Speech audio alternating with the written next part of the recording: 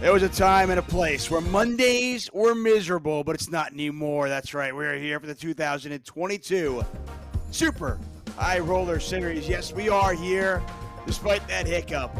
Thank you for joining us here at the beautiful Marriott Royal Hotel Casino and Spa in Northern Cyprus. It's event number 4, the final table, the final 7. But here's the catch.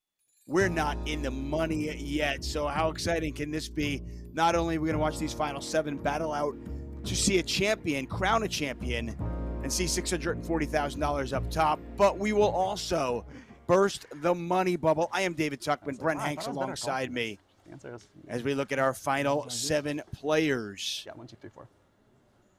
Good morning, Brent. Two of these guys going to go home brokenhearted without a dollar in their pocket, Tuck. It's a sad time. Yeah.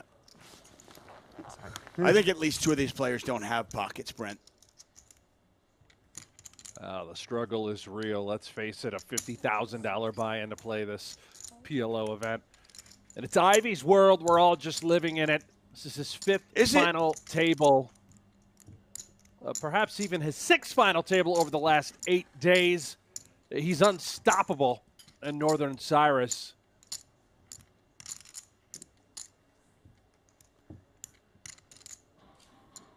Yeah, another player who's, of course, unstoppable. It is the Bosnian bandit, Ali Imsirovic, the leader in the PokerGO Tour standings, just continues to pad that lead. And it's Ivey Imsirovic heads up in this one. Top 2 for Imsirovic. Ivey with bottom 2. Neither player with a spade in their hand. Brent Hanks, David Tuckman here for event number 4 of the 2022 Super High Roller Series. We are in Northern Cyprus. Thank you so much for joining us. Some familiar names at this PLO final table. Ivey Imsirovic, as we mentioned. Eelis Parssinen from Finland, fantastic PLO player. Thomas Ribeiro from Portugal. And the player you and I alluded to yesterday, Mr. PLO right now, he just flew in from the States, Dylan Weissman, who seems to final table every PLO. You can just pencil him in your chart right away. He is going to make every PLO final table at every event this entire year. Enters the field, he's almost guaranteed to final table. The kid is truly remarkable at this game. And you can see Ali gets the better of Phil Ivey. Start this final table. Yeah, Imsirovic came into this final table as our chip leader. PLO, for a guy, by the way, PLO not really his game. But when something's not Ali's game, he's still phenomenal at it. This is his 2nd PLO final table this week.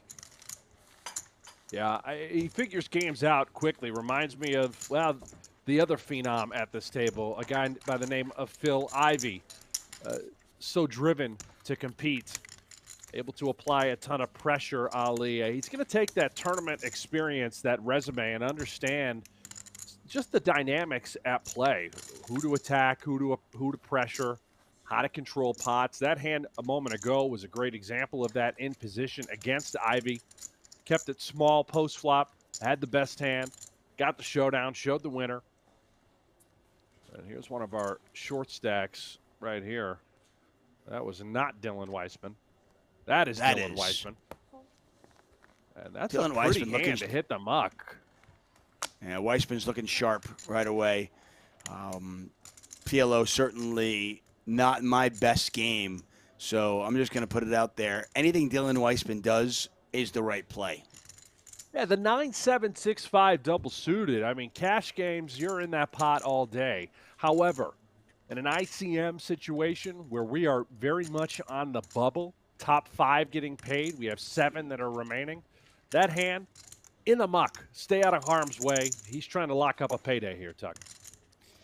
Yeah, you wonder if that is the equivalent of like a small suited connector and no limit hold'em, which is super pretty when you're 100 big blinds deep in a cash game, but when you're 30 big blinds deep, you know, maybe you stay away from a hand like that, especially at a final table where ICM is so important. Yanni They're limped in. yeah, with that's a very look at pretty one. Ace, Queen, Jack, 3 double suited, and Ribeiro's the one doing the potting, so he is committing quite a substantial portion of his stack to this pot with a much worse hand. He's got the live king ball. Here we go. Ribeiro came in as our short stack, and unfortunately for Ribeiro, this is not a flop he is going to like. And Joni Jouhkimainen from Finland all over it with trip jacks. Jouhkimainen, Ribeiro. Heads up here. How about quads? If you're new to PLO, very simple. You get 4 cards. You must, absolutely must use 2 in your hand, 3 from the board.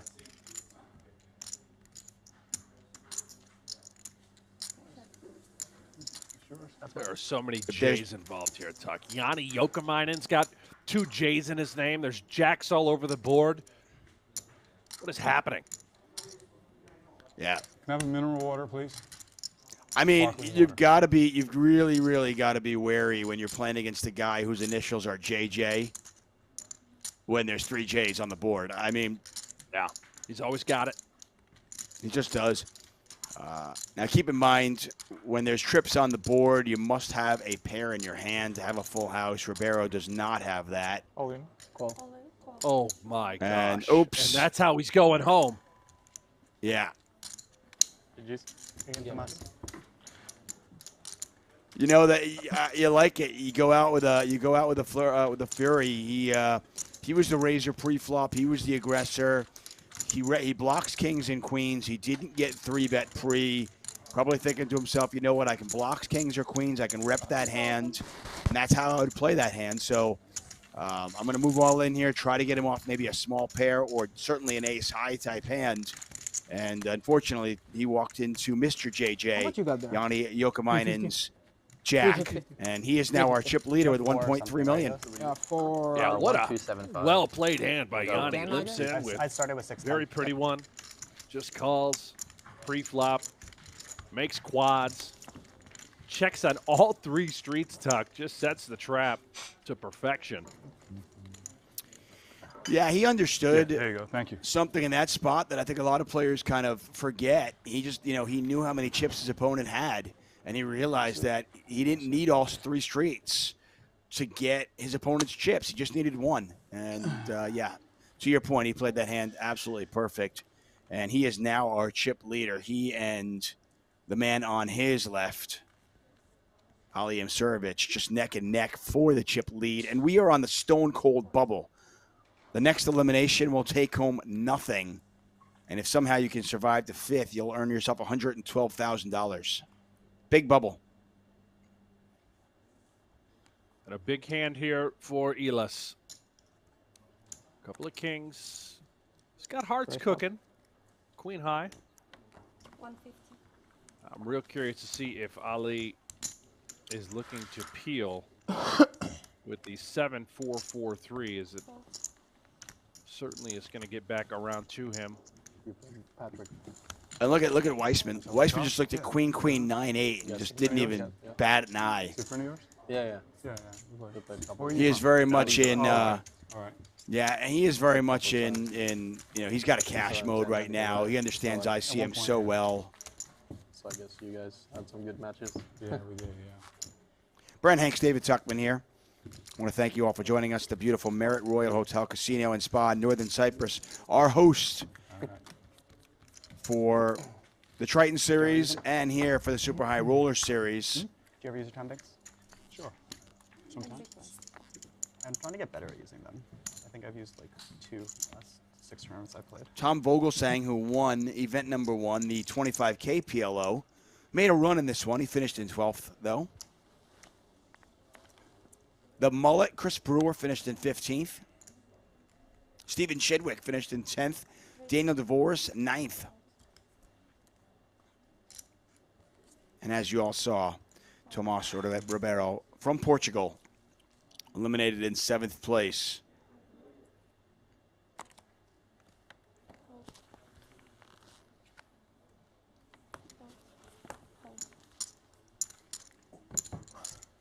Sounds good. Yanni pretty wide open there. King, Jack 7-4, Jack 7 of clubs. That is simply under the gun sort of tournament leverage. Not much of a hand, but extremely effective during this bubble situation. Let me read you what Daniel Negreanu put out on Twitter, Tuck. Phil Ivey this week, 4th, 387,000. 5th, 179,000. 1st, 1.17 million and change. 2nd, 504,000. That is 4 final tables in 6 days. We've been friends for over 20 years, and I'm always so happy to see him crushing. Imagine if he plays the WSOP this year. That was 1 day ago. Negreanu tweeted that. Prior to this 5th final table over the last week in Northern Cyprus for Ivey, it is safe to say Ivey is back with a vengeance. Yeah, I mean, there's no questioning his talent, and it's just a matter of his motivation, and we see it here. He's just absolutely crushing in Northern Cyprus and continues to do so. He's got some chips as well. Weissman just folded the queen, queen, jack 9 with a suit in the cutoff. Yeah, that is... No, sorry, on the button. It's button fold with that sort of hand. You know, could he have limped? Yes. Could he have raised? Sure. No matter what he did, he was absolutely going to be putting chips in play with either of those decisions. Instead, he opts for the tight fold. You can see he would have flopped top set, but he's up against equity. Somehow Jouhkimainen has top 2. Yeah, I mean, I don't know how many queens and 9s are in this deck, but apparently enough for Jouhkimainen to hit top 2. Ivey, as you mentioned, open-ended. Now Jouhkimainen with a set of 5s. Man, I tell you, if Dylan had limped in, this could have been an enormous hand. Well, he was getting a full double up for sure. You can see sort of him watching the hands, but you understand the fold pre-flop. He simply is just going to fold everything except for probably aces to try and make sure he cashes this event. It's a 6-figure payday. Yeah, I mean, if you're folding queen, queen, 9-8 with a suit on the button, I imagine you're folding everything. And Ivey went for it on 1 without a club in his hand. He just lets that one go. Does not go for the straight. Players definitely playing it a little bit more cautiously right now. As you might expect, we are on the stone cold bubble. Again, the next elimination will take home 0, nada, nothing. And somehow you can survive that. It's $112,000. That's how big this bubble is.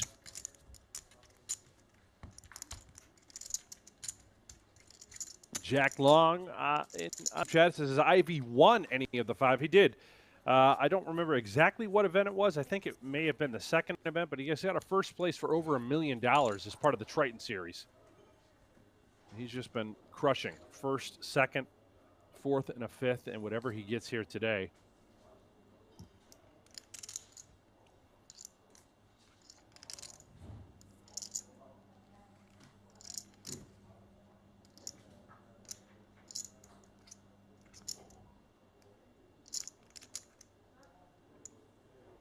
I want to welcome those of you who are watching us on the Lux on Pay YouTube channel and the Merit Poker YouTube channel. We'll be following the PokerGo YouTube channel chat if you want to converse with us, if you have anything to say, if you have any questions.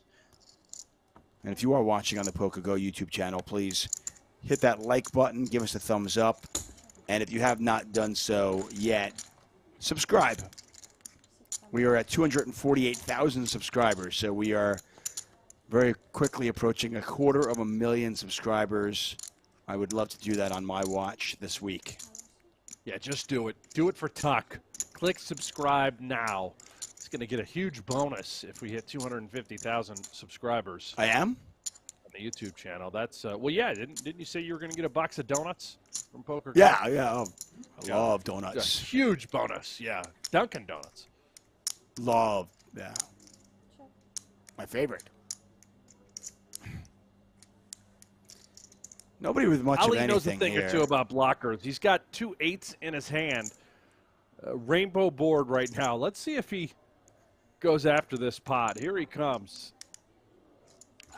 He's going to try and represent 9-8. And Eelis Parssinen. His kings have just shriveled up. We can see it's the best hand, but good luck finding a way to win the pot when you're facing a near pot-sized bet from the Bosnian bandit, the Phenom. He's probably just going to show the 2 8s. There it is. You show 2 8s? Yeah.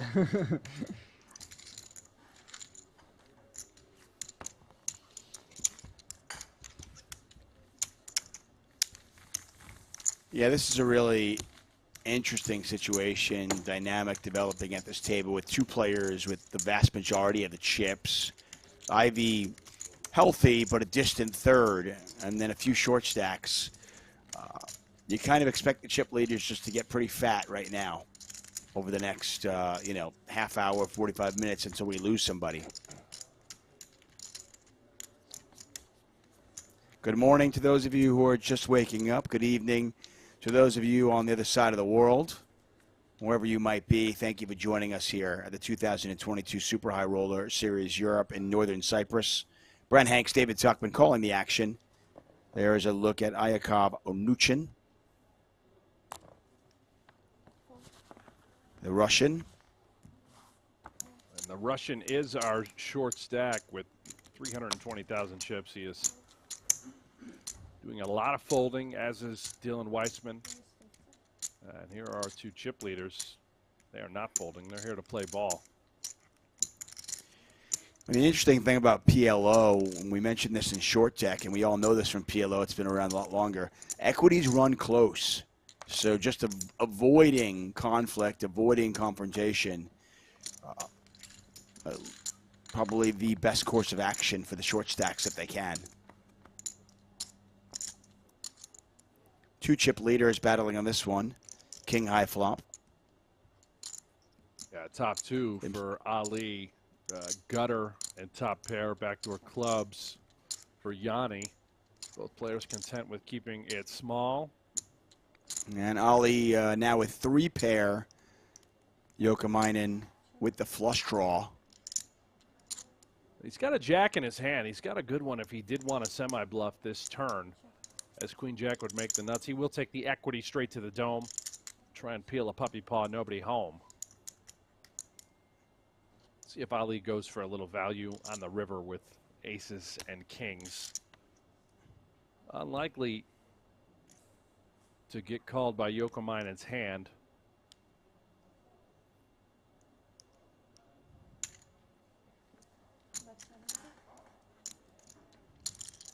Jouhkimainen, one of 2 Finns at this table. They know how to play PLO in those Scandinavian countries, don't they? They certainly do. You can see this line by Ali has Jouhkimainen very curious, as he does have a jack in his hand. Perhaps considering making a bit of a bluff, although you question, would Ali even lay down top 2? Nice play. The best hand just wins. One of poker's most prestigious high roller tournaments is back.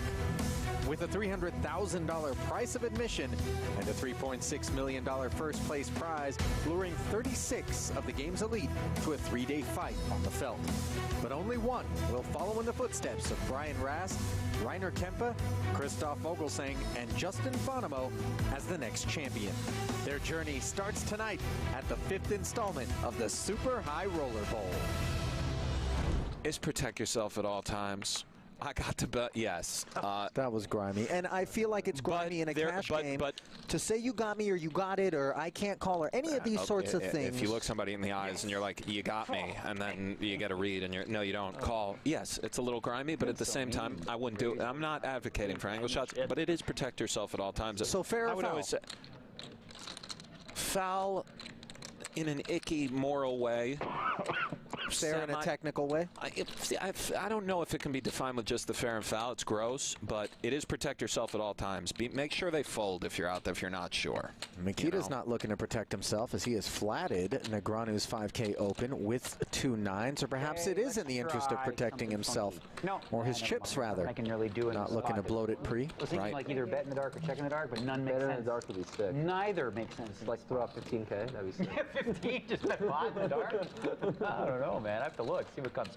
Okay, we've got some to work with here, right? You and me. Let's go. We got 6s, we got 7s, we got 8s, we got straight draws, we got flush draws, we got all kinds. So what we got to do here is put 1 blue chip in. Go ahead. 5-9. I can think of a card that would create some spiciness. Or more. It's up to you. Yeah. Whatever. Yeah. Definitely. And that, of course, the king of clubs. Okay, I know. I'm not asking for advice. And the next table to break. Yeah, I did, though. He's a Oh, man. You don't like that bet? So I can't ask table for is the next to break. It is the next turn. Okay. In the event that we break. Against the rules. Rules.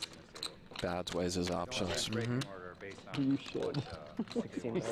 Comes with 16. Fine, 16,000. This guy, I knew it. I knew this frickin' flop. Daniel calls. No Daniel under the gun don't do it to me, here. man. Kind of Come on, repping I got a good big pair. cards. He can have some of the stuff like this, but Do we leave the feature on this does have some big pairs here given this line. And Oh, so we'll switch. wow. in she comes. Now you My And bet. goodness. Negreanu knuckles, by the way, turns the stone nuts, and it's going to look a lot like he's worried about the 4-liner here with his range. Dare you. Of course. Negreanu can have Careful 10-10. bet. He can have the Jack 10 Babe, you'll suited. feel it. So good. I think Bats bets this, He bets Nick. right now. Oh. It's a great hand. 10 seconds. We see Yeah, buddy. it's a little under a 3-to-1 dog running love into a the good straight this time absolute of year. disaster bazooka of the world. You think he just checks back so he can call all bets on the end? Aces, kings, and queens are now bowing out. hard. We might be well served to check. That card scared me. 9's full on the Well, the end for turn Mikita. brought it Knuckled away. The turn and The out. river brings it back in, and yeah, tough one for Daniel. Switch it up now. It's actually going to be tough for Daniel to give Mikita credit for a boat. The nut straight is strong here. Not that many boats, Ali. Exactly right. It's very strong. 10 seconds. I played good cards. That's true. You had some very Pretty good cards. Good cards. 60,000. That's really bad news for me. 60. Ooh, I was going to do it to you really, for real, on the turn. I Yep. was really going to do it to you on the turn. All right, I need a minute for this one. If he folds this, Ali, And what did you bet on the flop? I'll be pretty blown 16, away. 16, 32. Well, none of that matters. You either got it or you don't. Question is, what could you have that 10 seconds. It is under the gun 1. full house makes Guarding a the lot of positions. sense, right? 7-handed. I'm going to use one of these because I'm going to take my time. So, full house. Which full house? Let's see. 7s or 8s? 7s or 6s? 6s or 7s? You would check back the turn for sure. 60,000 now. I think my hand might be too good to fold, but ho-hum. Let it go one time, Daniel. What do you have, though? Raise me on that flop. Not that, because you bet that. Yeah, I think you just have a full house, bro. Whoa. Or a really solid, crazy next level bluff. Or maybe you just have a 10. That's the thing. Weird.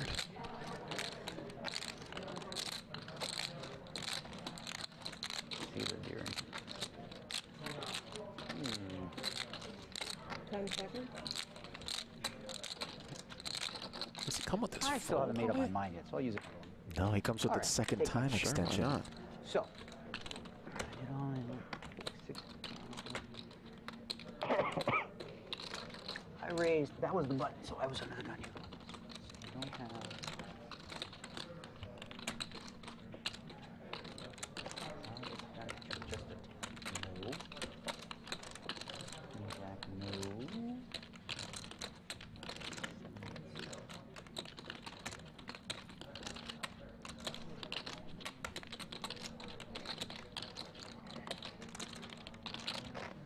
Badziakouski, good player. Good player. If you bet less, I would have paid a long time ago. Now, 60 into I'm gonna 47. try to win, like you said. I'm trying to win. Otherwise, I wouldn't use 2 of those. 10 seconds.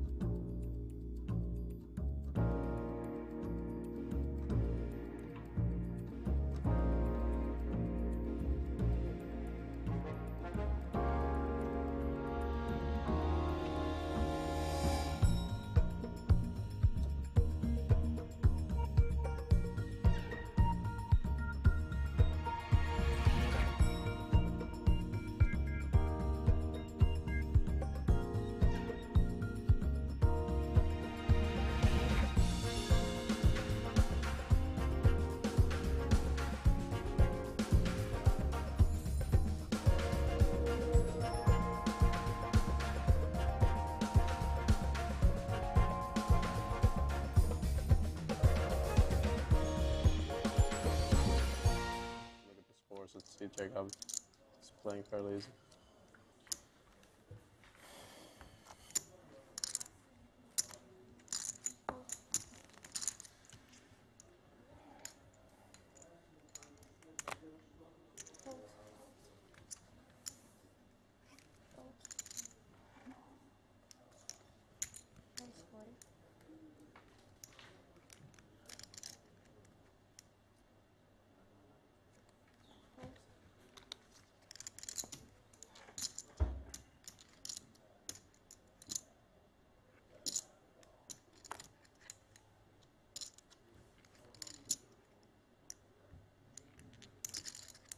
What? 140. And we're back. Right on time. As we can see, Onuchin all in with a couple kings. Well, at least committed for 140 of his 300,000.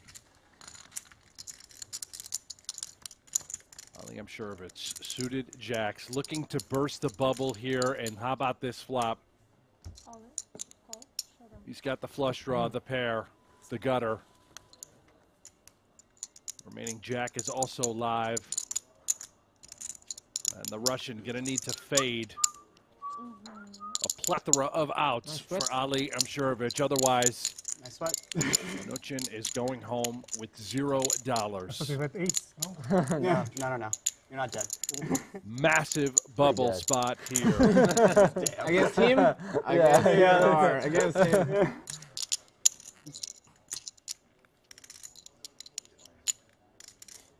$112,000 for the top five. It's a safe turn. One more card to come. Ali's going to need any jack. One remains. 8, 7, 6, or a diamond. It's a 7 of diamonds.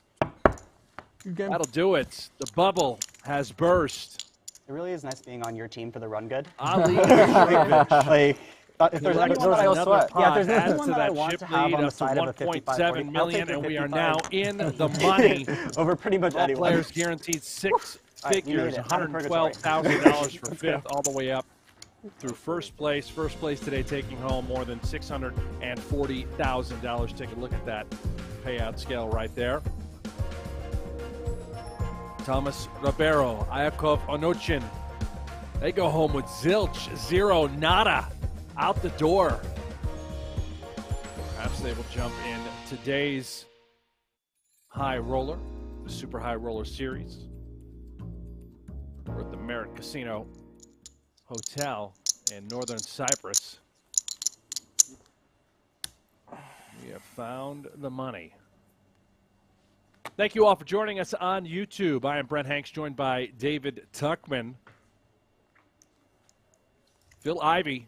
That's right, the headlines are correct. His fifth final table in 8 days. All eyes certainly on Ivey and all eyes on our chip leader, Ali Imsirovic. She comes into the pot.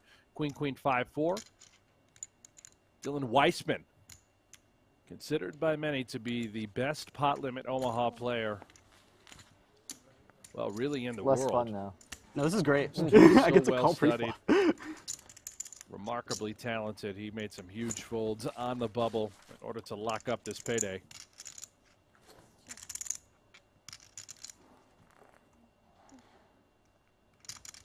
Gut shot now for Weissman. Backdoor diamonds. Ali slightly out in front with a couple of queens. You can see it was a coin flip at the moment. Now queens substantially out in front.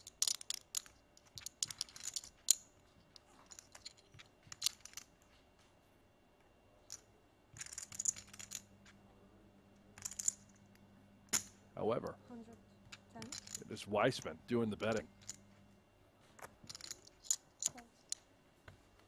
And he's going to pick up the pot. Beautiful stuff, Dylan Weissman. You know what I was thinking that hand? Welcome back. Why did I just teach you that? It's very rare that it happens like immediately afterwards.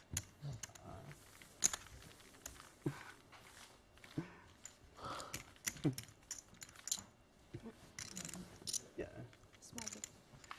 We don't have to.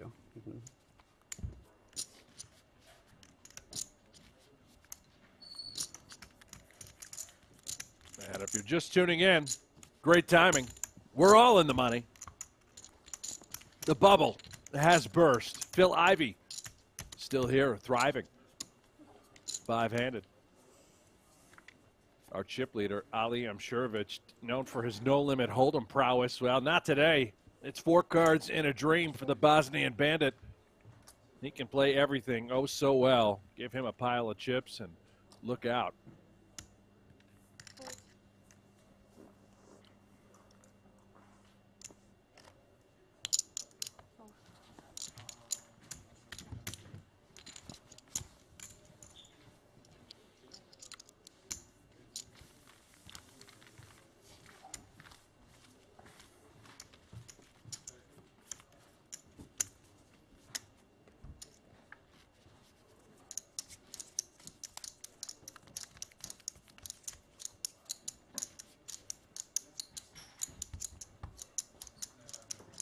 Yeah, I would say so, Tuck. I mean, wouldn't you fly out there? You'd fly anywhere in the world if you were guaranteed a 6-figure payday, right? Hey, just get on this plane, come to this hotel, and we're going to pay you, at a minimum, $112,000.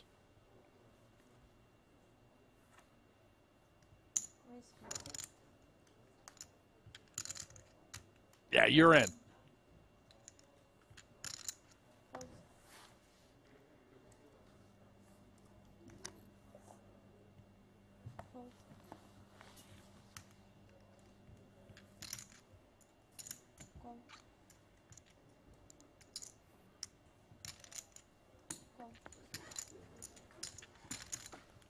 Listen, I'm getting a green light for $12. You know, I don't need the 100,000, the 112,000. If I'm getting $12 profit, I've got the green light. I'm able to make that trip.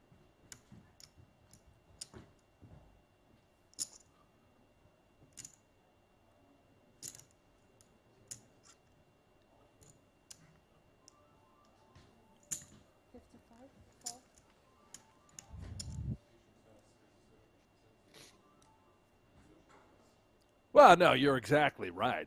You're not getting me in trouble. I mean, it's any excuse to get me out of here. I'm worthless at home.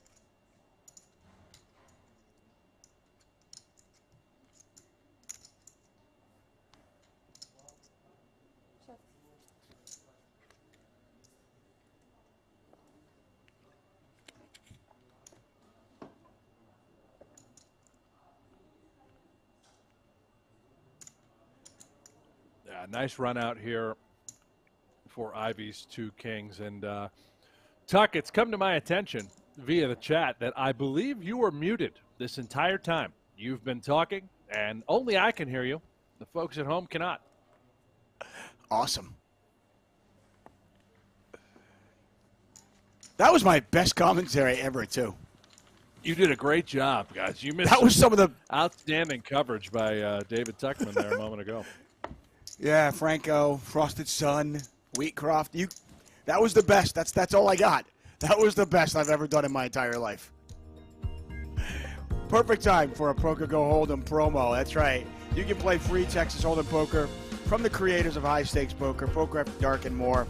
Be part of the shows that help shape the game with an authentic online poker experience. PokerGo Hold'em is available now in the App Store, Google Play, or by heading to PokerGoHold'em.com. Best part of that, Brent, is everybody's just hearing your half the conversation. Yeah, and I'm responding to you. They're like, what is this guy talking about? $12? His wife? What? Yeah. 5, 9, 5, or 6. Well, okay.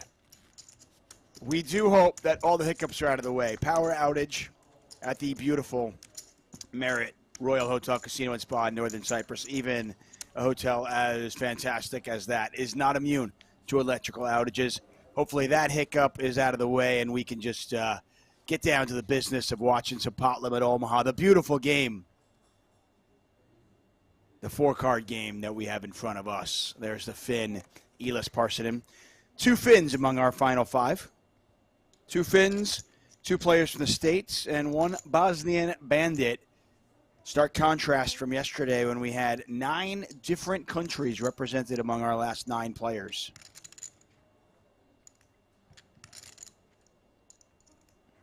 Blef Life says Tuckman's pay will be docked. Hey, the muting was not on me. Well, it's kind of hard to dock pay when it's unpaid to begin with, right? I mean, it's good point. Exactly. Am I losing donuts? Donuts have gone short. What a spot here for Jouhkimainen. King, 10-10. And a couple of other pretty hands have been distributed. Ivey flatted the open. Ace, Queen, 8-7. He's got the hearts covered. Weissman's got the diamonds covered. Ace, King, Queen, 6. That's a very tough fold to make, and a good one at that. Beautiful stuff by Joni Jouhkimainen. Both players are going to get out of harm's way. Always nice to drag a pot uncontested. Yeah, the power of the chip lead and the power of having a big hand as well. And the Finn, Joni Jouhkimainen takes that one down. Brent Hanks, David Tuckman here for the 2022 Super High Roller Series Europe. Again, we do apologize for the electrical outage. Everything's sorted out now. We've got poker, and we're going to stay here until we crown a champion. $640,000 up top. The remaining 5 players all guaranteed $112,000. Kind of fun that we got to see the bubble burst. Oh, we did, and dramatic fashion at that. Ali Imsirovic cracking the kings of Onuchin. The Russian headed out the door with $0. Weissman again going to try it with the ace, king, queen. He does have hearts this time. And I believe he came in with another raise to 25,000. Those greens are worth 25K. And that's he just calls the 25,000. That's employing a limping strategy.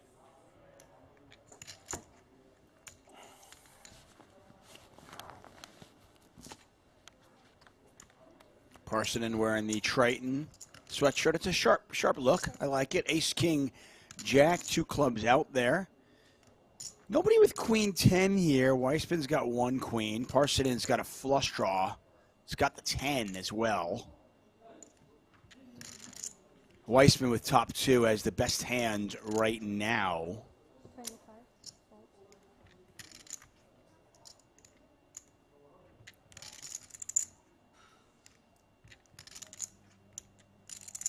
I don't think Parsonen is going to go anywhere with a flush draw. You are a little bit concerned about the jack-high flush draw being present, also the queen-high flush draw having you notched. We've got a gutter. We've got a couple of clubs. He is our short stack at the moment. Right. Flips in the quarter. Pot's 150,000. An absolute brick. There aren't many bricks in PLO, but that's one of them. 3 of the hearts.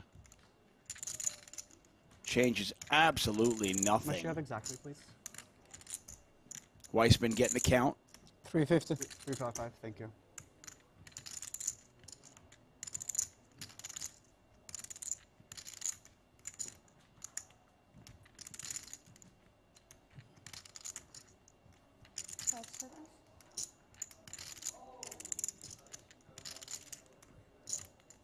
If there's not a Dylan Weissman fan club, I think I might start one.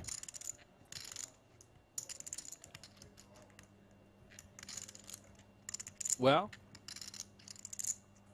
now it's official. He's got a fan club, Tuck, and you're it. This hand might be over right now.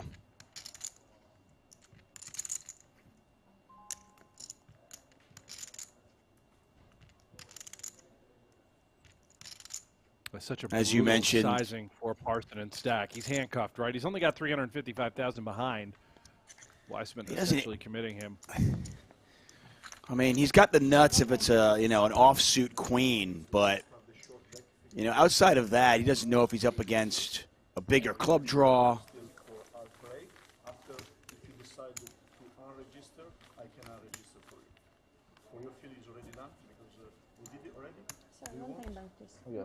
I can't make out what he's saying. I think talking to the players about registering them for the next event. I don't love a discount that much. Ivey wants to get in there. No. Ali wants to get in there. Perhaps Joni. You heard Dylan. He declined today's further action. You can find out what's happening over at the Super High Roller Series inside the Marriott Royal Casino. Head on over to pgt.com, click on live reporting, and you will see the updates of event number 5 happening right now on the outskirts. That is a $50,000 buy-in short deck event. That action just kicked off as 13 players began that tournament. The nature with short deck for a lot of these guys, late reg. Come in late. Ton of variance, ton of gamble in that game. When it's all said and done, that will have Ollie, how much you have? very likely more than 50 runners. Yeah, the next couple of events, basically, we're going no limit hold'em, we're going PLO, no limit hold'em, short deck, and just going through that gamut. Those 3 games are being played. I'm not sure if Weissman is going to play. He's not a no limit hold'em player, and he'll profess to that. He'll say it himself. I don't know if he'll play short deck or not for these stakes. We've got one more PLO. Yeah, we've got one more PLO event after this. And he might just be here for the PLO. I think the kid is that good and believes in his game that much that he flew out there just for the Pot Limit Omaha. Which is pretty crazy when you think about it. That's only 3 events total. And just quickly gives up 2 kings there. Terrible texture for his hand. This table's so big.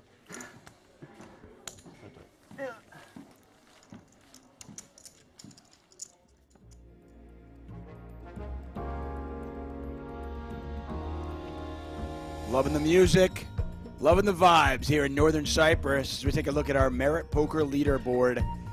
Ali Imsirovic pacing the field as our chip leader with 1.525 million. Joni Jouhkimainen, the Finn on 1.38 million. Ivey just having an absolute legendary week. The legend is having a legendary week. 935,000. Dylan Weissman 620, and the other Finn at this final table, Eelis Parssinen, rounding out our final table with 340,000. Onuchin, the Russian, was our official bubble boy. Did not make the money. You're watching the Super High Roller Series Europe. Brent Hanks, David Tuckman, calling the action. I see you in the chat. For those of you joining us at Lux and Pay or Merit Poker YouTube channel, welcome. If you're on the PokerGo YouTube channel, I see in the chat LeBron James Harden, GME, Nico, Time Traveler Poker, NPD, Scott, Dean C, Error Eliminator. Thanks so much. We'll be here until we crown a champion, and maybe, just maybe, beyond. We'll see.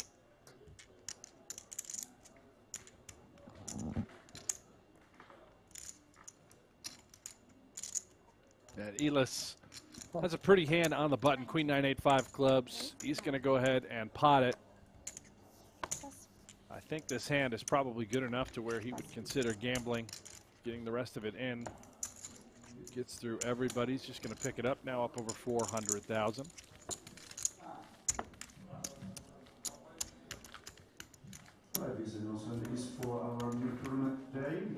George Focus in the chat. How many in the money? Well, you're looking at it, George. All 5 of these guys are in the money. Only 5 spots paid. $112,000 for fifth. $640,000 up top for first place. Are you going to play the short deck? I might. I'm worse at short deck than I am at PLO. What about you? No shot? No, never tried. Me neither, but maybe. Is there a short deck PLO? No.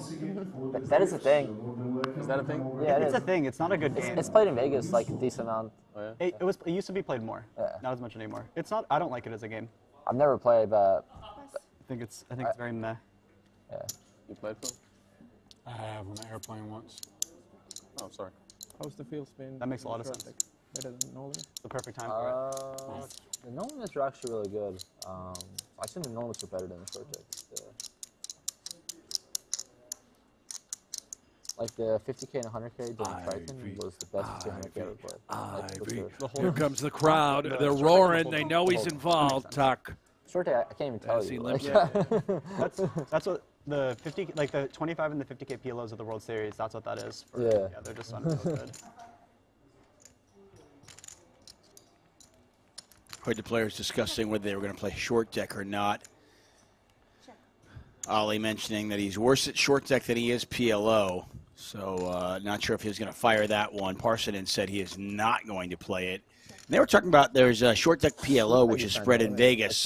Dylan was saying that it's a pretty bad game, though. You play like a decent amount of no limit, right? Yeah, I don't really know what Online when there's makes a game good or bad as far as, you know, Dylan is when I go to Vegas or alluding to. You don't wanna play, But I've heard rumors, I mean, Tuck, we of just came short here deck before. PLO going off in Okay. Vegas. But And people you played a 25K no winning limit. and losing Yeah. 7 figures in the span of a few hours. I know they went off for a little while.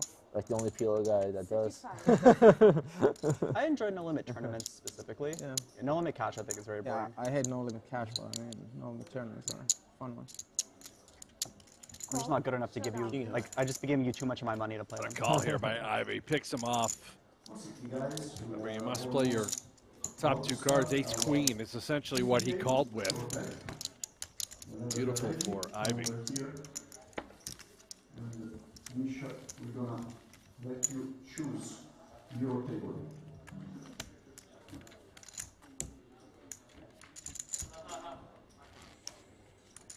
Yeah, another player with a pair in their hand. Ivey's ace queen, good. Very good call there from the Hall of Famer.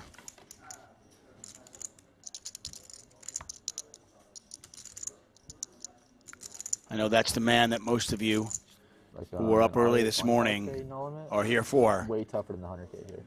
Like way Start with the 300K, chips, 100K straight, and you have two options for the zero. It works for 100K extra. 40 minutes will be the blind. Following the Super Roller Bowl Europe, you select 2 levels. You have a 10 minutes break. How often they run those 25K scenario? Very often. Yeah. Every month there's like basically on average like 3 25Ks, 2 10Ks. Yeah. How many runners do they get there? If it's a series, like the 10Ks will get like 90, 80, 25Ks will get like 55, 60. If it's not a series, then 10Ks get like 35, 40, 25 is like 25.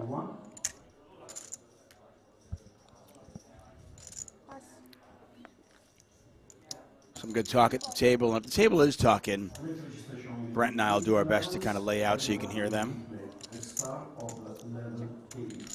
Ali, the poster boy for the PGT. You can hear him advertising the high rollers that are happening inside the PokerGO studio. I believe Eelis Parssinen was inquiring about the turnouts. They do pretty much play every single month. 10Ks and 25K no limit events. Joni here limped in with the 2 aces blind on blind. Was hoping to possibly limp pot. instead. Yeah, I've only had the privilege to play at the PokerGO studios once, but it is quite the place. I'm thinking if you could start spreading some more 2-5, 5-5 games, that would really that would work out for then me. you're in? Yeah. Sure. Maybe even 5-10. Oh, no, that's great use of the studio space, honestly. Let put a little 1-3 game in there.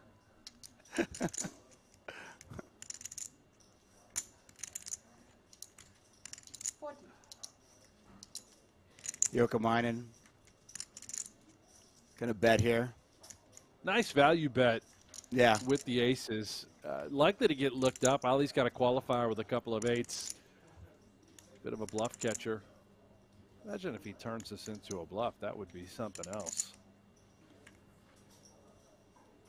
He's just gonna hit the muck. Let it go. Nice fold. That's a good fold, yeah.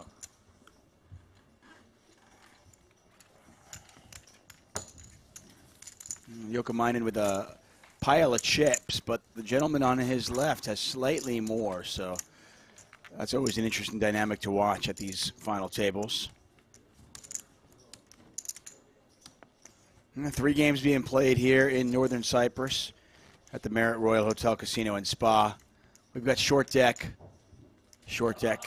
no deuces, 3s, 4s, or 5s in your deck. It's a 36-card deck. We've got PLO. And we've got no limit hold'em. Dylan Weissman flew out specifically to play PLO. And true to his form, he has made another PLO final table. Kyra Ross. Let's go, Ivey. Let's go, Ivey. Let's go, Ivey. There he is.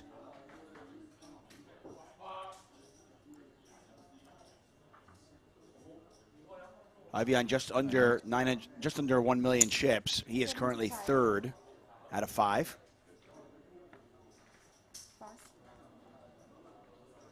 You got like 700? More.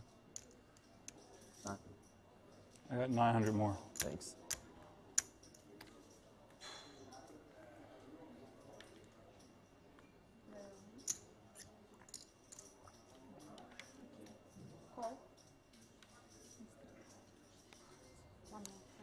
I did already. Elis, he's got nutted clubs, ace-10 of clubs, and some wheel cards. Getting an all-right price, facing a 3x open by Ivey. A little defense from the small blind by Ali. Yeah, there's the call.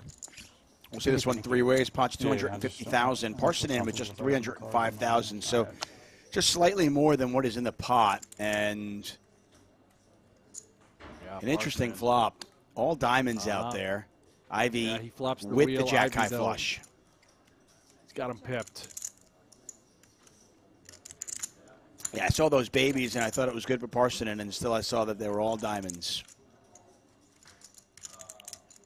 And a further Ivey, diamond is going to make it more difficult now for Parsonen.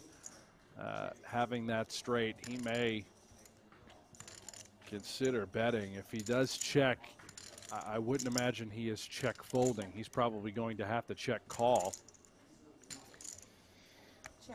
Yeah, and Ivey's going to check 2 streets here. And even more diamonds. Just diamonds galore. And Parsonen does have 1 diamond. Yeah, well, he's got a straight flush if you're allowed to use 1 card, Tuck, but not here today. You got to use 2. Yeah. And PLO, so it's Ali thought about it. About to bet, yeah. See if Parsonen does. If he bets here, it's for straight value with a wheel. Well, with the and by the way, having the 4 diamonds in this hand, it's very difficult for him to get raised. That's the one thing. It is. He's just going to lose 100,000 chips here. Ivey, I can't fathom is folding the jack-high flush. No, never. Especially, I mean, keep in mind, Ivey raised pre-flop and then checked twice.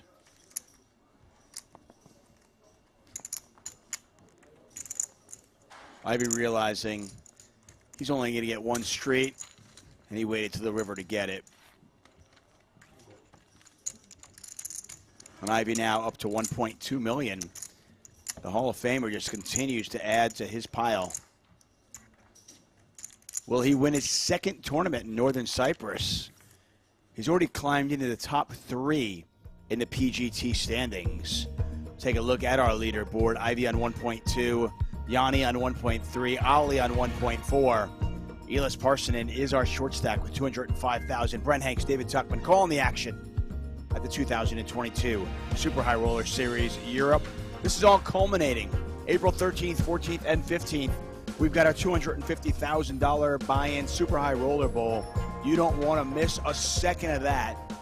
That is going to be intense and a lot of fun for sure. Every time the Super High Roller Bowl happens in or around the European regions, the turnouts are quite large, Tuck. We're expecting a ton of folks to play in the $250,000 Super High Roller Bowl. Is that also unlimited re-entry? I believe it's a single re-entry in the 250K. I'll have to relook at the structure. But with, with the Triton regulars combined with the Americans that come out here to play, you're looking at a 50-plus player field that all put up $250,000. 130 behind. 130 behind. Thank you.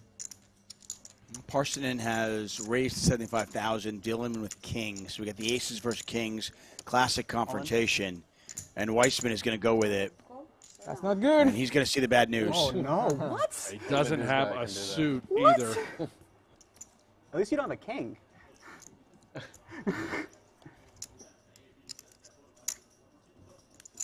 going to channel my inner Ali.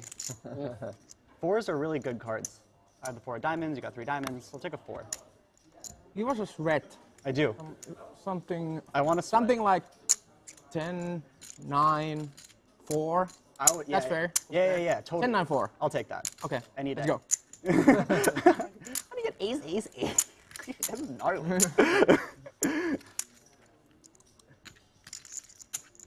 Parsonen 3-1 favorite, which is hard to do, by the way, in PLO. Be that much of a favorite before the flop. Not sweat. And not even a sweat here. Parsonen now up to 90% to win this. Exactly. 4 or jack, maybe? I'll take a king too. Nope. Dos mas. And Weissman needs a king on the river. Otherwise, Parsonen will double up, and Weissman will be down to 300,000. I'll take a king too. Ooh. How much? Feels so weird in PLO for a guy to have no outs. 5. 205? 2, 5. I looked down at 2 kings. I was like, what? Weissman now becomes our short stack after the Parsonen double up.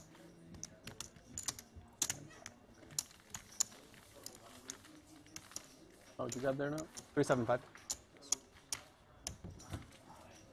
How much? 375. Yep.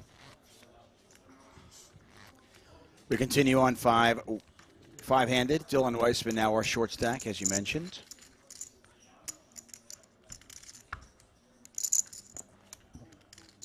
Okay, you're the only person that couldn't kill me, so.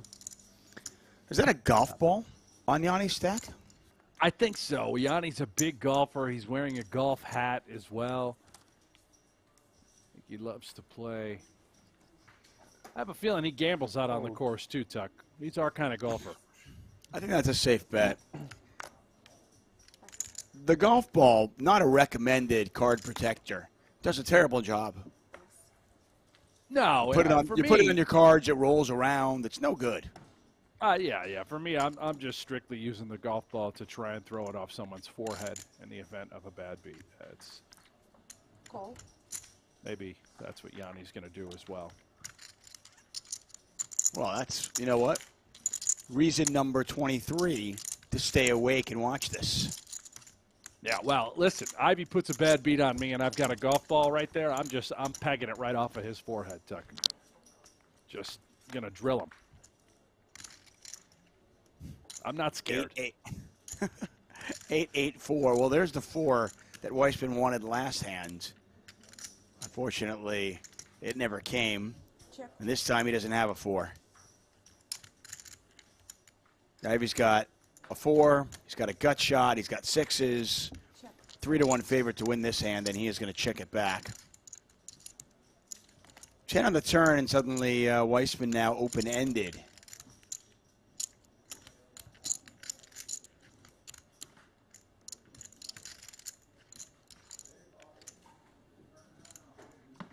Players have 30 seconds stacked on their hands. They have those little red time cards. They can ask for more time if they need it. It's been a pleasure, though. Very rarely have players use too much time. And it seems like every time they do take their time, it's in a very appropriate spot. See Ivey double gutted here. Gave Weissman stack a quick glance. He's going to take the price to peel. He also thinks that maybe there's a world in which he does have the best hand. However, he's going to have to face, I believe, another shell on this river. Weissman with just jack high.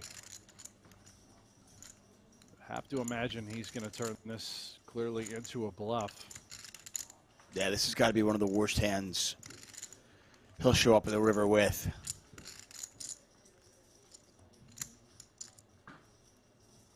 He's going to try to earn it. Here it comes. Yeah, it looks like about a pot. Yeah, pot-size bet here. And covers the mouth for the first time. A little physical discomfort for Weissman, perhaps, whenever you're bluffing Phil Ivey.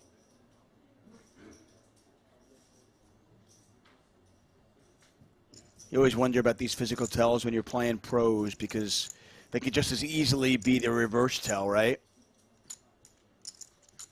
Yeah, this doesn't look like a reverse tell to me. We haven't seen Weissman do the whole scarf to the face, squeeze the nostrils closed approach. Ivey knows that something's going on here. Weissman either has the nuts or he's got absolutely nothing. Yeah, Great tough spot though bluff for by Dylan Weissman. Yeah, tough spot for Ivey. Ivey just doesn't have much at all. Just 6s. Ivey thought about it, but eventually does muck.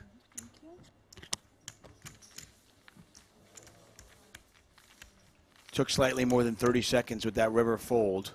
And you can see him eyeing up Dylan Weissman. Is it King 8?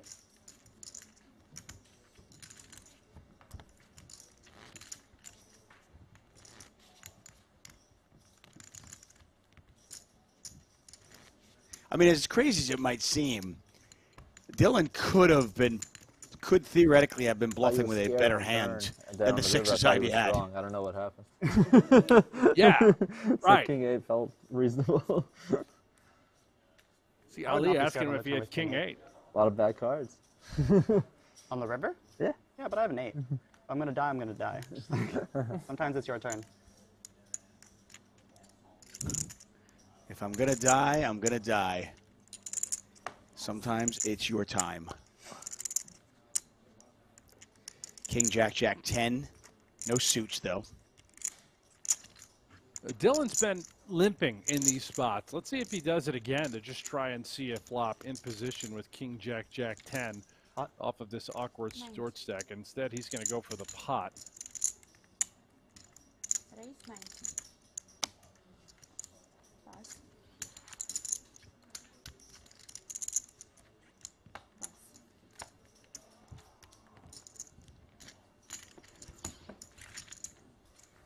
For those of you who are here to watch Ivey, he is solidly above 1 million chips right now. He is currently in 3rd place among our 5 players.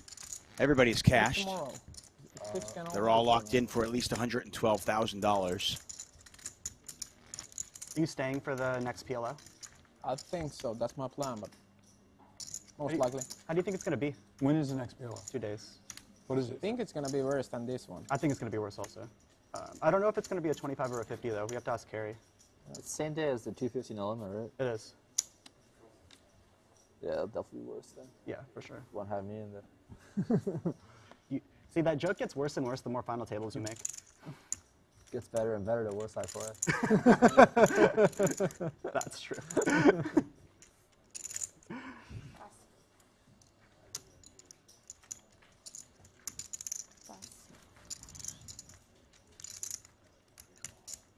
That's interesting that they're running a 50K PLO up against day one of the 250K No Limit main event. I think these guys are right. That tournament's going to have a difficult time running. Wouldn't be surprised if it doesn't go off at all. Yeah, these super high roller series, you know, there's a decent player pool there, and you know, they're getting some good turnout and good numbers, but I'm not sure if there are enough numbers to support 2 tournaments at the same time like that, right? Oh, you're out there to play the 250K main event. Here finally, or like no limit hold'em players. Even if you busted on day one, are you really going to hop in a 25K or 50K PLO event after busting the main? I mean, I know some of these guys are sick, but I'd set the line at 2.5 people that would follow that route.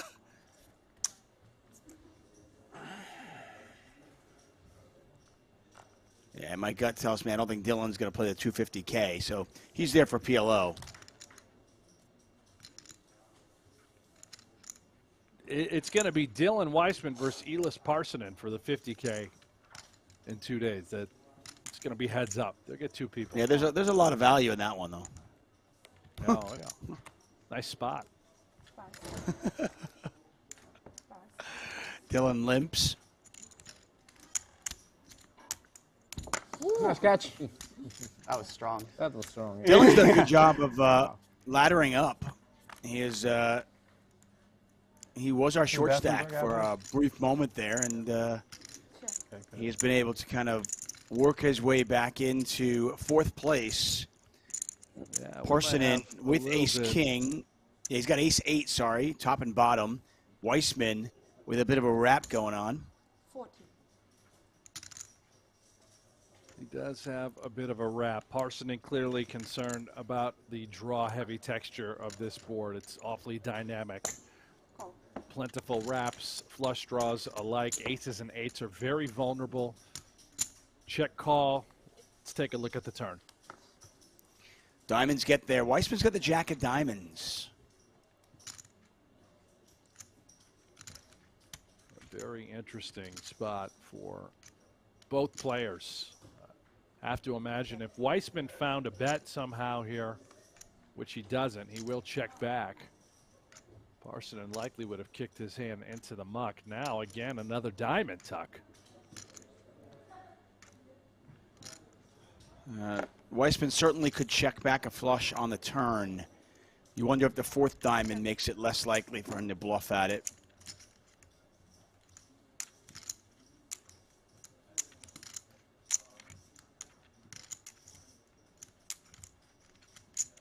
We saw Ivey just a few hands ago check back the jack-high flush a couple of times, knowing he's not going to get 3 streets of value, or even 2.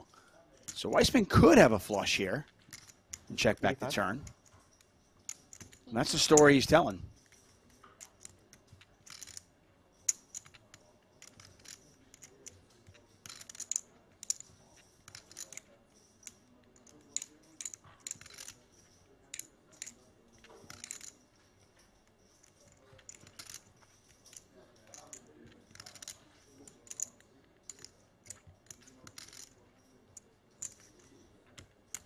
And another Weissman bluff gets through. Beautiful. Tuck, you mentioned it a moment ago. His ability to just continue to get back into this. He's been accumulating after doubling up. Eelis Parssinen, he's about, I think he's right back to where he was where he started the final table. Just yeah, he's basically doubled up. Basically doubled up since he doubled up Parsonen. And he hasn't made a hand yet.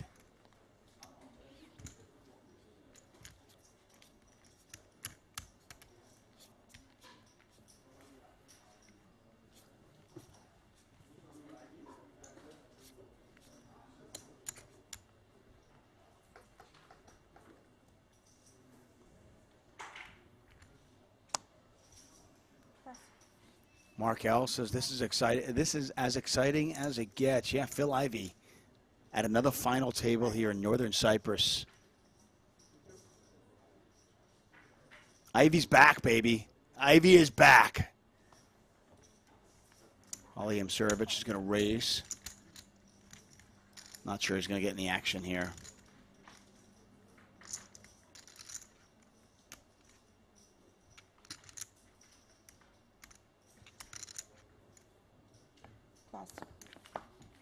In a matter of 8 days, Phil Ivey at his 5th final table, he has managed to win roughly $2.2 million, not including today's results, depending on where he finishes up.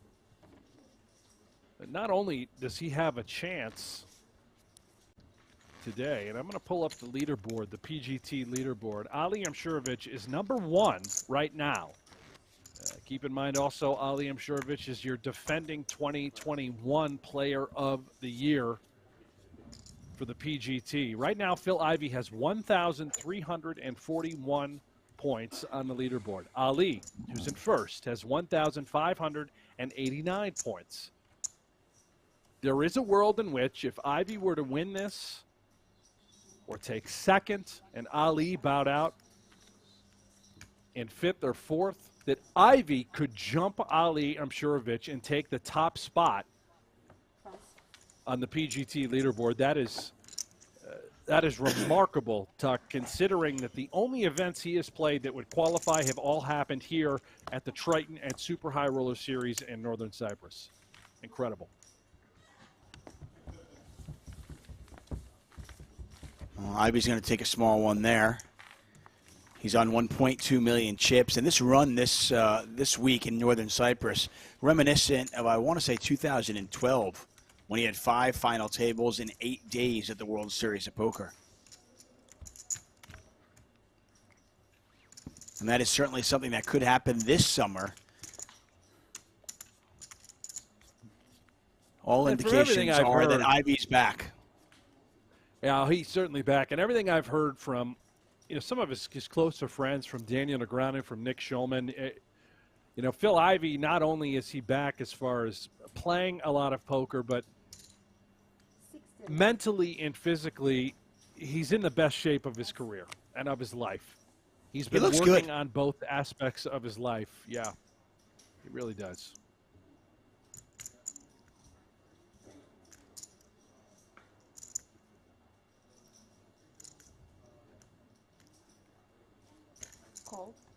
Ali raising with the ace, 6 spades, pocket kings as well. Weissman's going to call. Double suited, ace 9, 7, 6. Ivey gets out of the way. Pot is 185,000. Ooh. And Joni Jouhkimainen. He's got queens. Going to flick it in as well. Yeah, flick it in. Do a little honey hunting. Yeah. Pot now 220,000. 10-4-3, 2 diamonds out there. Jouhkimainen with bottom 2. Nobody with diamonds here. Imsirovic is going to bet. Imsirovic does have the king of diamonds in his hand. Players are going to go on a break in just a minute. And we do apologize for the frequent breaks. The first one was because of the power outage. This is a scheduled break.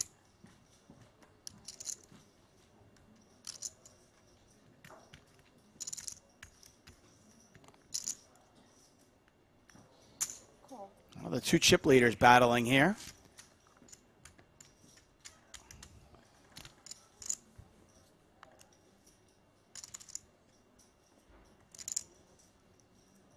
Eight of hearts. Changes nothing. Joni, who we're looking at here, in the lead. A 4-1 favorite if he gets a showdown.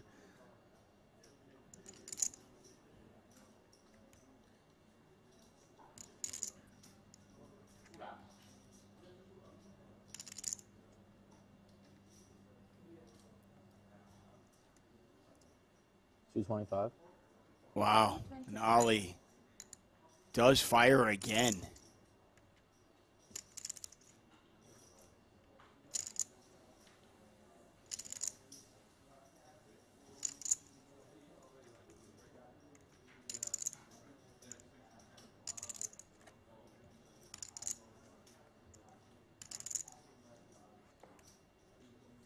Painful. I had the best hand right now for sure, but I wanted to get to that turn. Rather than straight flush draw. a lot of bad cards for me. Ali telling lies as we head to a break. He did not have the best hand right there, but he takes the pot. Take a look at our leaderboard. Ali is our chip leader with 1.6 million players going on a quick 10-minute break. We will as well. Back with more action at the Super High Roller Series after this.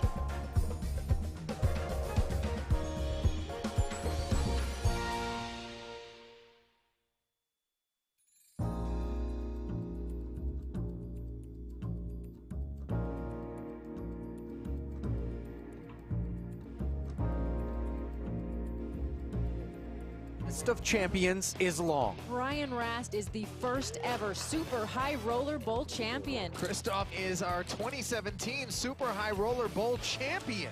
What a deserving victor. Hi, Caxton. Bravo.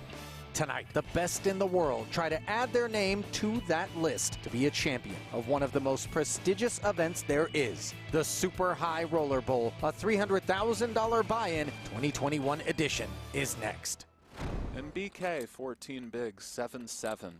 Do we have fold equity? Let's see. Perhaps it goes in now, Ali.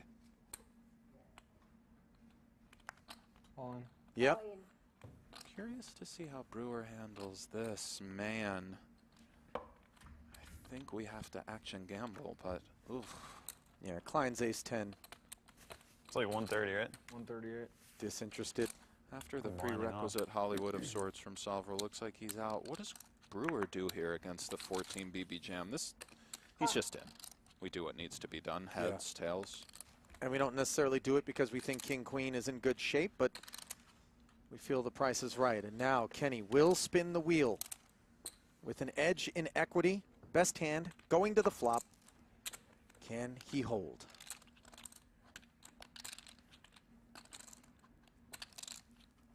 Well, a massive situation for both men. Yeah. Shortest and second shortest stack at the table. The cruel nature of poker upon us, although these are short stacks who again have to gamble, but it is now up to the deck to decide. Thank you. Oh. Brutality. I'll pair the board, dealer. A little sweat. Can we get a board pair? King or a queen, perhaps, for opportunities? Right, there you go. Oh, it's never easy with BK, but there is the queen, and now 3 outs for Bryn Kenny. He needs a king and a king alone to chop it up here. Is it there? Good game, guys. No. Good game, Bryn. Good game, sir, BK. Our first casualty here at the final table. Meanwhile, Bill Klein is open to 45,000. Michael Adamo looks down at 2 queens, which have been somewhat omnipresent here. 35. Up we go. I think within both Foxen and Bonomo's right, by the way, to take a bit of issue with the fact that at least 200,000 in chips were kind of hidden from view in the original configuration and Sean's stack there.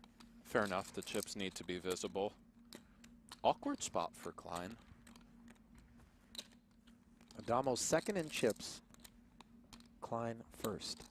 Perhaps we respect the nature of the chip situation, although Klein might have big ideas. Ace-Jack off is a big ideas kind of hand as far as bluffing is concerned. We will end at the end of the level, or we done the flop? Look at this, Ali. Okay. Whichever comes first. Bluff me. 95. Kind of clickback territory. I doubt you have Or no, meatier than that, huh? Meatier than a clickback, and for Adamo, we saw in a semi-similar spot, Bonomo went with the just call here. See what Mike comes with shortly. This is a big flop for me.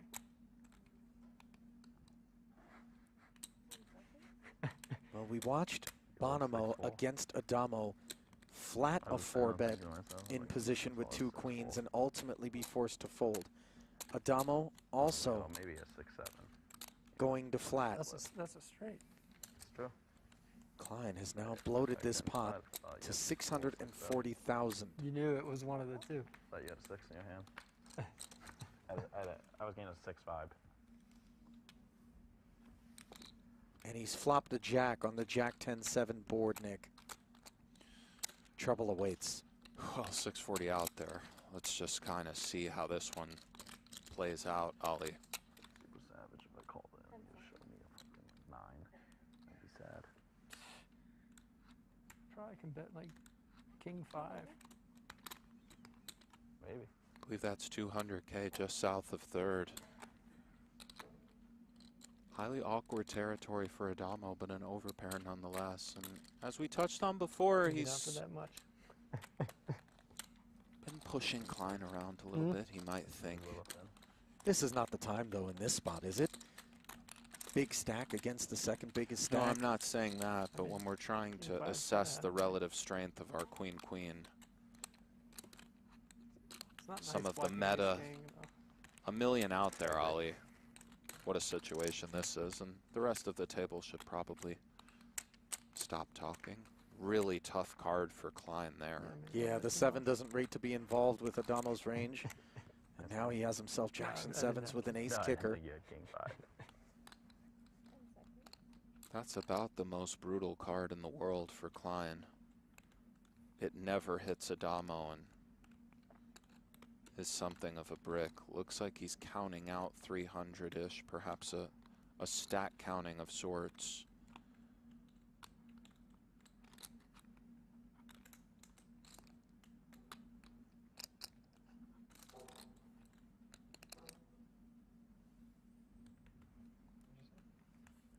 $350, I believe. I think you're right, Ali. It is 350.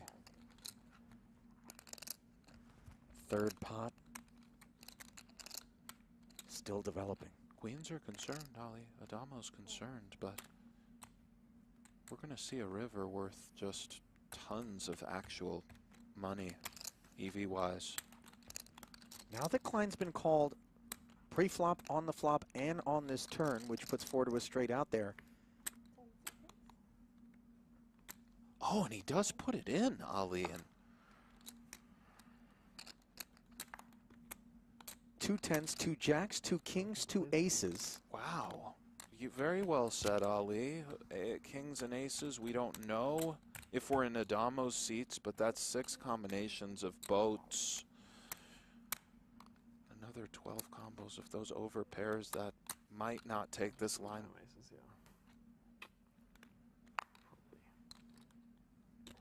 What did Adamo ask? Would you jam aces here? And then he said, probably. This is very intense. Time bank's coming. Welcome to the blender. Truer words never spoken, my friend.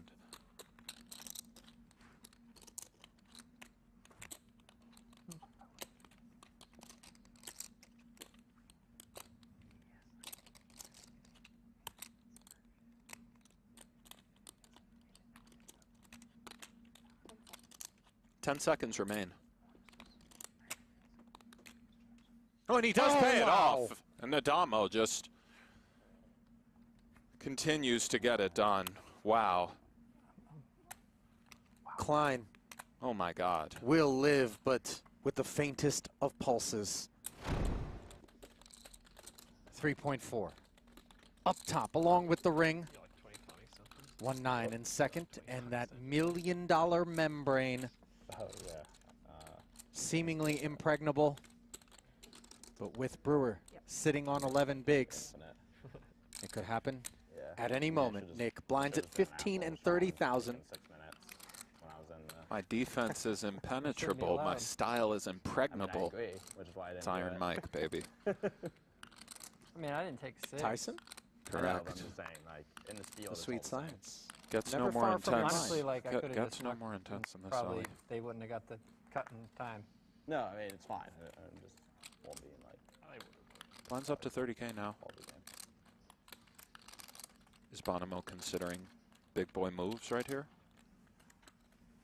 He Well, is not putting just them in considering, with the suited executing. 10, so note the bubble application of Break hand? pressure from Justin here with 10-4 suited. Oh, and Brewer wakes up with a nice queen. Right away. Flip of my life. And a 10 in the muck already, narrowing Bonomo's I win this one after the ace-king. winning prospects. Well, as Brewer said, the biggest flip of his life. Winter with a massive sweat as well.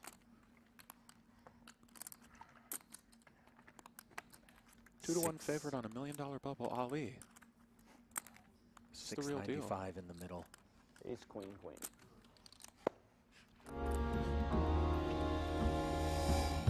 Welcome back to Northern Cyprus. We are here at the 2022 Super High Roller Series Europe at the beautiful Marriott Royal Hotel Casino and Spa in Northern Cyprus.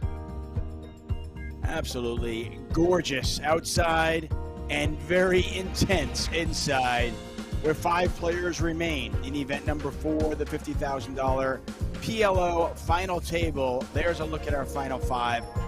Eelis Parssinen, the Finn. Our short stack with 330,000. Dylan Weissman, the PLO expert, in 4th. And they're all chasing Ali Imsirovic and Phil Ivey, who are atop the leaderboard. Ali, who will admit PLO's not his game, just continues to make PLO final table after PLO final table. I am David Tuckman, Brent Hanks, alongside me as we look at the GG Poker results. Iakov Onuchin, the Russian, our bubble boy, Thomas Ribeiro, made the final table, but could not cash either. And the remaining 5 players all guaranteed $112,000, $640,000 up top. You mentioned Ali, not a PLO player. He's been poking fun at himself, but the reality is he's one of the best tournament players 50K PLO in the world. Really he nice has found a day way to make it work for him. Not sure about that. Nope.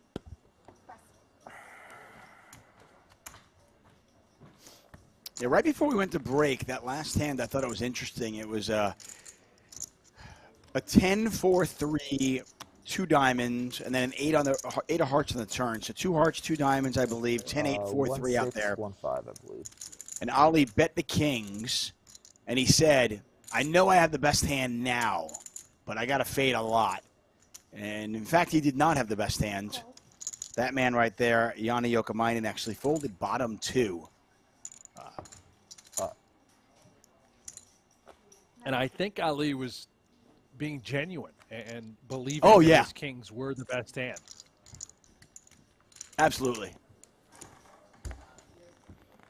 And frankly, he probably just didn't think, his opponent's going to have 4-3 there very often. And probably assumed that he wasn't getting a better hand to fold anyway. Right. So look at Dylan Weissman, very active on Twitter.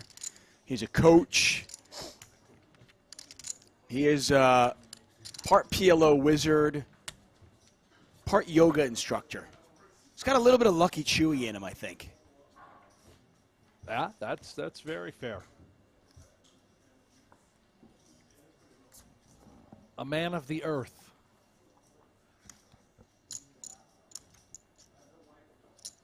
Chewy used to drive around in a Harry and the Hendersons, or what's the other movie? The Chevy Chase holiday vacation sort of station wagon. Oh yeah, the boat wagon, if you know what I'm talking about. Anyway, Chewy drove that, and it didn't run off gasoline. It ran off vegetable oil. That's true. Did he? I mean, did it go fast? Oh no. I don't think it was about speed, really, Tuck. It was chugged along at 23 miles an hour. Yeah, and he'd stop, and this is all true. And he'd stop at a fast food restaurant, McDonald's, Burger King, and he'd ask for their old grease, their old vegetable oil to fuel that sucker. That's hysterical. Anyway. I did not know that. Yeah. Jack 10-7, 2 diamonds out there. Aces are in the lead. Not a great flop for Ivey, but he does have the best of it by a long margin.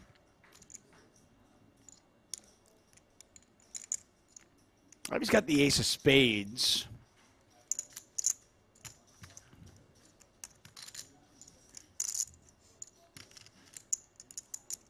Check. Ivey checking it back a second time. Ivey now with trip tens. Again, he's got the ace of spades as well. So while he doesn't have a great hand per se, he's going to win this one for sure. Check. So down.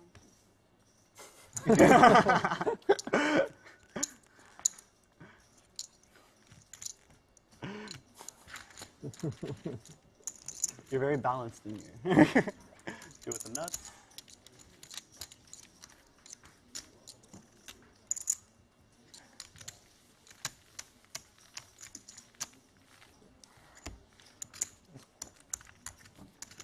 Michael Fermani, by the way, confirms you can run a diesel engine off of used vegetable oil. I got to try that. Yeah, you have a diesel engine vehicle, Tuck? No, but I want to get one because I just want to try this. I think this is pretty cool. Uh-huh. Well. I feel like maybe I could like build a little go-kart or something. I think Chewy has graduated to the Tesla now. No longer has the vegetable oil mobile. Hmm.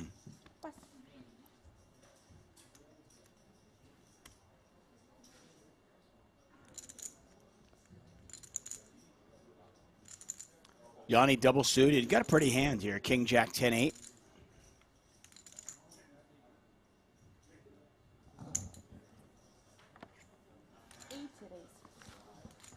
Raised to 80,000.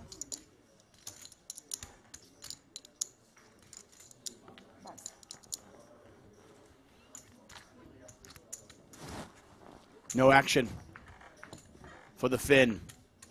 Plenty of action for us, though. Phil Ivey, Ali Imsirovic, Dylan Weissman, Eelis Parssinen making his second final table this week. Ivey making his fifth. Ali just, I think Ali's got to be paying rent, right? I mean, he just permanently lives the final table. It's remarkable, right? It just shows up. Before I went to bed last night, lead. Just before I went to bed, I was just reading the reports over on pgt.com, and I was reading the live reporting, and I saw Ali Imsirovic, chip leader. Again? Really? How does he do it? Well,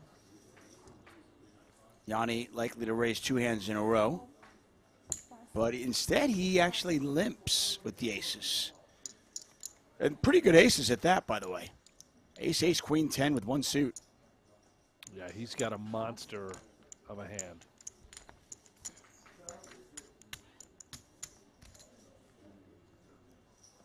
Ivey's got him covered, and Ivey's content to see a flop.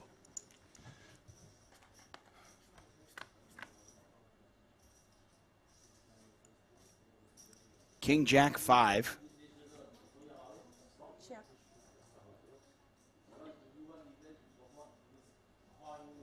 Jouhkimainen. A lot going on here.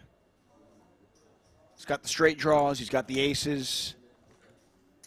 Very much in the lead. And as you can see in the bottom left corner of your screen, he will win this if it goes to showdown 87% of the time. Call. Ivey check calls.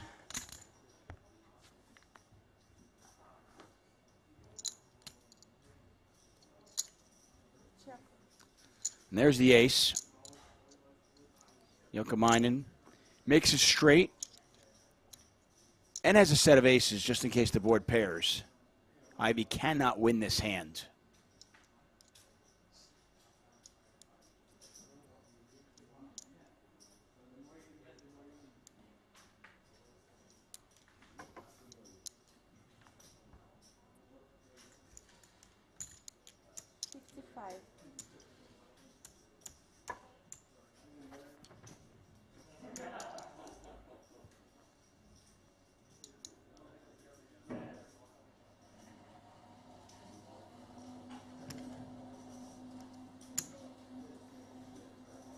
Oh, was Ivey thinking of something? No, he lets it go.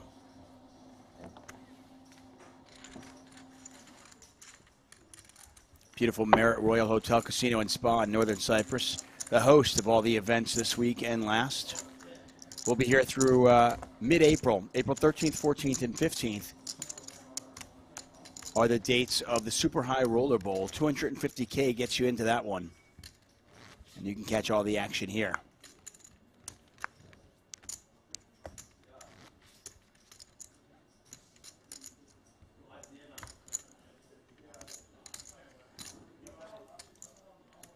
Mark from Connecticut says hello, commentators. Hello, chat pros. Well, hello to you, Mark from Connecticut. Mark.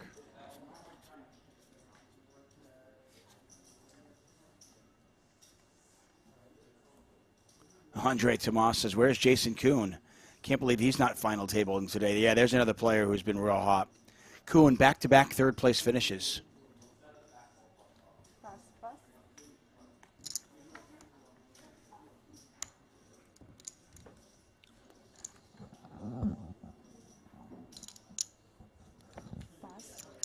You can bet Jason Koon will be firing the 50K short deck. He's in there mixing it up.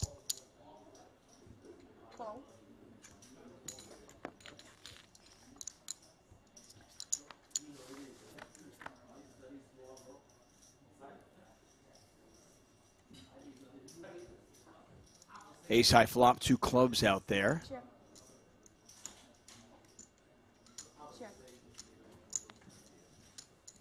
Check, check. Third club out there.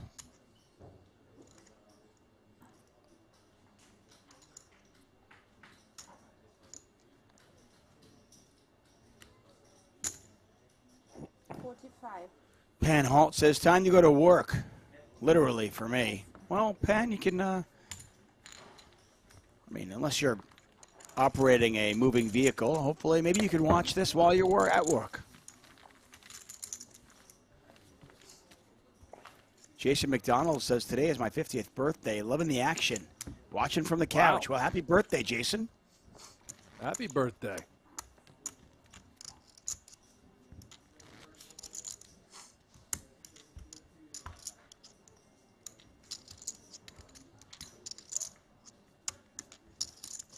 Jimmy Bluffett in the chat. What's up, Jimmy? Says, who was everybody rooting for today? Ivey, Weissman, or Ali?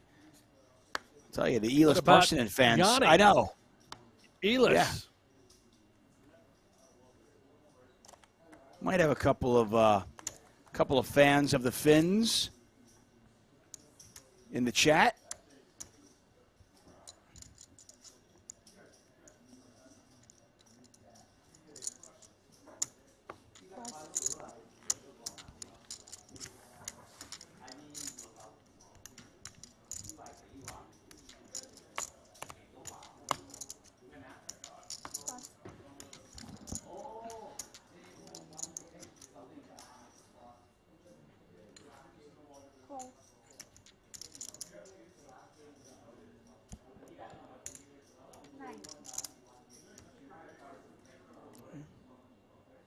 Jouhkimainen trying the limp game.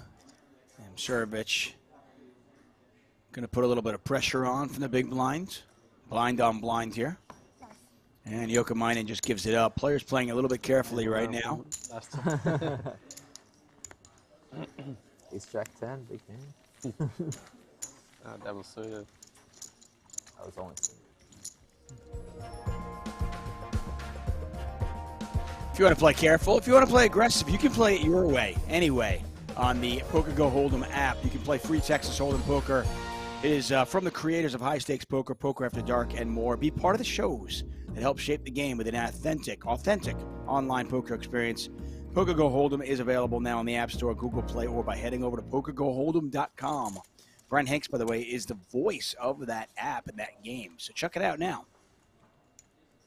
Free to play. Get in there. Gamble it up. Or play it like a nit. I mean, it's up to you. You do it your way. You get your chips back yet? Nothing. I have 0 chips. Still no chips. No chips. Can't even play my own game. Pathetic. No, no. Andre Tomas noticing that this was a 25,000.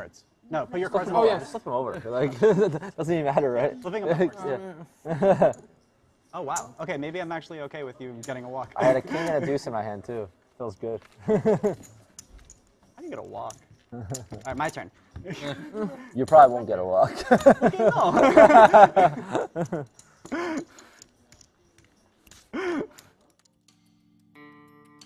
Take a look at the GG Poker results here. You'll notice it's 50K. Andre Tomas in the chat asking, was the upgrade, was the buy-in upgraded? Yes, it was. Brent was mentioning this yesterday. 50K seems to be the sweet spot for a lot of these super high roller players, and they made this 25K PLO a 50K. Got 32 entries, 5 cashed, and we're looking at our final 5. All of them guaranteed $112,000. Dylan Weissman was tweeting earlier today. This is his biggest buy-in event. So he said, not bad for my first 50K. Not bad at all.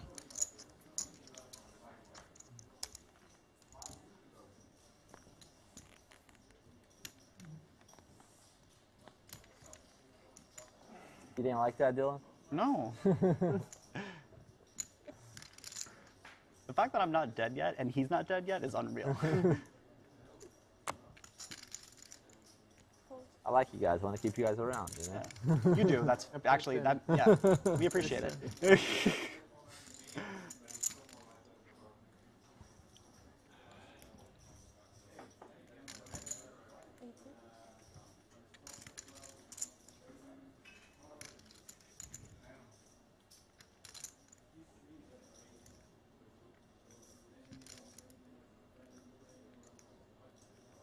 Jouhkimainen raising it up. We can't see his 4th card.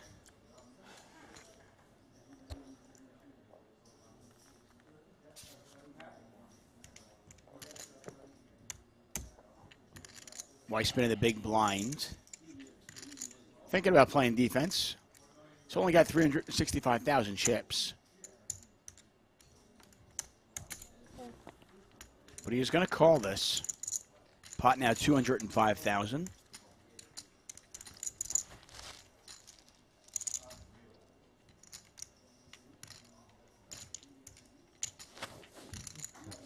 And Jack's still very much in the lead.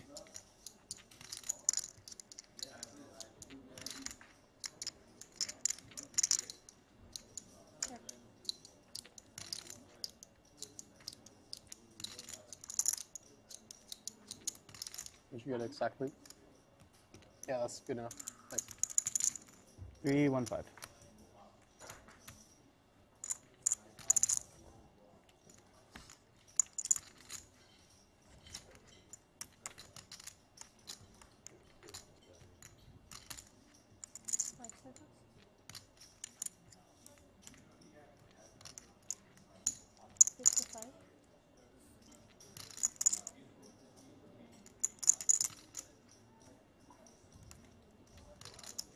Jouhkimainen best 55,000 into 205. Weissman, not with much going on. He's got some backdoor stuff, but he only has 315,000 chips. See if he wants to conserve that. Whoa. And he's going to go all in. Wow, with the 5 in his hand, I suppose, Tuck, just a pure bluff candidate. Obviously, the gut shot with the ace-5 combo. Ooh. Yeah, I mean, really not much going on there. Like you said, he's got the gut shot to the wheel, had some backdoor equity, but that was a lot of gamble from Dylan Weissman, who, despite playing his first 50K, is showing no fear whatsoever.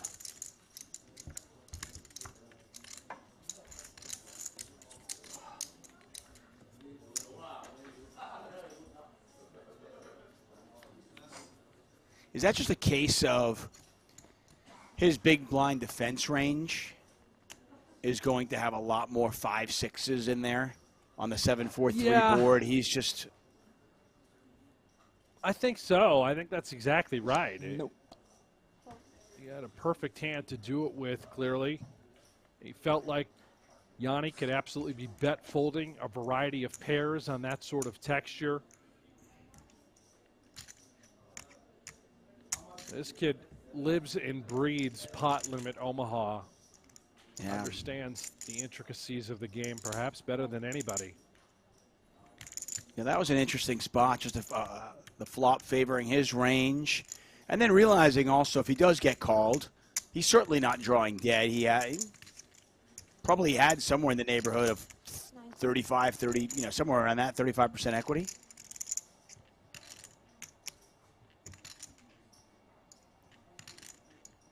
Weissman limping in, Ivey raising from the big blind. Raise pot. Oh my. Limp pot now from Weissman with just ace, queen, 8-3, one suit. Ivey's got a pretty nice hand, maybe to consider peeling should we try to connect and bust an opponent. These guys are 50-50. If one of them can get the other one to fold, and obviously Weissman's not going anywhere now, it's a huge win, and Ivey's going to call. Yeah. We'll take this to the streets. Pot's 570. Ivey's got two suits, but we can see that only one of them is alive.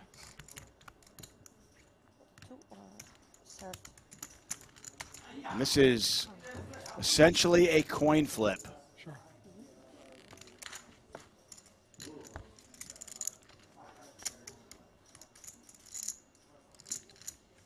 Jack 9-7. Oh no. That is Ivey. all Ivey. Flop straight. It is, but this is basically a flip. 54-46. Wow. Low cards. Weissman is technically ahead right now with ace queen. Percentage-wise, Ivey a slight favorite, as you can see.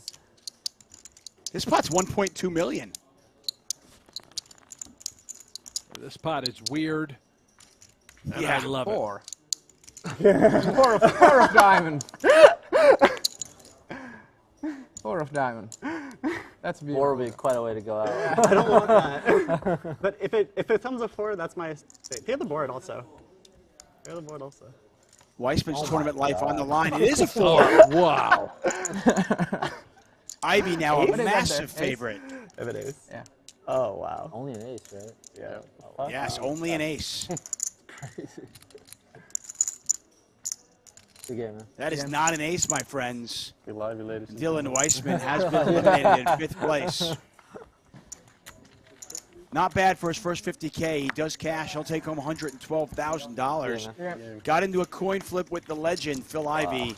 And now Phil Ivey's got all of his chips. And Ivey, Not even the club. I believe, is now our chip leader with 4 remaining. Ivey.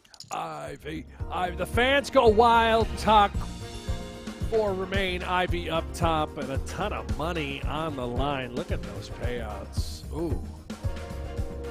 Pretty crazy how Weissman Ivey got it all in on the flop. They were basically 50-50. Ivey a slight favorite, and then just an offsuit 4 changes everything, and now Ivey's a 90% favorite.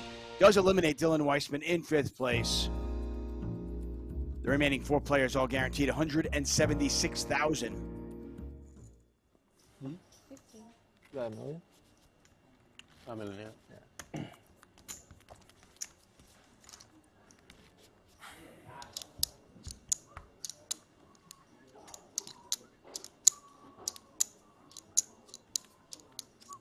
Hats off to Eelis Parssinen, by the way. He has managed to parlay this short stack into a $176,000 payday at a minimum. Yeah, interesting choices by Weissman, and I'd love to talk to him about that. I've had him in the commentary booth many times. He's a really, really talented poker player. I love the way his brain works. I'm curious because he played it so conservatively to cash, but then he played really, really aggressive in the face of a $64,000 pay jump. I mean, the difference between 5th and 4th, $64K. So I think it's really strange, and I'm curious what his thought process was to play it so conservatively on that initial $112,000 bubble, but then play so aggressively when they were five-handed.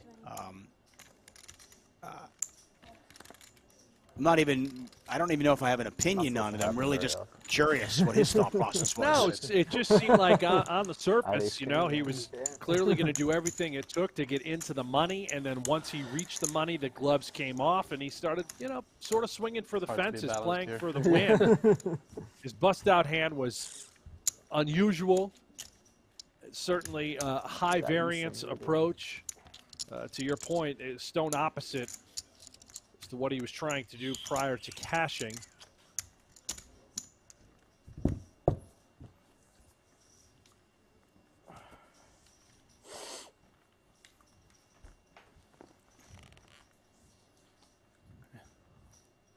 We lose Dylan Weissman, but what a Final Four we've got here.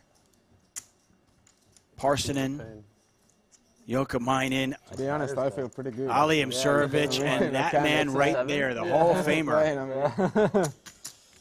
Phil Ivey are not only looking for his second title this week in Northern Cyprus, the Hall of Famer is threatening to overtake Ali's lead in the PGT standings. Guess it's possible, right? Yeah, it's definitely possible.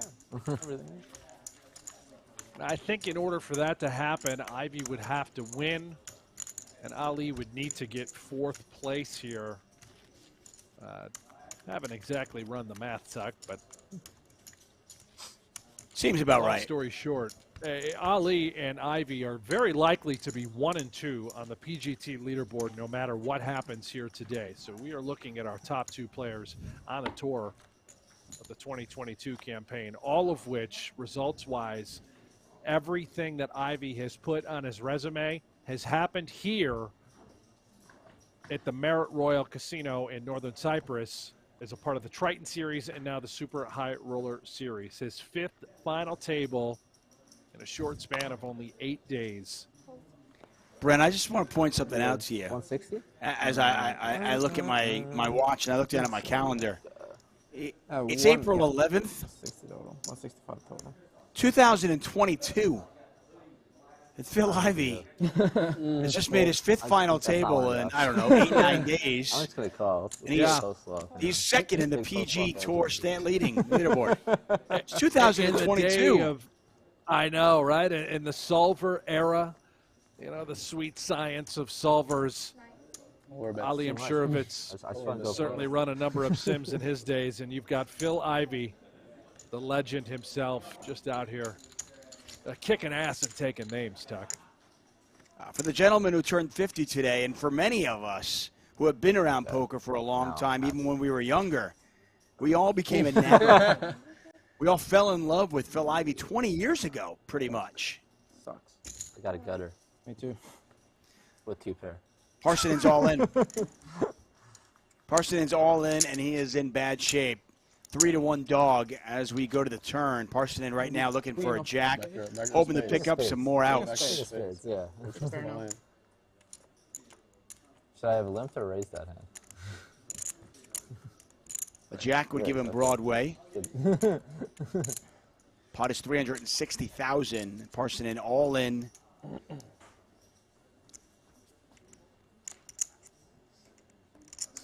Six of hearts. Ali now a 90% favorite. Parsonen looking for a jack and only a jack with 1 card to come. Eelis Parssinen also having a great week, making his 2nd final table. Can he get lucky here and survive? No, not going to happen. And he exits in 4th place. He'll earn himself $176,000 for his efforts. And then there were 3. Plus you in back-to-back PLO tournaments.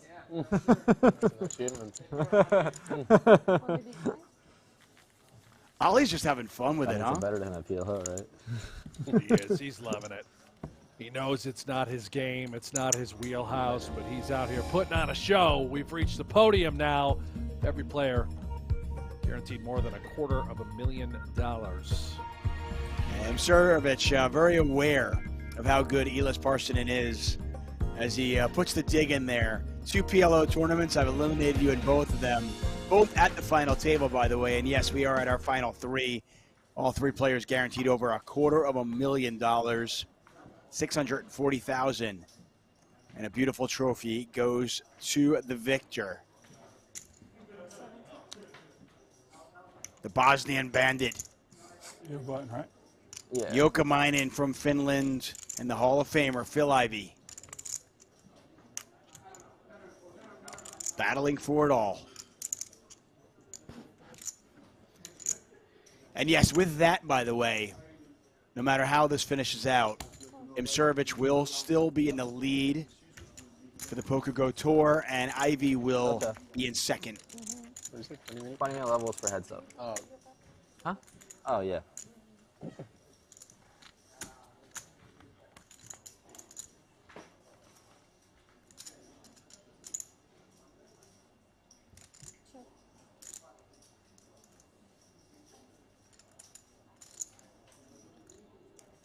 Ivey with a nice little wrap going on here at the 4-5-6.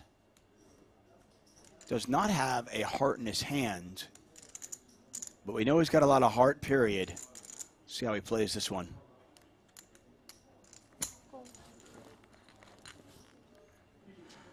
Imsirovic bets. Ivey calls.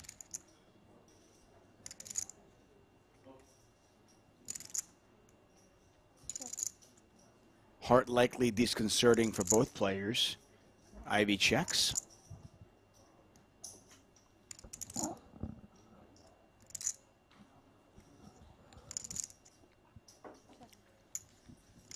Check, check.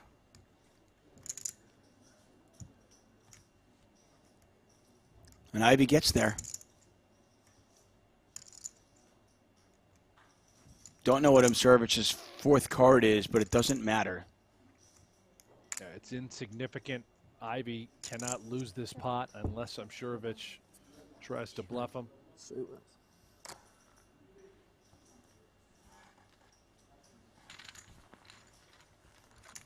Ivey up over 2 million chips now. Imsirovic down to 1.6 million.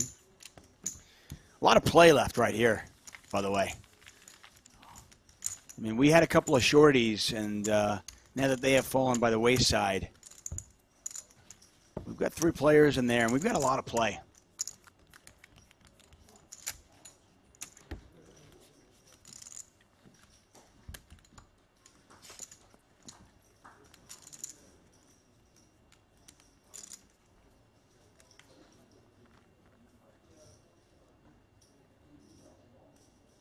You get a chance to watch the Masters yesterday? A chance. Oh, I watched the whole thing. Talking incredible. I kind of wanted Scheffler to 6-putt. I kind of wanted him to sit. Once he missed the first couple of putts, I wanted him to 6-putt and win. Well, that would have been awfully sick and twisted. What a way to go out. 6, little under. Lose the Masters. You got a 5-putt to win. It was dramatic. It had its moments.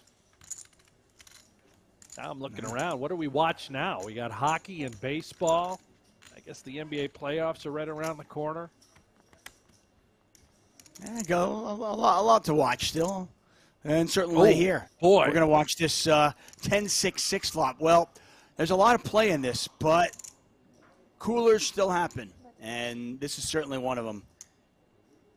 Jouhkimainen with trip 6s, 2 diamonds out there. Ali with top full house.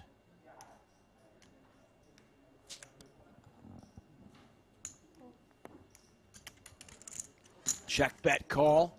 Pot now just about 300,000. Jouhkimainen now at the full house. A disaster for Jouhkimainen. He does have 2%. Why? Well, he can make another 6 for quads. Otherwise, Ali is going to win. It's likely to be a rather large pot. Yeah. Jouhkimainen can lose to pocket 10s. He loses to 10-6, and that's it.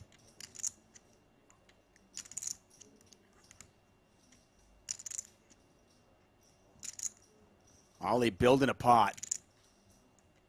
And why not?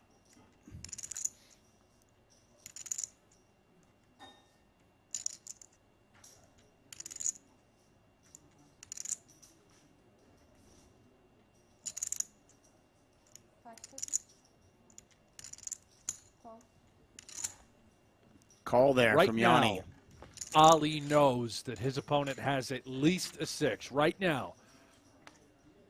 He's going to get max value, a brutal river.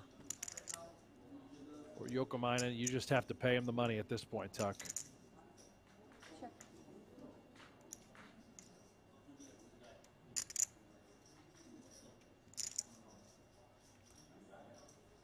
Question I have for you is, if Ali bets pot here, is 6-5 just a bluff catcher? I mean, would Ali value bet pot here worse than 6-5? Unlikely. Yeah, I think it's one of those spots where you probably just have to call.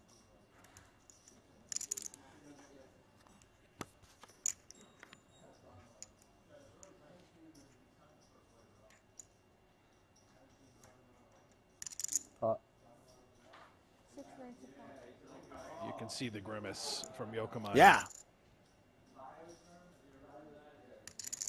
Oh, he's got the golf ball in his hands. There's the call. And look, you see it. You saw the grimace. You see the shake of the head.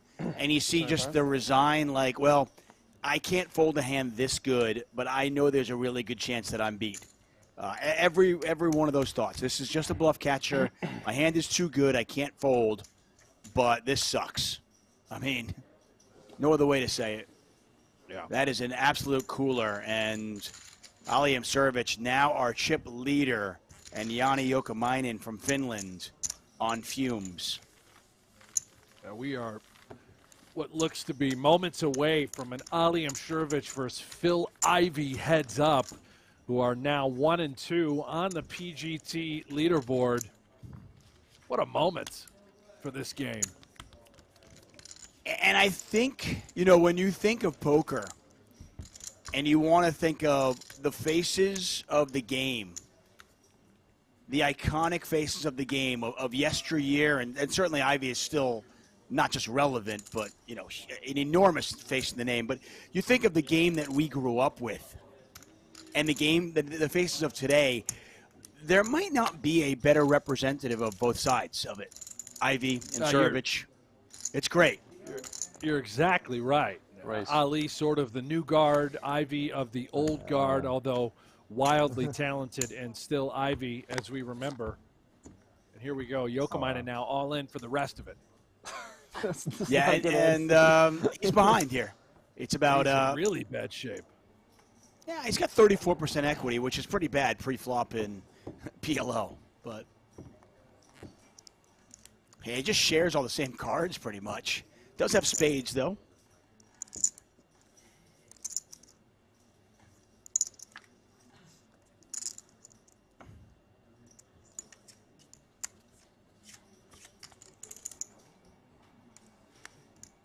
Ace, 10, 7, 2 hearts out there.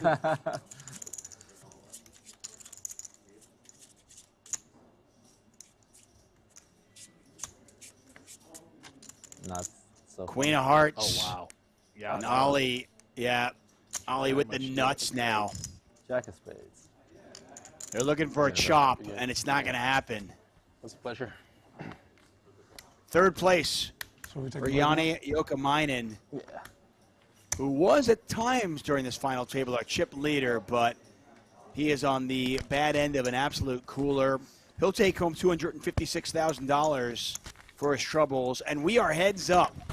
Phil Ivey, Ali Imsirovic. They're playing for $224,000 when we come back.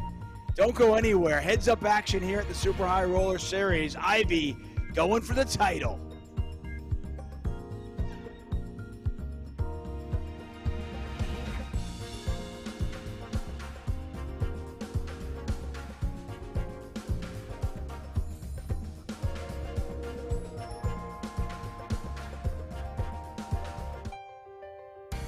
One of the richest poker tournaments of all time. One of the toughest fields ever assembled. $500,000 to enter. No tournament has ever changed the landscape of poker overnight. Until until now. I like tough competition and lots of money. You're really getting only the best of the best. You're forced to play at a high level. That's going to be awesome for the game of poker. The 2015 Super High Roller Bowl. Game on. It's time to see more fireworks. That's what it is. I'm not certain. 10,000, 20,000 with a 2,000 ante. Scott Seaver with ace-queen offsuit under the gun, and he raises it up. More play. Negreanu next act has jacks. He could play this a couple ways. He decides to just call, which is very in tune with his style. This is the famous Negreanu small ball.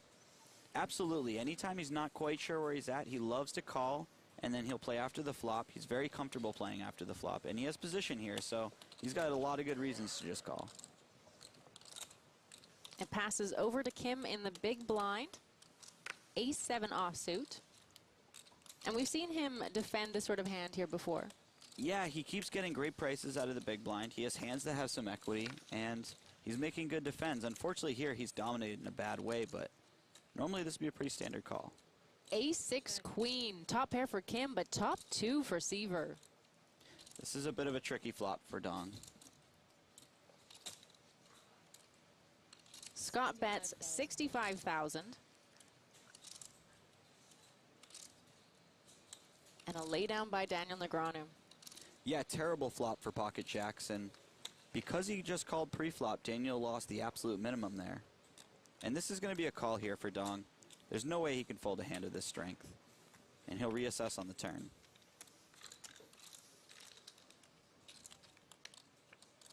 Oh, well, the 7 on the turn is a great card for Scott, as Kim now has a worse 2 pair than him. Kim checks. Yeah, that's an absolutely terrible card for Dong. He's going to be putting a lot of chips in the pot now. Scott is really good at finding the right bet size. He bets 175,000. Yeah, it's a good size, and now Dong has to decide whether he's just going to call or if he's going to raise on the turn. Obviously, his hand is very strong and he's ahead of a lot of hands. He has to worry that if he does raise, he folds out hands the Seaver could have, like ace-jack or ace-10 that he's beating. So I think what he wants to do is just call, and then if he does raise, it would be on the river.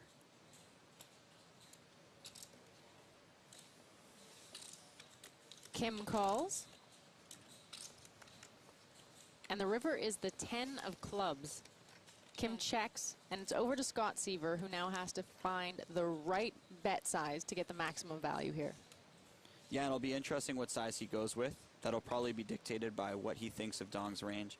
And for Dong, this is going to be a really tough spot. He has one of the stronger hands that he can get to the river with, but at the same time, Scott has a lot of value hands that beat him here when he bets. Scott can have ace-queen, he can have queens, he can have aces, he can have sixes. If he had a backdoor flush draw, he would have gotten there. And even King-Jack made it on the river, so there are a ton of hands in Scott's range that actually beat aces and sevens here. Scott makes it 375,000. Call. And a really quick call from Kim. Huh. I guess Dong just decided that his hand was too strong to possibly fold. Jason is one of those players who works really hard on keeping a good poker life balance. He spends a lot of time outdoors, he works out, and you might not know this, but he is actually a really solid country swing dancer. But back to his poker moves. He has Queen Jack of Diamonds on the button and is facing a raise from Brandon Stephen with Queen 10 of Hearts. He calls. Yeah, great hand to call with. He's got position. He can hit flops really hard with this hand. And it's over now to Max Altergott in the big blind. 8-10 offsuit, and he also calls. This is the first time we've seen Max here on the Super High Roller Bowl so far. And it looks like first time's the charm. He flops a straight, Jason flops top 2, and Brandon flops top pair in a straight draw and is somehow way behind. And Brandon checks his hand despite having the pre-flop initiative. And I like this check with this particular hand a lot. Action on Jason Koon. He's picking up chips. Yeah, Jason's going to want to bet, and he's going to want to bet big. He has a very strong hand, but it's vulnerable to a lot of draws, and he wants to protect it. Unfortunately for him, Max has already made this straight, and it's going to be very difficult to get away from this. How much did you start to have? I think 650.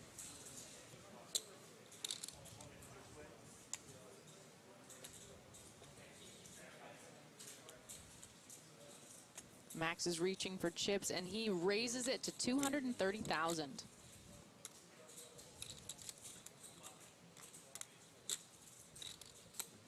Action on Brandon Steven.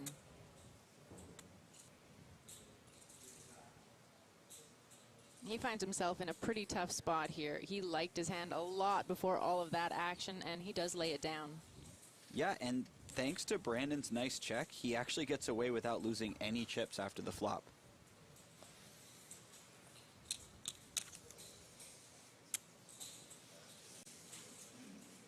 Now, when Jason pulls his chips back like that, that means he's either calling or raising. And it looks like he might just call, which is pretty interesting because it's for a big chunk of his stack. I would have to imagine that Jason's plan is to call and to get it in on any blank turn. Well, the 6 of spades on the turn is not a blank. No, it's not a blank at all. It completes the flush draw, which he had to be concerned about on the flop. And also, if Max has something like Jack-9, he's probably going to slow down on this card. All in. It's an all-in from Max. Big decision for Jason. That hand's not very good, is it? It's not a very good hand. Doesn't really hit that board very well. Good discipline fold by Jason. Tom Marchese is under the gun with ace-king offsuit. He raises to 72,000. It's got to be the first time he's ever folded king free. Yeah. Folded been 8 seconds probably. Seaver with king-jack offsuit. It's a good hand, but it's not doing that well versus Tom's under the gun opening range. I would imagine that Seaver either folds or 3-bets this particular hand. And it looks like he is choosing the 3-bet here.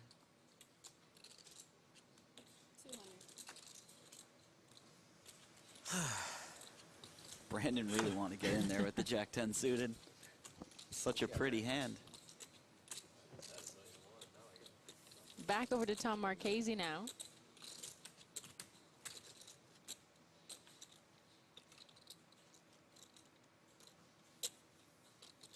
And Tom decides to just call here, and I like this a lot. He knows that the type of bluffs that Scott would have, he usually dominates, so he wants to keep those hands in. And also, he doesn't really want to re-raise and get it in before the flop. He's not doing that well versus the range of hands that Scott would actually get all in with him. Well, ace-3-9, and that's a flop that you want to see with ace-king. Great flop for Marchese. This is the type of board that he can withstand a couple streets of pressure easily, so he's very happy that he just called pre-flop when this sort of board comes down. Seaver fires into this pot. And Scott chooses to go the smaller sizing, and I like this a lot. He's just trying to fold out stuff like pocket sixes or king-queen. He knows that Tom's not folding an ace to any size, so he just chooses a smaller size, and it gets the job done. Unfortunately, he's run into a really big hand. Queen on the turn. Seaver now with a straight draw and a flush draw. Yeah, that was one of the better cards for Scott to see. He picked up a lot of equity, and it'll be interesting to see how he plays this on the turn. Marchese checks.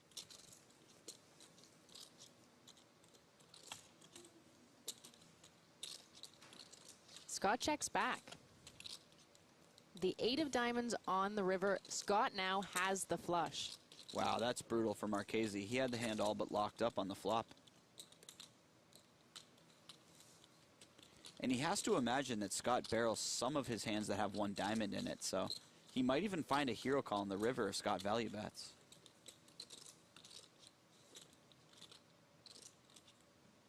Pot of 743,000. Scott Seaver reaching for chips.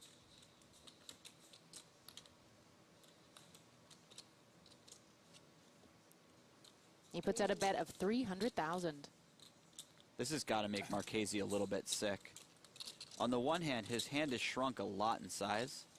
But on the other hand, Seaver's line looks a bit like he bluffed on the flop, decided to give up on the turn, and then the 4th diamond made out in the river, and he was like, oh, I could get away with the bluff again. Marchese rechecking his cards, and that king is still not a diamond. And he finds the correct fold. Yeah, these guys are both just too good. So Brian Rast has raised tens from early position. David Peters with aces in the big blind. Jack 10's ahead, right? Slightly ahead of up to which pair? And he just calls. This is a really sneaky call, and I really like it. He's going to be calling out of the big blind a lot, so. Well, he'll be glad he played it that slow and kept the pot small because, boom, Rast outflops him and hits a set. Terrible flop for Peters. There's no way he's folding, but. He's checked it over to Rast, and Rast bets 140,000. And I can't imagine David does anything here but call. His hand isn't strong enough to raise anymore, and he definitely can't fold. He does just call. Oof, well, if that was a scary flop, it just got worse with a 7 on the turn. It puts a 4 straight on board. It would be really tough to be confident with a pair here, even a pair of aces. Not only that, but Peters knows that he can have a lot of jack type of hands when he calls out of the big blind. So his hand is actually weaker than the type of hands that he's expected to have here. Well, Peters checks it over, and Rast is undeterred. He fires again. Yeah, and despite all of that, Rast bets. And this is going to look pretty strong to David. Peters does let it go. It's a good-sized pot over to the big stack, Brian Rast. And by just calling before the flop, David Peters escaped losing a lot more chips. So David Peters gets his aces cracked, but a nice laydown saves him from losing any more than 9% of his stack. Scott Seaver with ace-9 raises to 200,000 with the 3 shorter stacks behind him. All in. All in. Connor Drynan shoves 13 big blinds with a bigger ace. Easy all in for Connor. And Ooh. Peters picks up kings in the big blind. Peters is probably not going to fold this one. He's trying to decide how to get the most for his hand.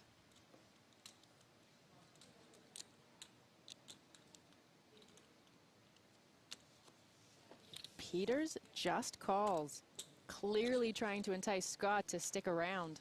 Peters definitely wants Scott to put more chips in the pot, and calling is probably the best way to do so. I'm gonna fold, but that's probably not right. It's definitely right, as he sees when the cards are flipped over. What did you have, Scott? Scott being a bit coy about his hand. I like how Kuznetsov just told Scott what he had in the previous hand. And now Scott's very tight-lipped when it's back on him. 8-5 queen all clubs, and Peters' hand just got even stronger with the flush draw. Not my flop. That's a terrible flop for Drynan. He just lost the ace of clubs as an out. Well, that might be his turn. The 10 gives Drynan an extra out. Only the 10 of diamonds or a non-club ace will save him now, or he is out in 5th. Oh my god. Wow. Red 10 on the river. What a card. And I had the ace of spades also, so you had only... I figured when you said 2 cards that don't matter, you were just being nice for me. And I have the... Wow. The blinds are still at 50,000, 100,000 with a 10,000 ante for the 4 remaining players. Even the short stacks have over 30 big blinds right now. Brian Rast with huge chip lead and King 7 of spades in the small blind raises to 300,000. Scott Seaver in the big blind. Jack 9 offsuit, he just calls. Jack 9-10, and just like that, 2 pair on the flop for Seaver, although Rast does have a double gutter and an overcard. Scott Seaver.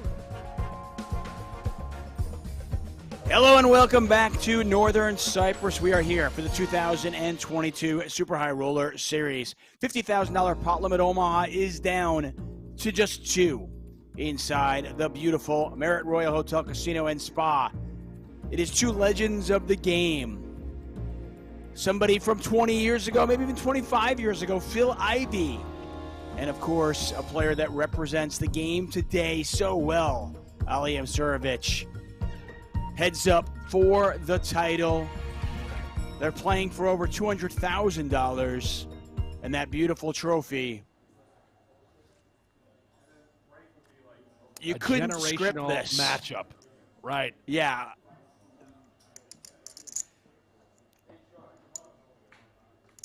When I looked at the schedule this week and I was preparing and I thought about the players that would be there, this was the matchup that I had hoped we'd see.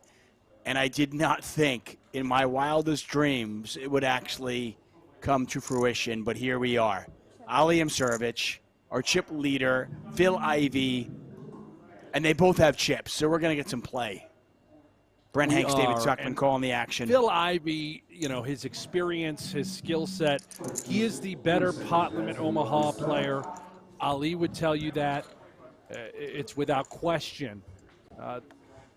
Let's see if Ivey can overcome the phenom. He has been on fire, Ali, that is, eliminating opponent after opponent. Exactly. He knows how to put those chips in play. Understands, you know, very common and important characteristics of the game as far as blockers and recognizing equities, understanding the vulnerabilities of certain hands in certain spots.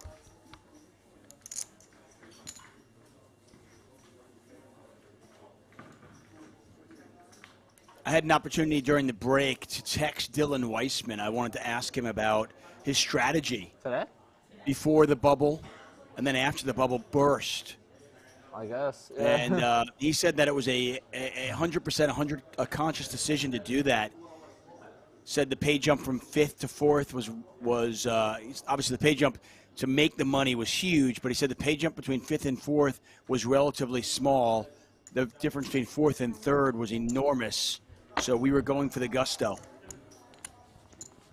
Yeah, and that makes sense considering what we saw out of Weissman.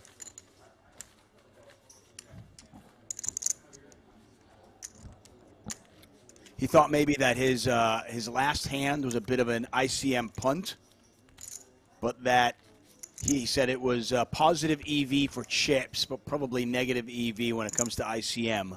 So he questions the last hand, but he thought he had a lot of opportunities to bluff at the final table and decided to take those.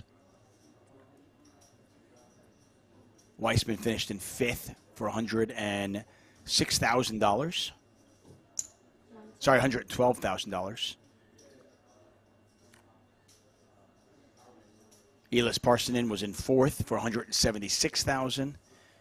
Joni Jouhkimainen 3rd for $256,000. The loser of this heads-up battle will take home $416,000, and the winner, that trophy, in $640K. Ivey Imsirovic, heads up.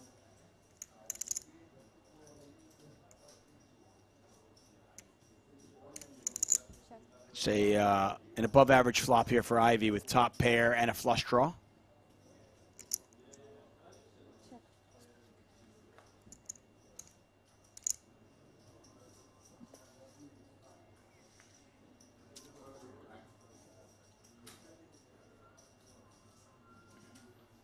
Brent Hanks, David Tuckman calling the action. They're in northern Cyprus at the beautiful Marriott Royal Hotel Casino and Spa.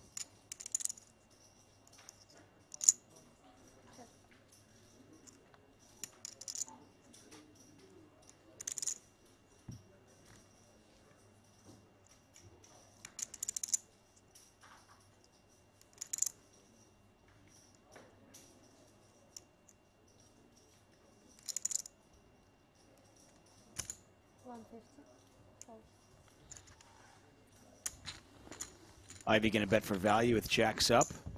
Not going to get any action, though.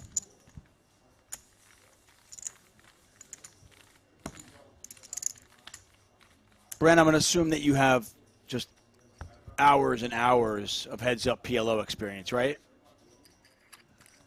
Well, Tuck, I'm not even sure I have a single hour of heads-up PLO experience. But, you know, that hand just a second ago, Ivey eking out the thin value with jacks up on that one-liner to a straight board. He's going to see those spots and be able to get value there with those opportunities more so than Ali will. He's really a couple pips higher than Ali as far as skill sets are concerned when it comes to the great game of PLO. Yeah, I would imagine, and I could be wrong here, but I know from online and live and just through the years playing in those enormous games, the enormous cash games, Ivey probably just has a lot more experience playing heads up. Yeah, although I'd love to compare resumes. I don't have everything laid out in front of me. Ali has been heads up a ton of times over the last 3-4 years as he's taken the poker world on by storm. I wouldn't be surprised if it's very similar to Ivey's resume. Yeah, he might be, yeah.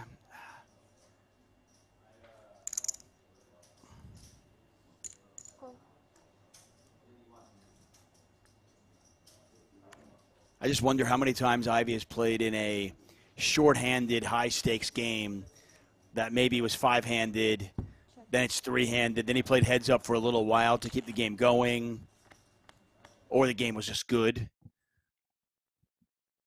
Yeah, I got to imagine that's exactly where, again, Ivey's experience, skill set will come into play.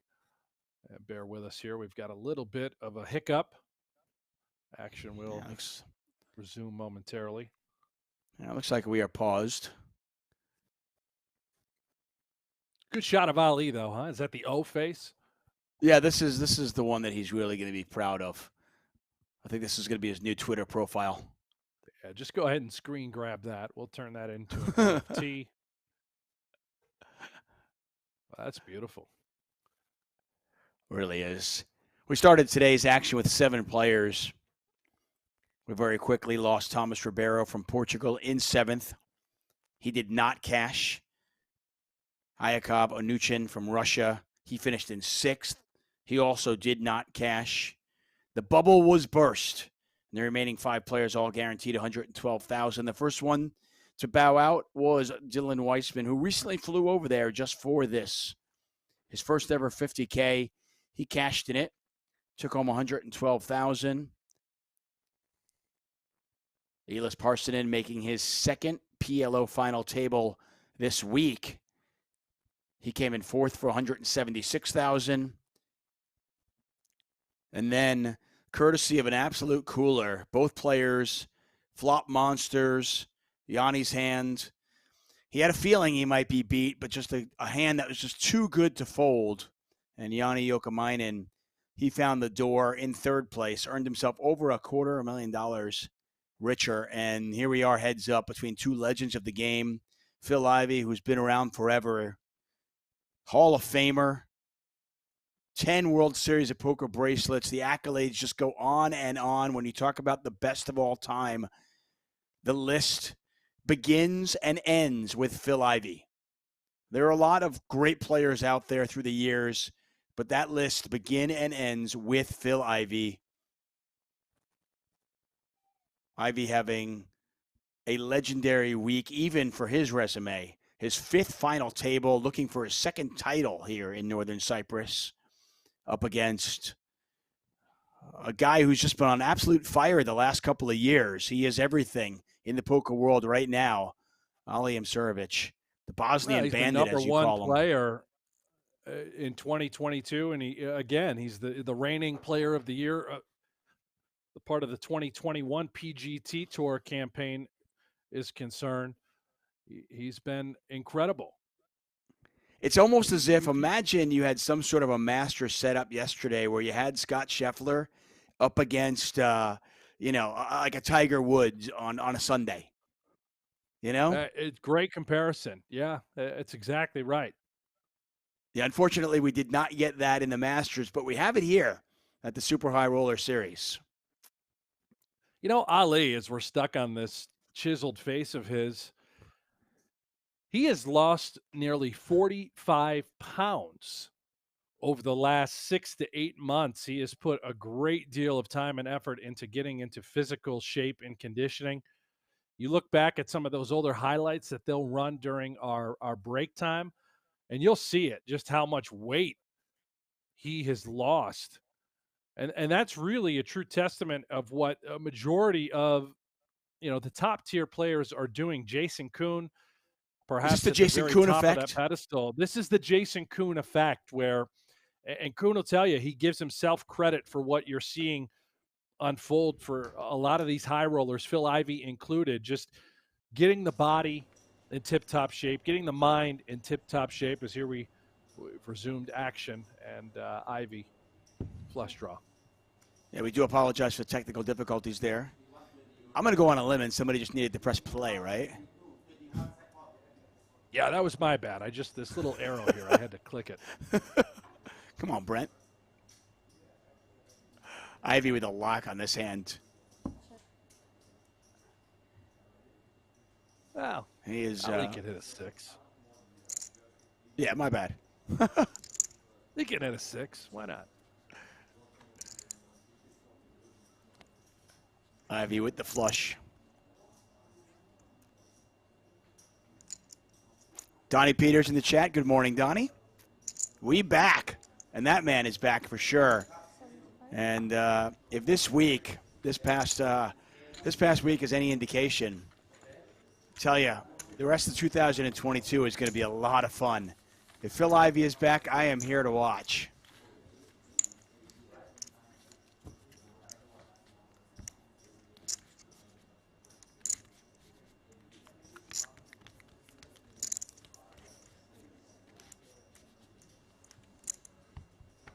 I don't expect a lot of conversation between these two. Ivey typically not one to talk a great deal. We're just going to have to sit back, enjoy, relax, and watch this show as these two geniuses battle and collide.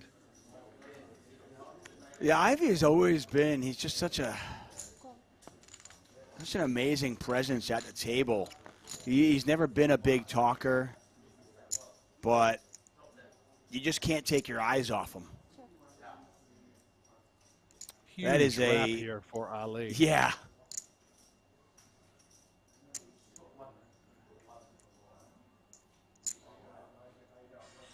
Ivey's got a little bit going on, and you can see actually that Ivey's an equity favorite here. 53% despite that huge wrap.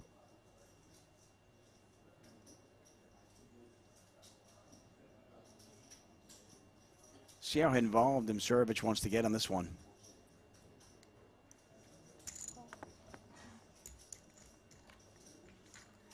It's always interesting when somebody does get Ivey to talk. You know, whether it be about sports or whatever. That's always fun. Ivey picks up a flush draw now to go along with queens. He's got that live 9 and a gut shot as well.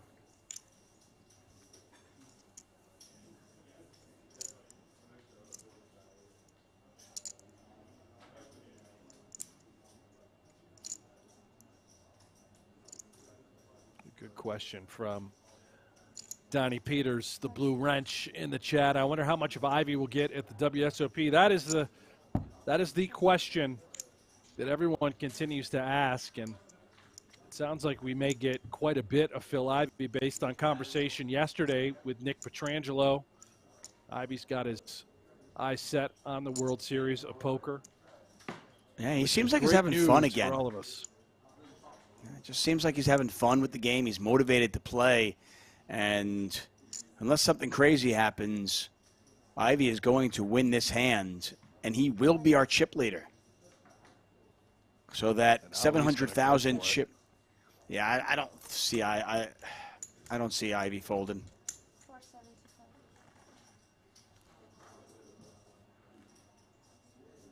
He beats nothing but a bluff, but he's got the sort of hand that you'd want to call with, clearly.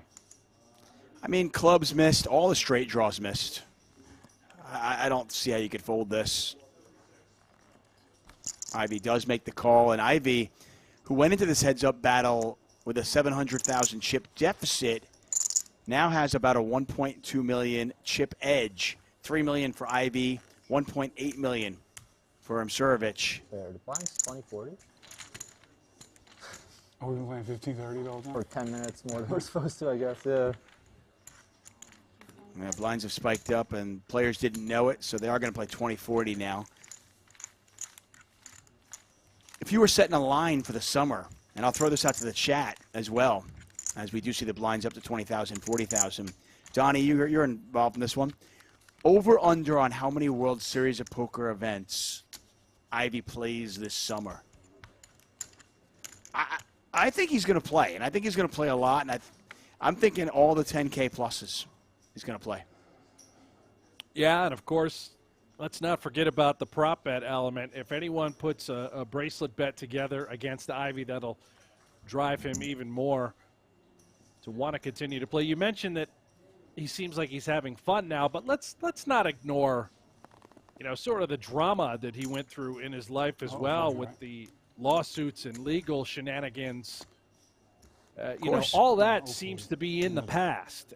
We get rid of all that. We get rid of all the drama. The headspace is now clear. He can focus on being Phil Ivey, the GOAT. No. There's no big blind? There's a big blind, right? Yeah. You're making it 120 total, right? Yeah. 120. Yeah. 40, 80. Okay, it's race 120. Yeah, he made it 120. Am He I- potted. am I No, missing something? you're right. Yeah. Okay. Yeah. It's 40 and 40, right? Yeah. And I made it 80 more. 40 answer. 40 Then big he blind. made it 80 more. He called. 120 race. Uh-huh. Yeah, Made it 120 80. raise He total. called. Right? Yeah. It's good. Come on. Right? I think so. No, you're right for sure. Or totally race 120 or 80. He made it 120. I made it 120, yeah. Oh, okay. You're asking me which one. Okay. Okay, sorry about that. 124.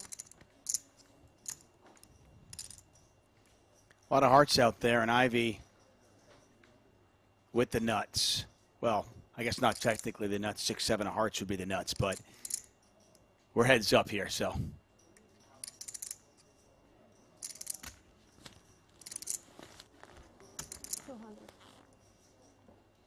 Ali open-ended on this 3-heart board. He's just going to toss it in the muck. And it has been all Ivey heads up so far. You see the trophy between the two players? Ivey. The crowd's going bananas at the Marriott Royal Hotel and Casino, Tuck. I know I can hear them on my end. Just overwhelming at times, the gallery. Yeah, my wife's a school teacher. She has taught the kids how to clap and applaud without using noise. And that's exactly what they're doing at the Marriott Royal Hotel Casino and Spa in Northern Cyprus. Ivey's already picked up one of those. I was going to say, I don't know if this can be confirmed, but Norman Chad in the YouTube chat says, Brent Hanks on PLO is like Barney Fife on law enforcement. That sounds like a Norman Chad sort of joke to me. If it is you, Norman. It's definitely Norman. For joining us. Norman. It's definitely Norman. Think about ray it, of Brent. Sunshine here. Brent, think about it. Would anybody else in the world pretend to be Norman Chad?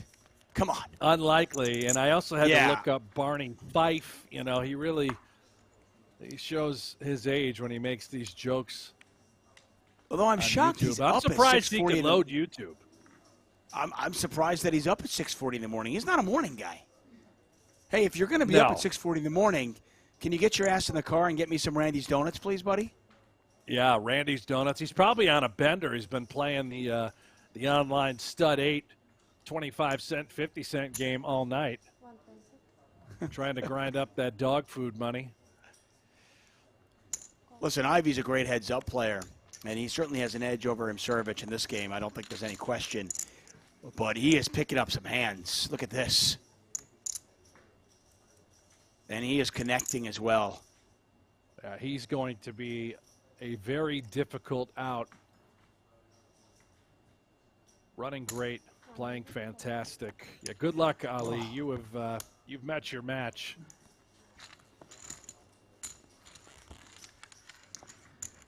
Yeah, this just reminds me. Remember Jason Mercier's historic run when he made that bet with Vanessa Selps, then he almost got it, and 2 bracelets, and then he was heads up for his third against Ray D and Raz. And you could tell, heads up versus Ray D, and it was just David versus Goliath, and taking nothing away from Jason. But Ray D was in another league. I mean, Ray D just owned him heads up. And this kind of feels the same way. You're talking about 2 legendary players, but I think Ali's I didn't even know you could have a a skill advantage in Raz. Is that? That's a Oh, thing. that's that's most definitely a thing. Wow. Yeah, Jason got very unlucky in the world of, getting heads up versus somebody. He got heads up versus somebody who happened to have an experience and skill edge over him, which is hard to do. And Ivey just continues to smash. But Ollie's got a set of sevens here, so this one could get interesting. Yeah, got a straight draw. Yeah, we got a straight draw, a flush draw, and a pair for Ivey, and a set for Ali. So Ivey with 30% equity as we head to the river. Pot is 360. This is a big river card. Straight at that. Any deuce, any six, any shovel. Ooh. There's the six. Yeah. Man, Ivey continues to run well. This is going to be tough for Ali. Yes, we're concerned about 4-5 coming home, but he is, of course, going to pot it. Straight value for Ali, and now we are going to have a major decision on our hands, essentially for our tournament life. We know Ivey has the nuts. Get ready for it. 9-10 back.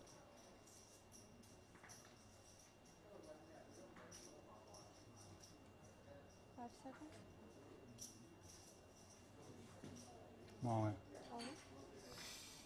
That's so tough. I mean, how could you bluff?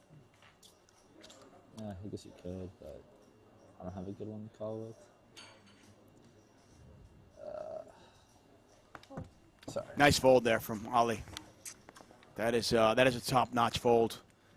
We have been heaping praise on that man right there, and deservedly so. But let's not forget his opponent on the other side. Just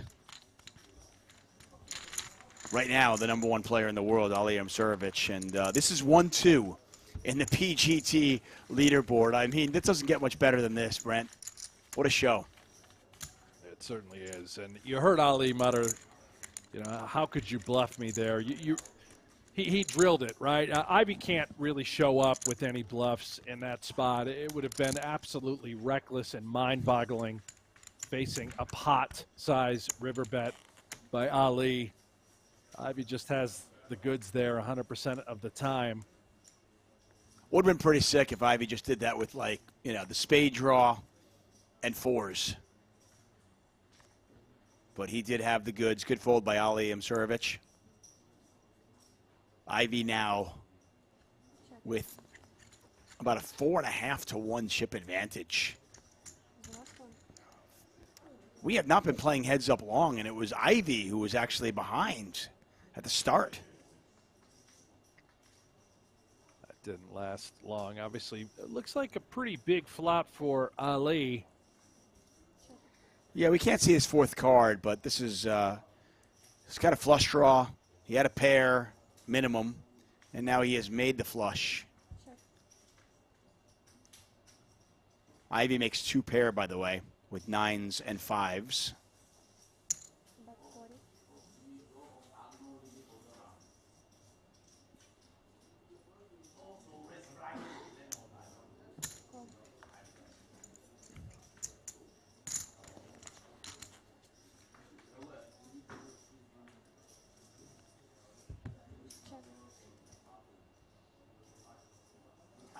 Ivey obviously just sort of policing the situation with that call. Placing a small bet. Ali going to go for it here, max value. Yeah, I was getting a pretty good price there. Imsirovic only bet 40K on the turn. But Ivey makes the correct fold on the river. Imsirovic finally stops the bleeding for just a moment. He's back up to 1 million chips.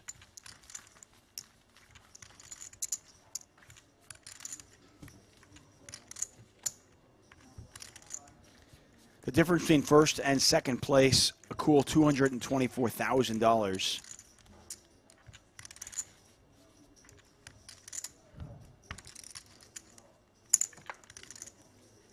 So I keep bringing up the PokerGO Tour. Brent, tell us a little bit about that, and what is that all about? we're looking at, you know, number 1 and number 2 in the standings right here. Yeah, so it really comes down to December. The top 21 by December, after following the Poker Masters and the Super High Roller Bowl, which will occur this fall, top 21 will qualify for a $500,000 winner-take-all free roll. That is our PGT Tour Championship. Everything will come down in December, and Phil Ivey at the moment certainly going to qualify for that. Ali Imsirovic, as you stated, he is number 1 on the leaderboard, Ivey number 2. So throughout the calendar year, every event, 10K plus buy-in, will count towards the standings of the PGT leaderboard. And you're going to have a battle as players try to accumulate points in order to make sure that they get a piece of the pie.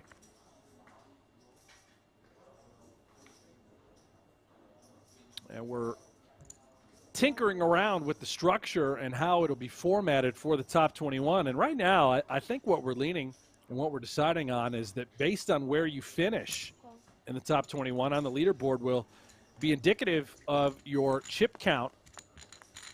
So let's just use Ali Imsirovic. He's number 1 on the leaderboard. Therefore, he would get X number of chips, as opposed to whoever comes in at 21st on the leaderboard. They would get lesser chips.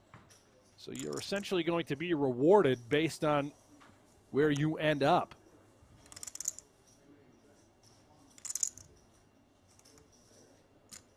$350,000 in the pot on this one. 765 Rainbow. Imsirovic with the edge, equity-wise, is technically behind Ivey's jacks right now. Hits an ace, though. And now with aces up, has his grips on this pot. Ivey drawing dead to a jack.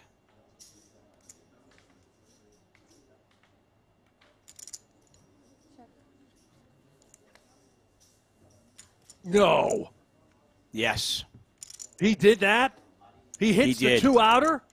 He hits the 2-outer. And he has to feel really good about, of course, a set of jacks here, considering that Ali checked back the turn. He wouldn't check any straights. This is going to be impossible for Ali to get away from. This jack really doesn't change much. Yes, ace-jack gets there. Oof.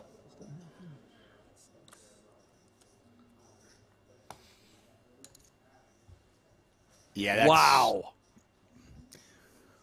Yeah, as played, you just think that 2-pair is the nuts there, and not only does Ivey spike his 2-outer, but he gets max value as well. Oh, that is spooky right there. That is old school Ivey. That's part of the reason that makes him the GOAT. Just able to do those things that most cannot. I mean, he sort of willed that jack on the river. Ali, it's almost welcome unfair. to Ivey's world, pal. Yeah, it's almost unfair, and I'll tell you something that is fair, though. It is the PokerGO Hold'em game. Free-to-play online poker, available on your favorite device. Brent Hanks is the voice. You can play against Maria Ho, Antonio Esfandiari, Phil Hellmuth, Daniel Negreanu. Their avatars are in the game. You can download it on the App Store, Google Play. It is a lot of fun. Check it out. You said free to play, Tuck. I mean, if Norman Chad is still with us, Norman, that's a game you can beat.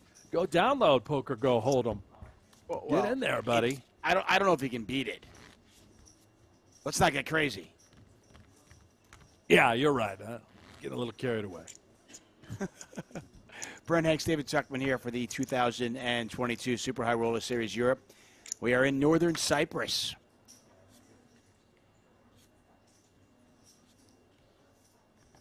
The beautiful Marriott Royal Hotel, Casino, and Spa. Our host. 150? Do we count it? 150. Ivey's going to raise to 150,000, which is pot. Imsirovic makes the call. Imsirovic, by the way, down to 300,000 chips. And he's in a rough spot here. We've got live hearts. Every other card seemingly dead. Ace 8-7. Talk about denying your opponent equity. This is 50-50. Another ace out there. Ivey's 10, still best.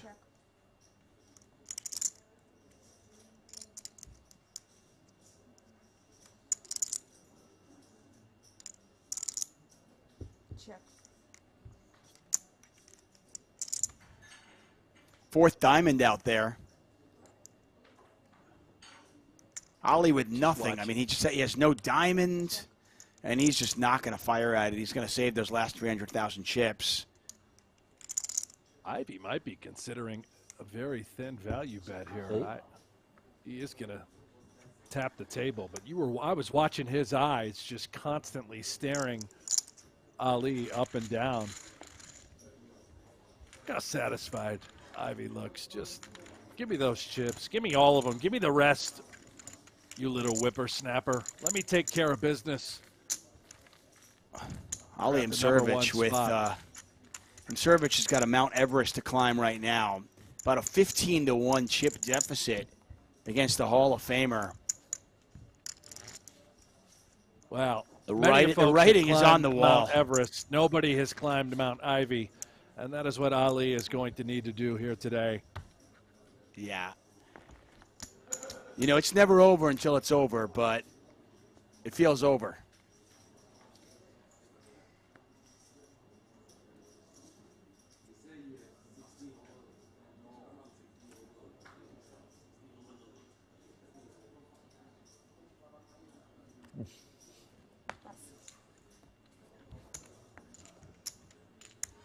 This is frustrating for Ali. He doesn't have a single one of the turquoise chips. Ivey has collected every single one. Those are 25K chips.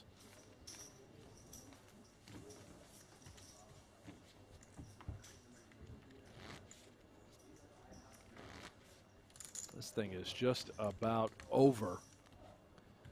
Ivey. I mean, we have seen, you and I have covered a lot of poker. We've watched a lot of poker. We have seen crazier things happen. We have seen amazing comebacks. But with Ivey's talent and the way he is running right now, this seems like the impossible.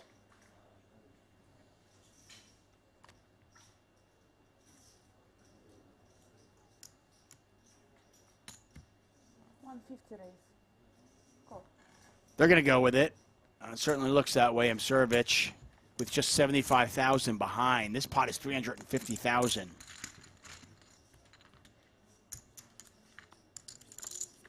Basically a coin flip pre-flop.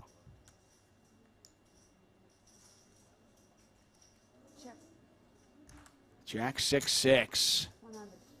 Ivey is live. He's got some tickets that he can win with. Ali gets it in good at the moment. You can see. Here we go. Nice. Yeah, smile from both players. They realize neither one of them have anything right now.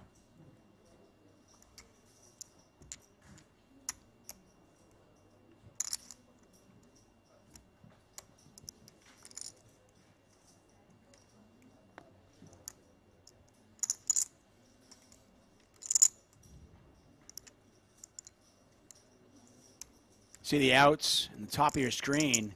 Ivey looking for a 9 or an 8 right now. He might pick up some more equity on the turn. We'll see how that plays out. 500,000 in there. Ali Imsirovic's very contagious smile. Always having fun, and why not, the way he's been playing the last couple of years.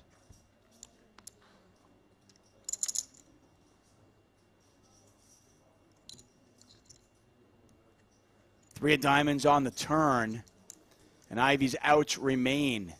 Just a 9 or an 8. He just hit a 2-outer. Can he hit a 6-outer? No, he can't. 75. All right, back in business, Ali. Yeah, there's still life. The 15-1 chip advantage turns into about an 8.5-1 chip advantage for the Hall of Famer Phil Ivey.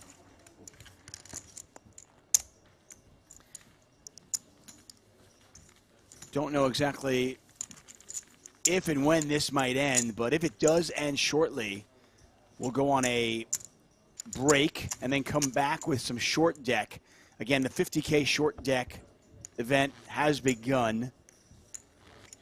So we'll get coverage of that for you a little bit later. I can tell you that Ivey will almost definitely jump right in there, regardless of how this one goes. I think Ali will probably play short deck as well. This could be the finishing hand right here. Let's see what Ali does with the king, queen, 6 deuce. He's got one suit. Ivey, of course, with aces. 150 raise. Ivey raising to 150. Imsirovic does make the call. I'm sorry. Take it. Okay. Pot now 350,000. Imsirovic with a pot size bet behind. How convenient.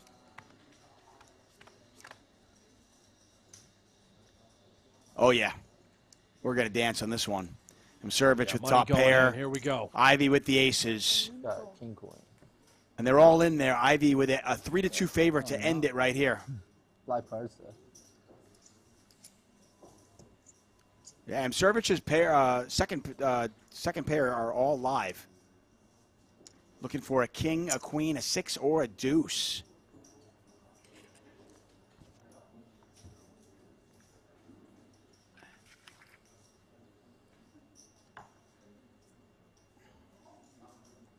Ivey with just the bare aces, but they are good right now.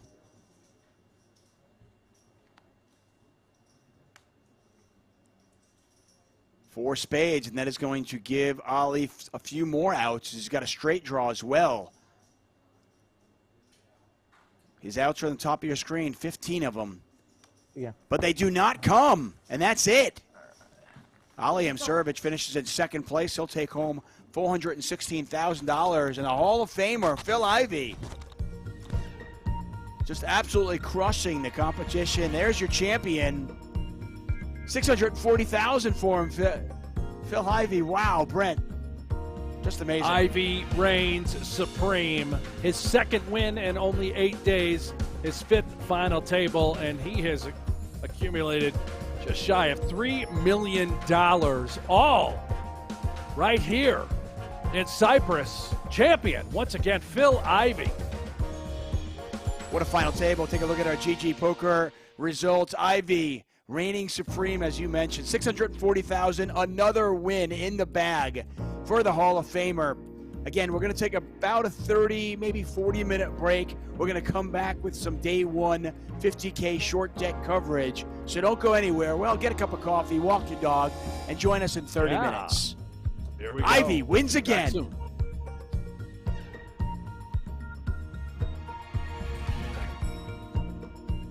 Last year, Brian Rast outlasted a world-class field on his way to a super high roller bowl title and $7.5 million in cash. This year, the super high roller bowl tradition continues from Aria Resort and Casino. This is a big pot. Thought I had you crushed. 49 of the world's best and wealthiest poker players. A buy-in of $300,000 and a first place prize of $5 million. 4 full days of live poker. The Super High Roller Bowl from start to finish gets underway right now. You ever find yourself opening up a little bit when you know guys are tired and a little bit less interested in competing toward the end of a day's play? Absolutely. That's a really big part of tournaments, having the feel for those situations. And recognizing also that people can be polarized when fatigued, where they either have it, because otherwise they wouldn't be out there stepping out, or they're just phoning it in. Right. Taking a more conservative approach with their medium strength holdings. Exactly. Because they don't want to think as much, and there's a lot of thought that has to go into those gray area type plays, as we see 3 players in a raise pot pre-flop, and the flop yield is queen 7-6 with a couple of clubs. Goes without saying. That's a nice flop for Budiga. Yeah, top pair with a king kicker.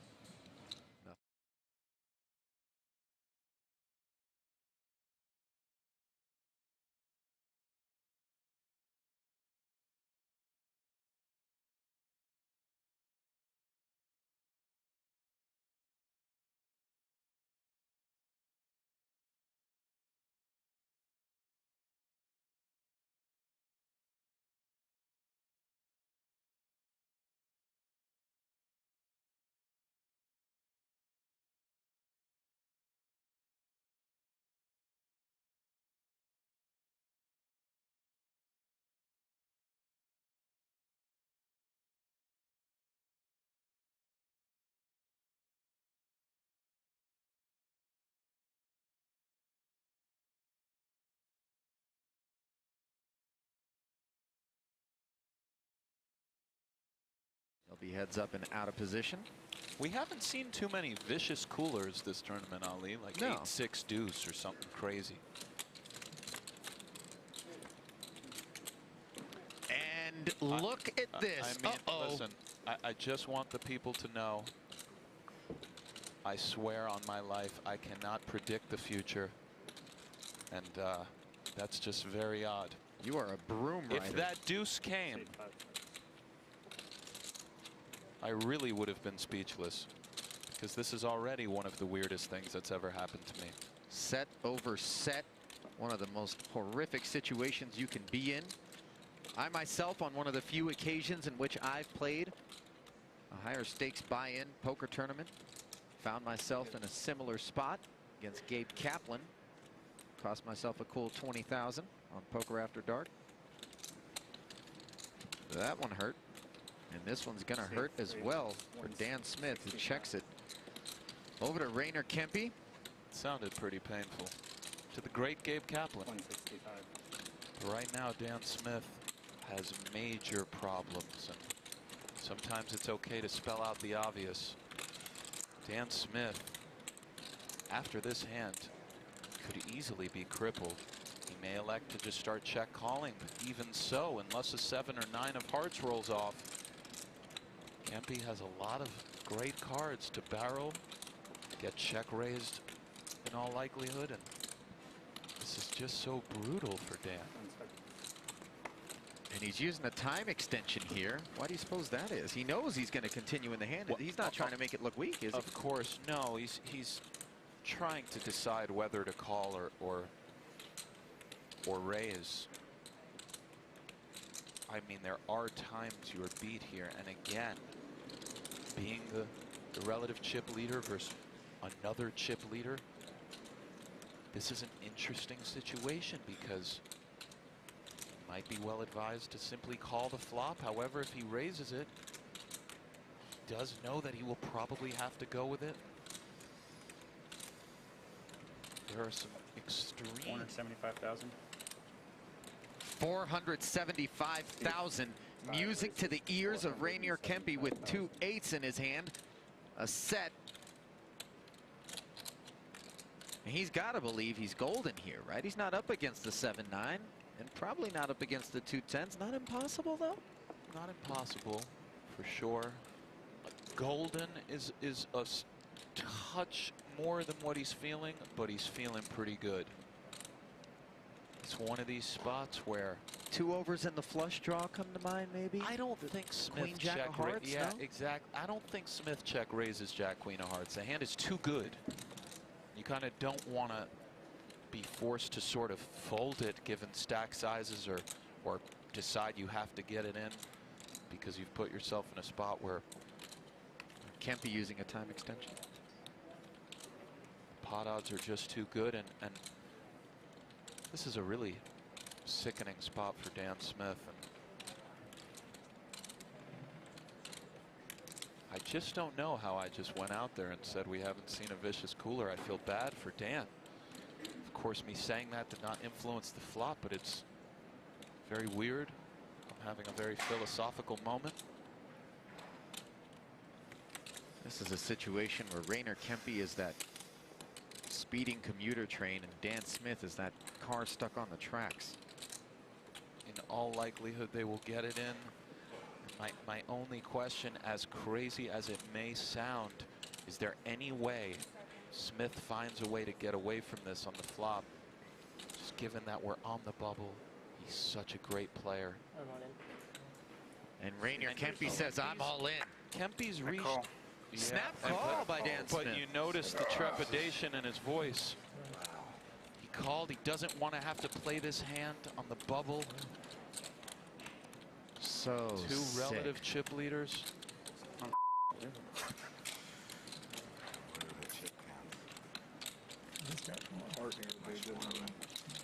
9 of hearts, all right.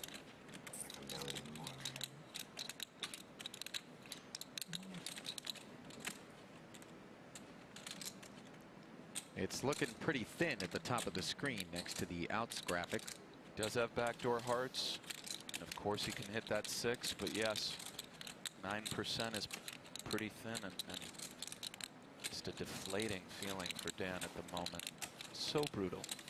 He's rooting for a heart on the turn.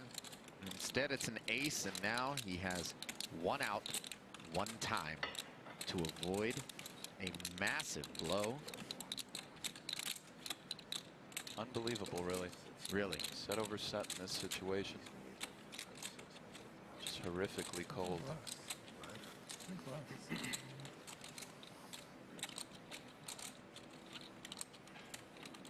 Dan Smith can't connect with the one-outer on the river.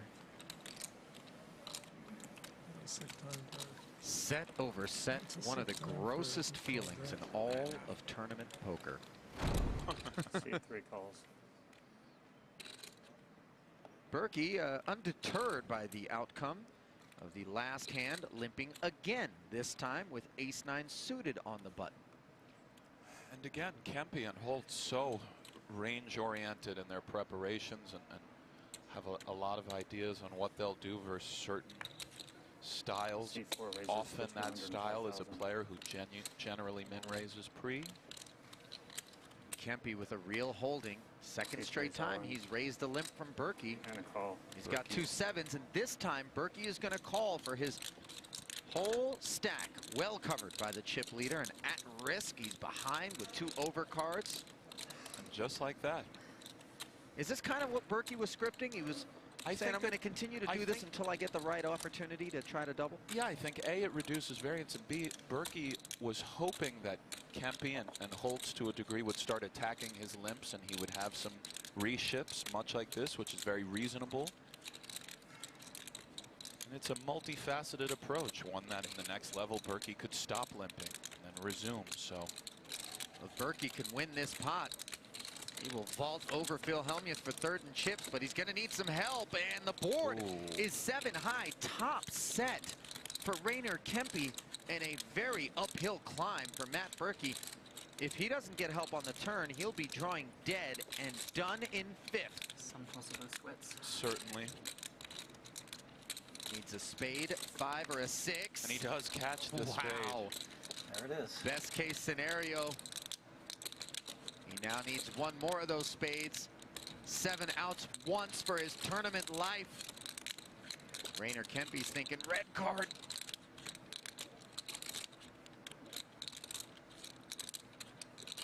The tension mounts. And here comes that river. It's a 4. 7's full for Rainer Kempe, and the end of the road for Matt Berkey. Good game. Good, Phil. You definitely win best dressed. Thanks.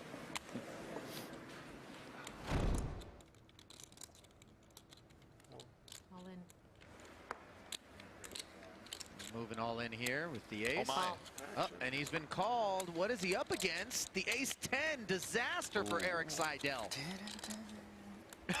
Is that Fedor humming? Pretty odd spot to start humming. I know me on my off days, mood-wise, may have had a choice comment or two for Fedor the Songbird, but no doubt about it. Maybe that's just the awareness that he balances his humming range. The kids are really on top of everything these days. Look, if Seidel's out of here, that's an extra guaranteed 1.1 million into Fedor's pocket. So it certainly is, and for Eric, who's battled so hard, and for Holtz, what a huge equity pot this is. Yeah, 9-9 Trey. There's some chop outs here. There's always hope for the short stack in this spot. It's never easy. Kempe's going to have to sweat it out.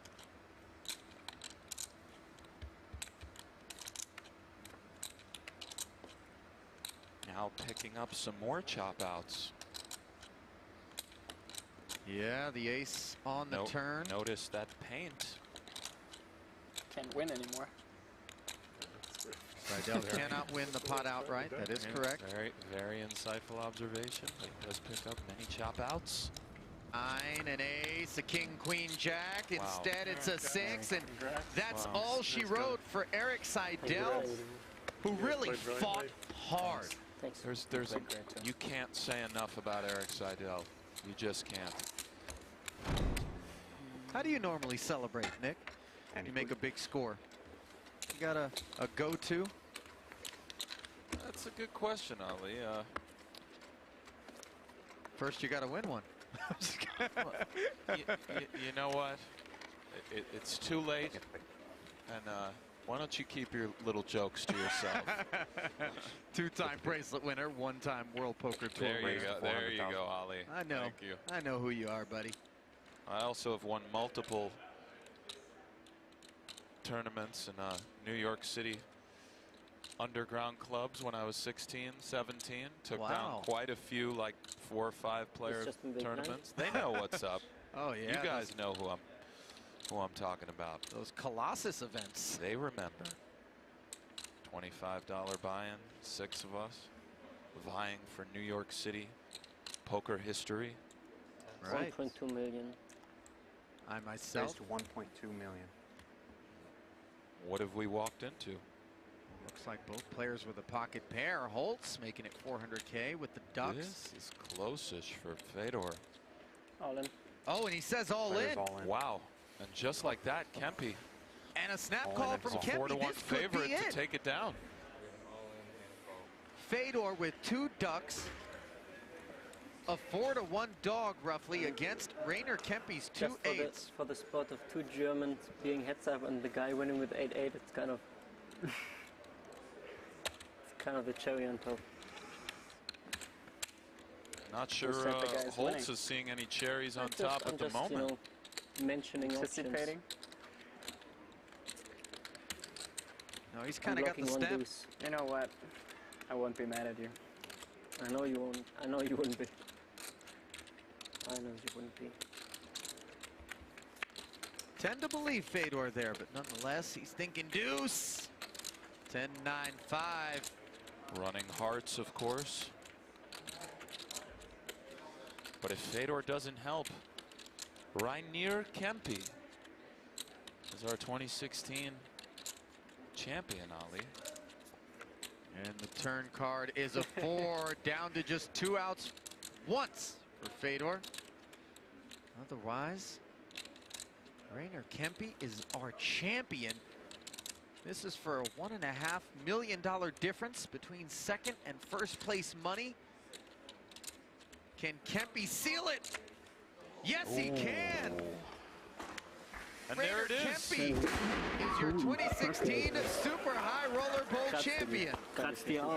Wow, and I didn't expect this confetti shower. I was not told about this. Wow.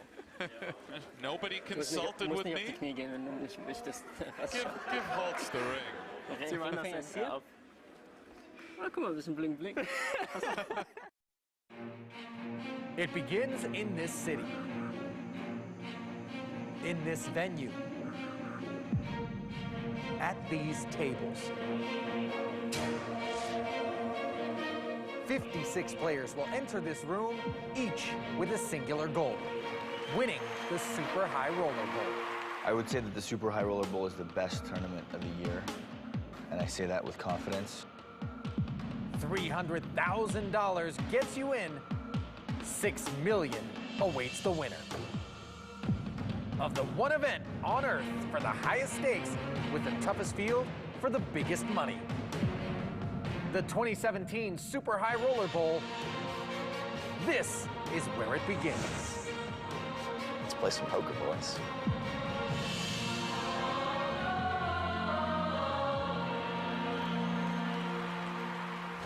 And back down to the fell.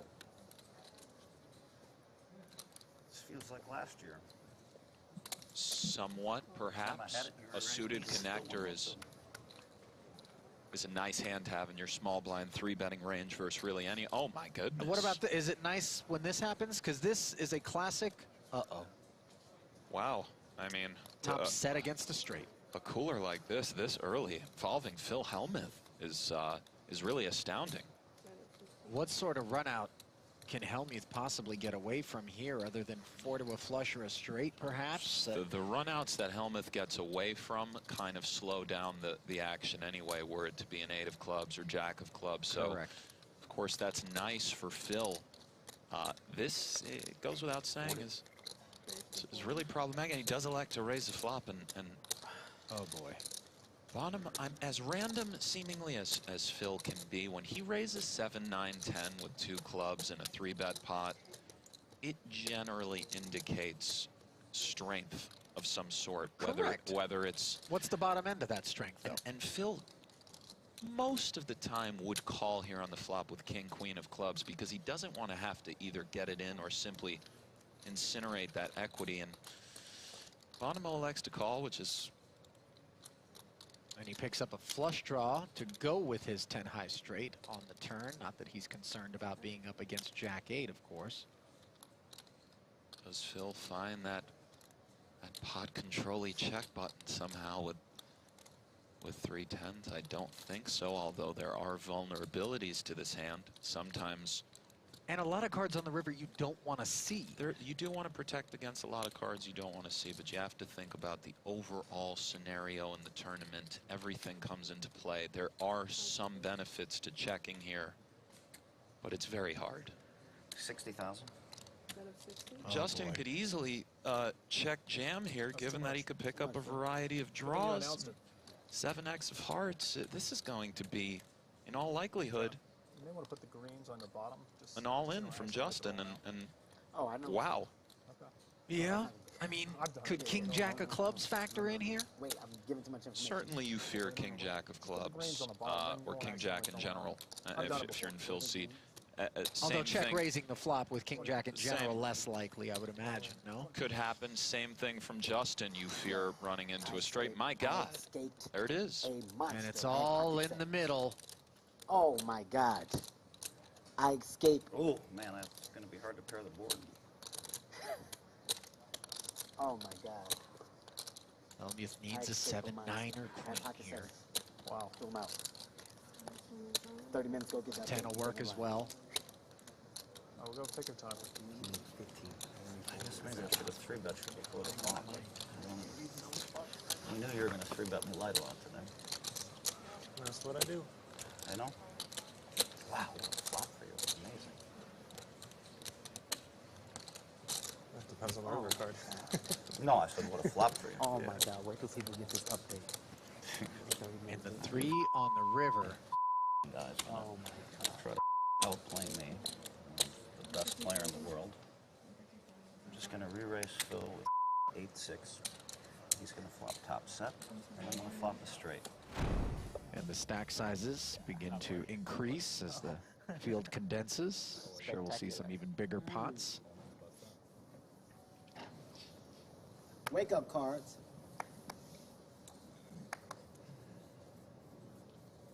Ace-10 suited for Czar Rast. That was his online handle.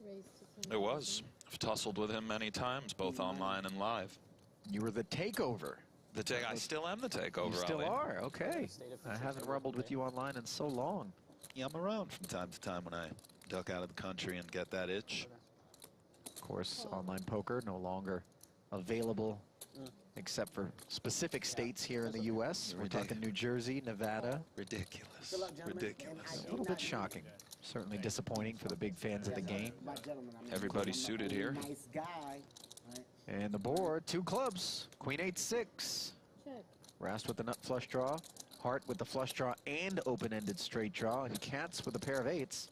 Serious connection to the board via Rast and Heart. And given that Kevin is sporting a 20-some-odd BB stack, slightly more, I believe. Very likely to be going in here versus Rast.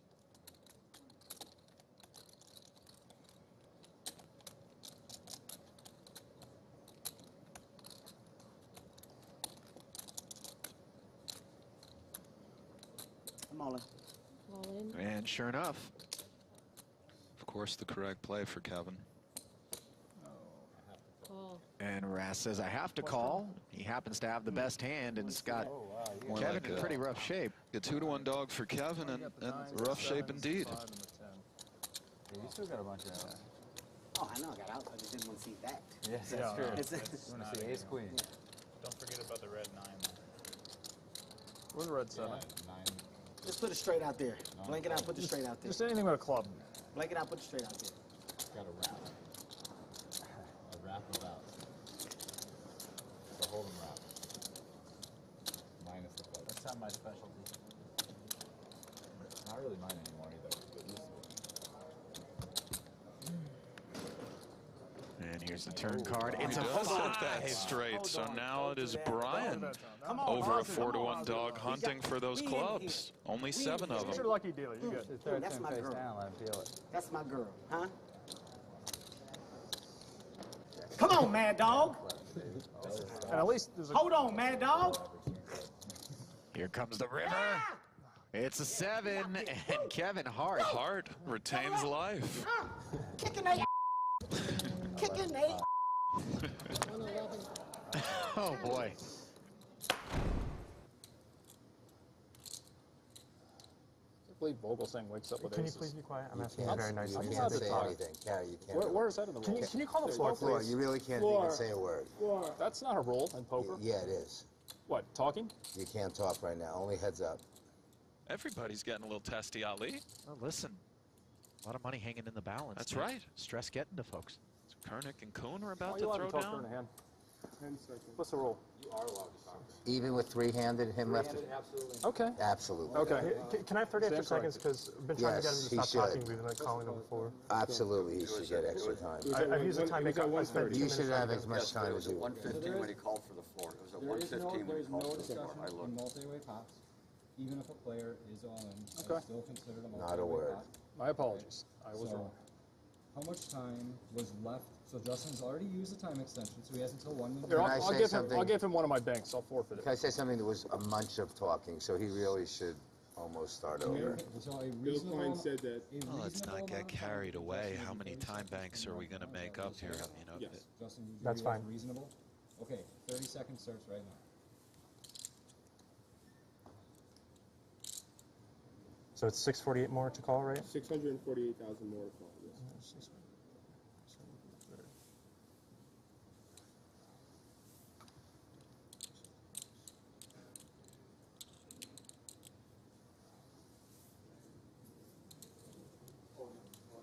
I call. Call. You got aces? Yeah. You got aces. How do you wake up with aces there? All right. Just need a red queen, I guess. Damn, that's a good spot for aces, huh? It's my first all-in. All-in call it is. So it's 6s against queens against aces for far and away the largest pot that we have seen thus far in this year's Super High Roller Bowl, with not 1 but 2 players at risk in Vogelsang and El Jefe carry cats. The 648, that or whatever it was that Bonomo just called now, also close. I need some help from the players at home, the very experienced players in these situations. I'm just not sure. My knee-jerk reaction here is that Bonomo did not even need to call that initial 20 bigs, but certainly it's okay. And a lot of drama heading to this flop as Bonomo picks up some 7s. 8, 9, 10, and El Jefe picks up some jacks. Jefe, Jack and Queen hunting. Justin did also. Yeah, I can't wear the... Notice Vogelsang has 50% to win this hand. He's fading 7s, jacks, queens, 6s. Right. Yeah, you're right. Come on, Taylor, we need a Just jack. the smallest of favorites Boom. against the aggregate hands. What a nice card to see if you're Christoph. Sure. What a massive, massive pot this is for him in terms of real world dollar EV. Right, I mean, this is 2.263 roughly. Oh my. Dramatic river. Rip his lip off there, Christoph. Easy. Here comes the river. It pairs the board and 2 Vogelsang aces holds. And that is it. Deflating for Carry Cats to wake up with 2 queens and ship out of the small blind. We know not what either player holds, simply that Schindler was the open raiser and Koon defended. Jason has checked it over to Jake, who is going to continue to the tune of 75,000 into the pot of 230. Hey. And I think it's a Insta-call. snap call from Might Schindler see here. some straight draws from Koon. Well, it's a bottom set for Jake Schindler. Another pair of 8s, by the way. You do see a straight draw for Koon, which makes a lot of sense. 7-9. And Bonomo, the first man over there to root against Koon. No, that doesn't appear to be the case, but The hovering over them is a bit odd, but They're all good friends. It's been fun run either way, boys. I prefer to get there and be a pain in your but sometimes you don't get to. Hard not to like Jason Koon. That is the truth. You kind of root for him here, you know? The pain of the money bubble looming over him. It's hard not to root for him, especially given how many chips Schindler has, that he'll be okay. And right. Can Jason Koon hit a 6 or a jack to complete a straight, make the best hand, and stay alive, or will he be the dreaded 8th place finisher? It's the latter. As the deuce rolls off, and your pick to win it, Nick Schulman. He definitely made me and a lot of people proud with his stellar play as always. Yep. Tough to bubble. Tough day for him. And we are one bust out away from drawing the curtain on tonight's action and setting the stage for the podium finishers. All in. Zoom is up. Oh, this looks like possibly a bit much given the stack of Shalabel, but of course ace-10 of diamonds. Call. Quite ahead. Oh my goodness. I got aces. Vogelsang with the call. This is why you don't do this when another player at the aces. table. Oh my God, and Vogelsang pacing because he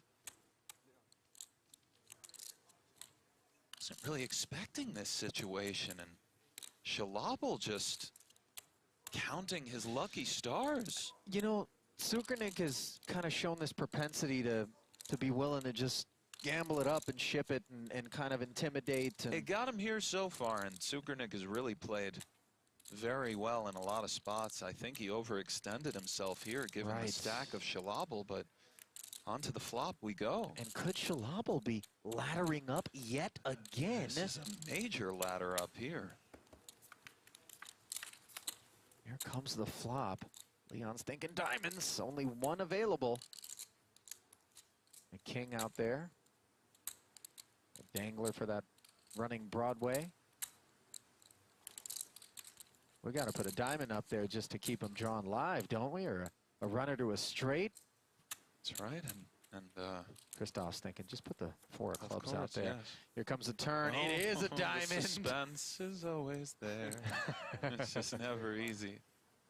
Yeah, it's a very expensive card that just rolled off for Vogelsang, worth about, I don't know, hundreds of thousands in equity, probably less, but crazy.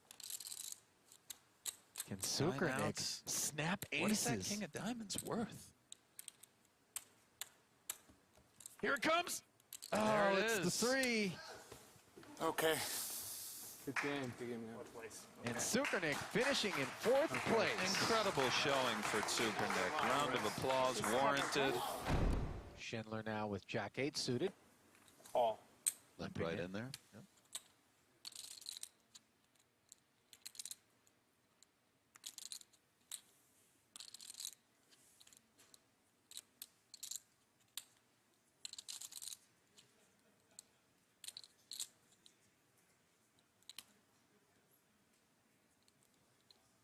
Check.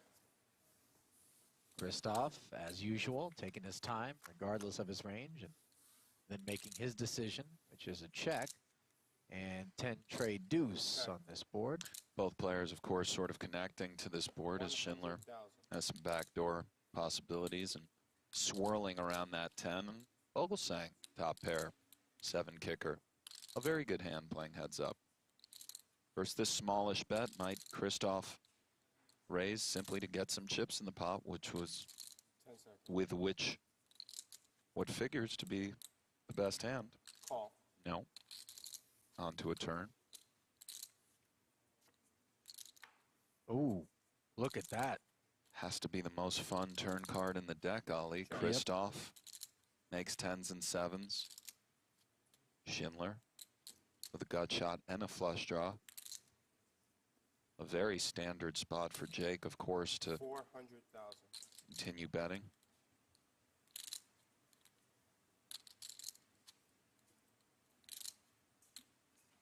One assumes Christoph will raise here.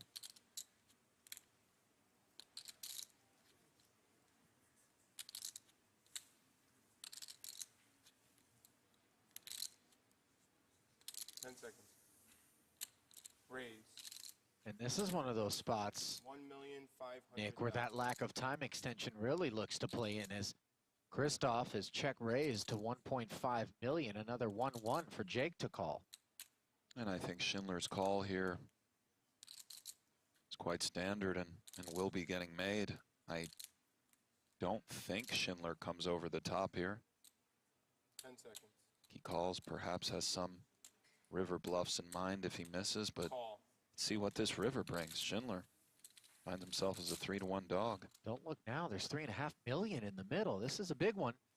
And the river pairs the board with a deuce, and not necessarily your favorite if your Vogelsang, as any overpair, now has 10s and 7s beat, but it was a limp pot pre-flop.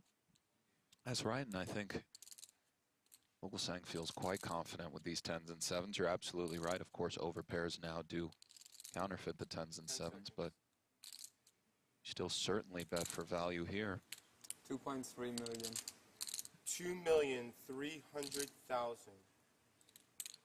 2.3 million from Christoph Vogelsang. That's mashed potatoes and gravy. Yes, it is, and deuce of clubs, of course, not the river Jake Schindler was looking for. 10 seconds.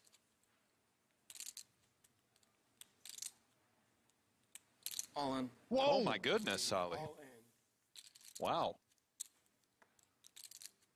Christoph with only 30 seconds to decide here. I think 10s and 7s is good enough, but man, a lot easier from up here. I did not see that coming, Ali. Schindler, all in. 10 seconds. 10 seconds.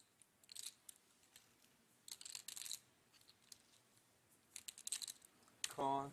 And Vogelsang makes the call. Schindler's bluff does not get through. And that's it. Good game. We have our champion, Ali. Wow. Yes. It's one of poker's most exclusive tournaments. A $300,000 buy-in feeding a massive prize pool of over 14 million. 48 elite players came to test their skill in a 4-day battle of strategy, aggression, and endurance. This is the 2018 Super High Roller Bowl. I don't think Chewy's ever been in a market. Ace-9 in Ivey's hand this time. He makes it 6,000 here on the flop with top and bottom pair. Pietrangelo sticking around as the third heart rolls off and gives him the flush. That was a dramatic pause that I put in there as though it wasn't self-evident. And I think Pietrangelo's considering leading as he defends the big blind here. Yeah. The 7 of hearts is rich with possibilities regarding Nick's range in form of the 8-10 and all the flushes and some 2-pair combinations. And the idea behind the lead here is that Ivey gets very pot control-y on turns with his ace-X, and we want to simply build the pot with our flushes and charge certain hands that have equity. And oh my, Ivey rivering 9s full of aces. Pietrangelo's hand absolutely strong enough to lead here, and he will. And of course, Ivey will be raising either in the form of a shove. He goes so big that it looks like Ivey will shove this river. And Pietrangelo is going to go into a tank, probably think aloud as he often does, and we will probably get some inner workings into his poker mind. And he graces has us Ivey with his thoughts. well covered here. He does. 10 seconds.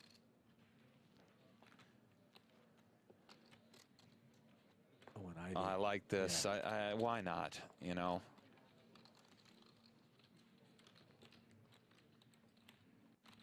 This is going to be a difficult laydown for Pietrangelo. He might make it, but it's going to be tough. Is Ivey doing this with King of Hearts 10? Is he doing this with the dry Ace 7? Does Ace 7 ever do this? Queen 8 with a, it's going to be really hard to get away. Hear what Nick has to say. Well, so far it was an F-bomb. You do now have a bluff catcher, Ali. Phil never proudly does this with something like ace-jack, nor a straight. What about trip nines? No. Never. No, Ever, not ever. first that sizing. On the end, trip nines are happy to call or turn their hand into a bluff, but again, bluff catcher. I think having a flush here just, it makes it hard. Let's go through range. Ivey has nines full. He has other full houses, given that Nick led turn. So he has the aces, jacks, sevens, all the nines full. That's a very healthy amount of hands. To counteract that, his bluffs are king of hearts, X, some straight draws that had one heart. There might not be enough. Ivey also has bigger flushes. Pietrangelo might find this fold. If you think he's under bluffing things like ace-7 and king-10 with the king of hearts, there is a chance Pietrangelo puts this hand in the muck. It's pretty reasonable, frankly. This is a dicey, tough situation. It's hard for your opponent to have the hearts as well. But they're out there. Yeah, and they're out there. Is this the line that he takes? I mean, he just calls a lot of his flushes on the end. Maybe the king-high ones put it in, but his range is rich with full houses. There are some bigger fluffs and bigger flushes, and the problem is it's not that easy to find bluffs, but Ivey's very capable. King of hearts, queen, king of hearts, 10. Just other stuff, I don't know, 7, 10 with the 10 of hearts. There's combos out there that you can find, but there are many full houses that loom here with all the combinations of the 9 in conjunction with the board. I think trips for the most part flat here. Not that easy to find a ton of bluffs, and pretty interesting to see if Pietrangelo finds this laydown. And when I say finds, I don't even mean he's finding the correct play versus range, or of course right now it's correct. I'm inclined to think probably this hand is okay folding here, probably pretty safe. If we could sim this spot out a million times, this actual spot live, I don't think Ivey takes off here that often with king 10 bluffing, so let's see.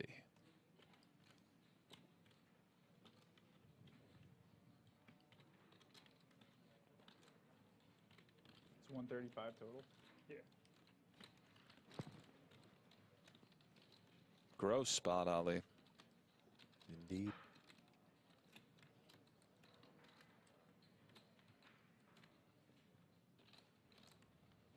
Hey, Paul.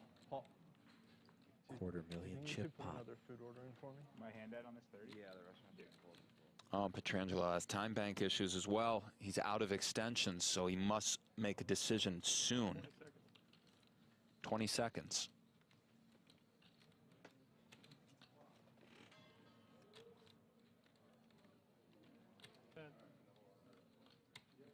Seconds now. Great fold. Found it.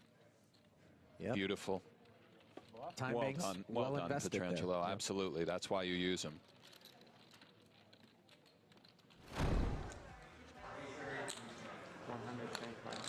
$125. Back at the outer table, take a look at this.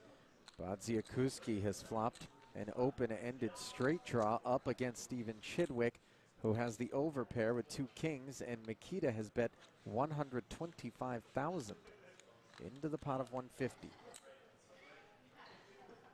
I believe Chidwick will just call here. Call. Sure enough.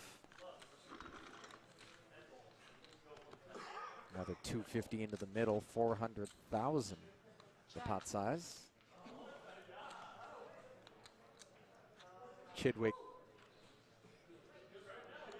checking once more. Maybe Mikita will be okay to just check back here and try to hit, occasionally bluff the river on some runouts after getting called on Jack 10-5. However, there are some straight draws that Chidwick may have that have to fold and some ace high. So it's close. Definitely has outs. 350. Oh. 350. Tell you what, Mikita's not the one. He is barreling away. Well, he's leaning on him, Ali, and of course Chidwick will call. It's the higher variance approach, but it's worked out for him to this point. 10 seconds. Though to be fair, I think the leaning sort of started more after he took that big bundle off of Chidwick with the set of aces. Steven calls again, and if you're Mikita, you got to be asking yourself, I got an almost pot-sized bet in on the flop that got called. I put a meaty one in on the turn here that got called, and on the river, I just got an 8. Third check out of Chidwick. Where does Mikita have him? Probably around Jack X. 5X is absolutely allowed. Some 10s. King, Queen is possible. Mikita would know that he's bluffing now if he chooses to use this hand as a bluff. And of course, something like a shove is an incredibly bold play on the bubble, in the 600K bubble. If anybody's capable, it's this dude, but I don't know, Ali. We shall see.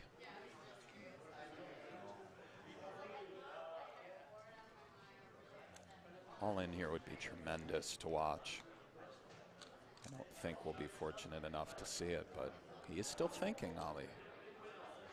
Fully aware he would be turning his hand into a bluff, essentially, if he puts something crazy out there.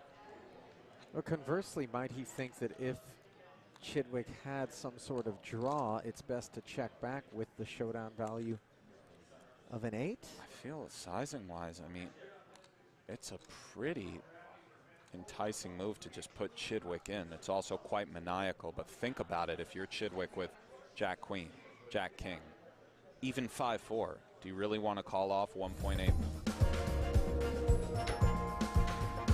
We are back. Welcome to the 2022 Super High Roller Series. The $50,000 PLO tournament is in the bag, and we're going to jump right over to Short Deck. We are live from the Marriott Crystal Cove Hotel Casino in Northern Cyprus. I am David Tuckman, joined by my co-host, Brent Hanks. Take a look at our featured table. Some familiar names. A couple of new names that we haven't seen this week so far. Sam Greenwood, the Canadian, is there. Phil Ivey, Stephen Chidwick, Danny Tsang. I want to thank you for joining us here. I'm David Tuckman, Brent Hanks alongside me. Brent, you ready for some Short Deck? Oh, I'm ready, Tuck. It's nice to see the Canadians able to play and show up for these events. Obviously, in the United States, there's a tax issue. A lot of these guys, the Sam Greenwoods, the Tim Adams, the Daniel DeVorises, they can't really play in the States. You know, they gotta pay the piper that is the government. Not over here, of course, the international waters, no tax concerns.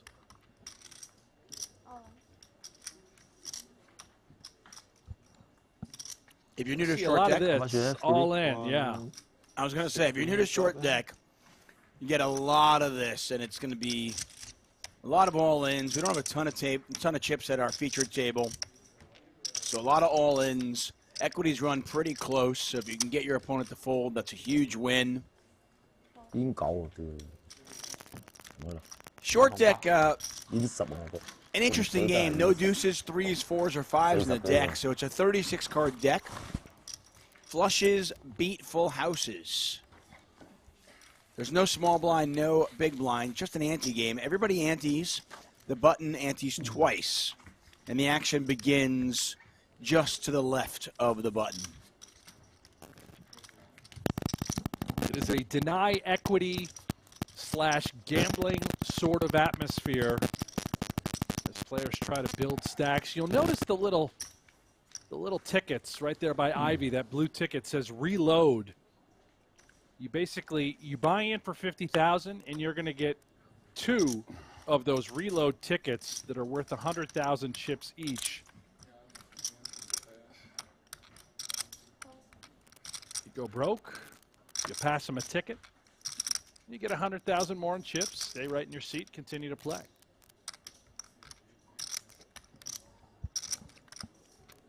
I mean, it seems fair. You pay $50,000 US, you get 3 tickets. I mean, I go to the park, I go to the carnival. You know, you spend $69, sometimes you only get 1 ticket. So I think this is a great deal in Northern Cyprus.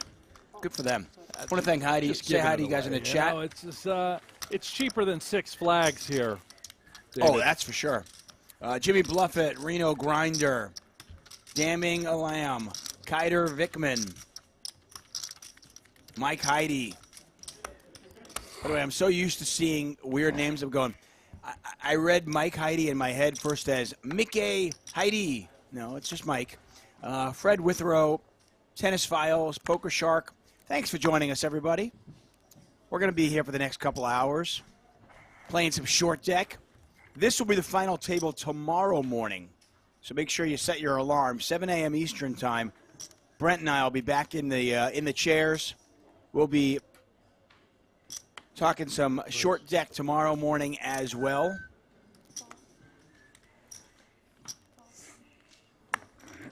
And it all ends April 13th, 14th, and 15th with the $250,000 Super High Roller Bowl.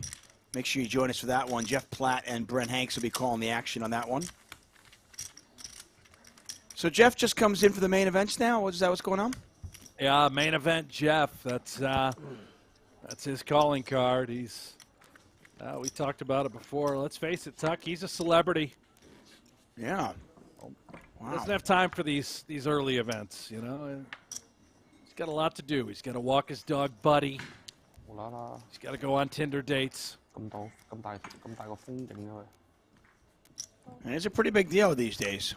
We know that.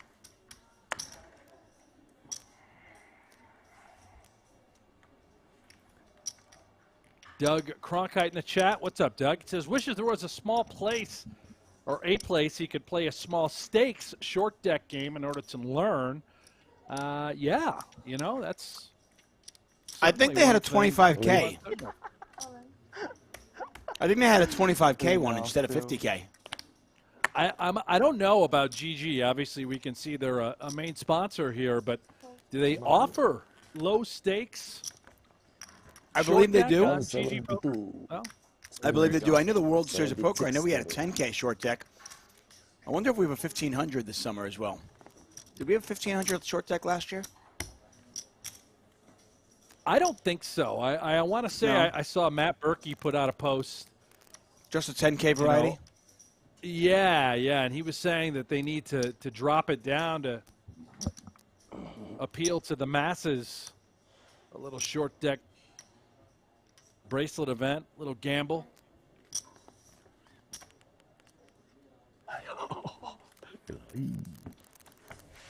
Paul Poix, all-in, ace-9 suited. That's a pretty good hand. The aces swing low essentially would represent a 5 as well, so you can make some smaller straights.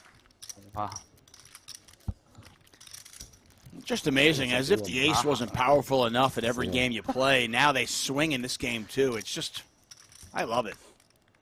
Sign me up for those aces. Short deck poker here at the Super High Roller Series. We just saw Phil Ivey win his second event in North Cyprus. He is now second in the PGT Tour standings behind Ali. There he is, the Hall of Famer, fresh off. No rest for the weary, right? I mean, the guy wins 640,000. Oh, 72. Oh, 72. Yes. Took about 11 seconds to congratulate himself and then jump right back into the next tournament. Who loves it more? Nobody. And nobody's playing better than Phil Ivey right now. 2 wins, 5 final tables. He's in rough shape here against Chidwick, although you'll be surprised at the equities. How much? How much is Stevie on? 95. 73.95. And Greenwood wondering, 93.95? Yes. is this a spot to gamble? 18,000 side pot. Yeah, if he knew what his opponents had, he certainly would have gambled, but he lets the 8s go. Ace-10, ace-jack. Chidwick with 1 live suit. Ivey also with a live suit.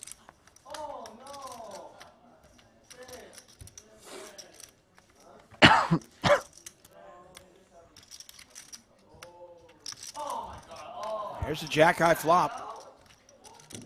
This one's got Chidwick all over it. Chidwick will eliminate Ivey, and when I say eliminate, I mean force Ivey to use one of his reload cards. So funny, he really go from pro to VIP, you know.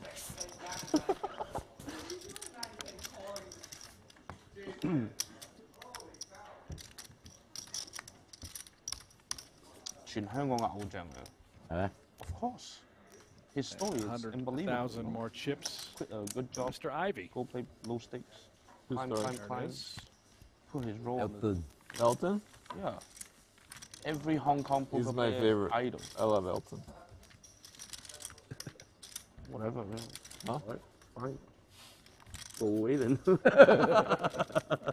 Like number one, you number two. I'm not settled for number 2. Even though it takes long. I'm not even number 2. Danny Tang, Paul Poir, very familiar with this game. So is You know it from Ivey. nothing? And Sam Greenwood, by the way. I You mean, build it all up from constants on the Triton series, So yeah, from where they nothing. spread this game regularly. I'm not sure how much I can say on TV, but Greenwood, you know, again, we don't see much of him in the United States, but he's an absolute killer. He plays the biggest buy-in tournaments worldwide. A trio of brothers, Sam, Luke, and Max Greenwood. Luke was playing a lot of the high rollers a few years back. Perhaps he's gone a different route with his life. Brother Max, also former professional poker player. He's gone the world of sports betting. Fascinating family. A group of sequoias, the Greenwoods out of Canada. The Greenwood boys, as I like to call them. Yeah, those Greenwoods, smart guys for sure. Trip Kings here for Tang. Tang, by the way, if you watched yesterday's show, all of our shows start at 7 a.m. Eastern time. Tang lost a heads-up battle yesterday. So impressive.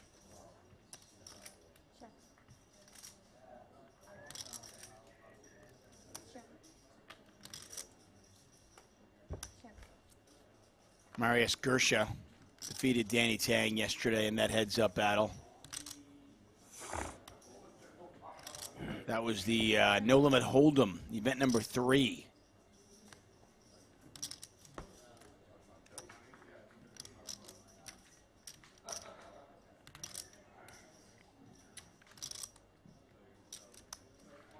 Fun week of poker here in Northern Cyprus. Get a little bit of PLO, a little bit of short deck, some No Limit Hold'em. Something for everybody, really. Chidwick, as you can see, turns the straight. Tang still with Trip Kings.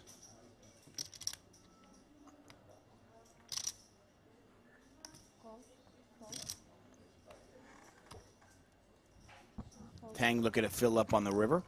So short deck is just Hold'em. You get 2 cards. Try to make your best 5-card hand. Just, again, no deuces, 3s, 4s, or 5s in the deck. And flushes beat full houses.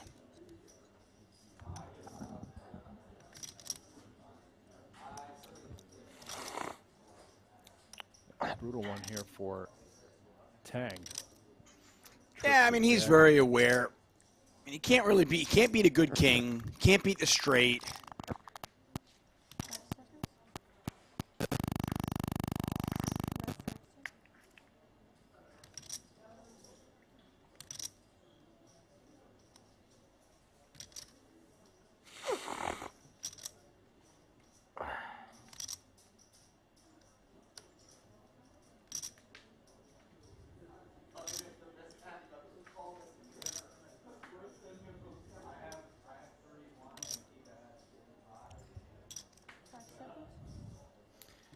Chidwick bets 30,000.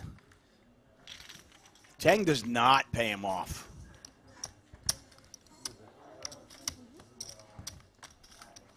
Give me a chance to take a look at the chat. By the way, if you're watching this on the Paylux app or the Merit YouTube channel, welcome. We are on the PokerGo YouTube as well. And hey, PokerGO Hold'em is here. That's right. Free-to-play online poker. This is from the creators of High Stakes Poker, Poker After Dark, and more. You can be part of the shows that help shape the game with an authentic online poker experience. PokerGO Hold'em is available now on the App Store, Google Play, or by heading over to PokerGoHold'em.com.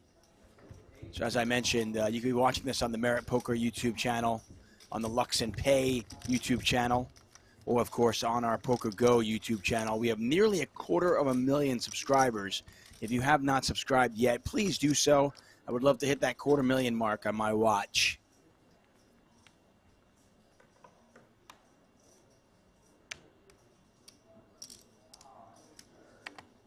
Yeah, each player, for the buy-in, you get 3 bullets. The bullets are actually worth 100K chips each.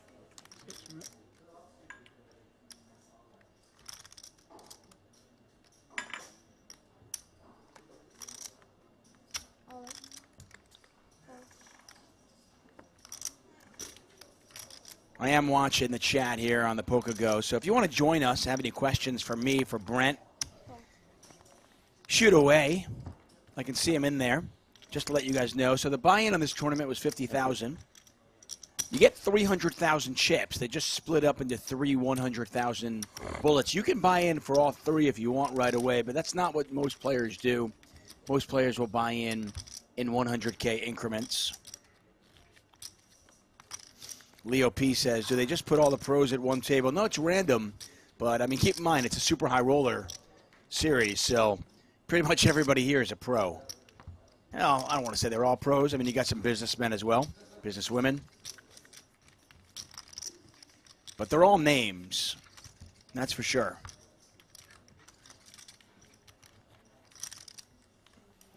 Kyra Ross saying, didn't Ivey just win the Omaha? He did, yes. He was, when they started heads-up play, Phil Ivey, Ali Imsirovic, it was $2.7 million to $2 million when they started heads-up play. Ivey erased that lead, took the lead, and ran away with it in one of the most impressive heads-up battles you would see. Ivey doing Ivey-like things in that heads-up battle versus Ali.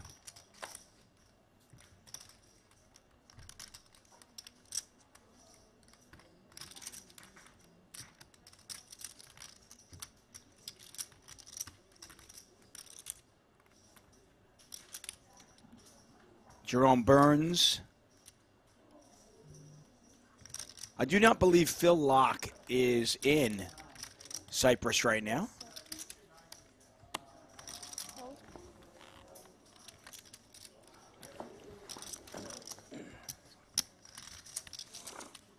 Tal Teachify says, hey, Tuck. Subscribed during Ivey's PLO event earlier. I hope you enjoy your future donuts. Yeah, me too. Where are my donuts? Haven't gotten them yet. I'm waiting for some. Paw Paw raising the 30,000 with the ace-king. Greenwood, Chidwick. Still left to act. Action is on Chidwick, as we can see. And it looks like he is going to call. I appreciate the sub, though. Like I said, let's see if we can get up to 250,000 over the next week. Chidwick open-ended. Not much there for Paul. Paul wearing the Triton hat. Valar asking if the commentators are in Cyprus. We are not in Cyprus. We are doing this remotely.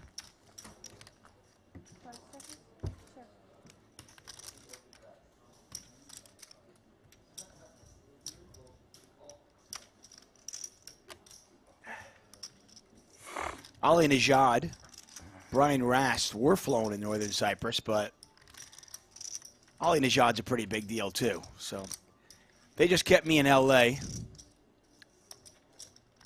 Brent Hanks is in Vegas as we commentate on these events each and every day. Each show starts at 7 a.m. Eastern time. Paul's going to check. Chidwick bets 18K.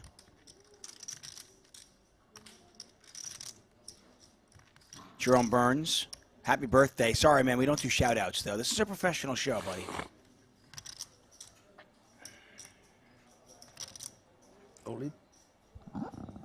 Oh, Paul's all in. There's a call. And Paul right away goes, oh no, oops. Just kidding. Paul is technically ahead, as you can see, but he is a 3-2 dog with 2 cards remaining. Yeah, some people will call short deck 6+ hold'em. Again, no deuces, 3s, 4s, or 5s in the deck. Play with a stripped down 36 card deck, board pairs, and now it is Paul Pois who takes the equity lead. But the 8 of spades hits the river, and Chidwick gets there. 177. 好，直頭 all in。或者其實你可以齋跟嘅，因為黑鬼好遠咯。True story.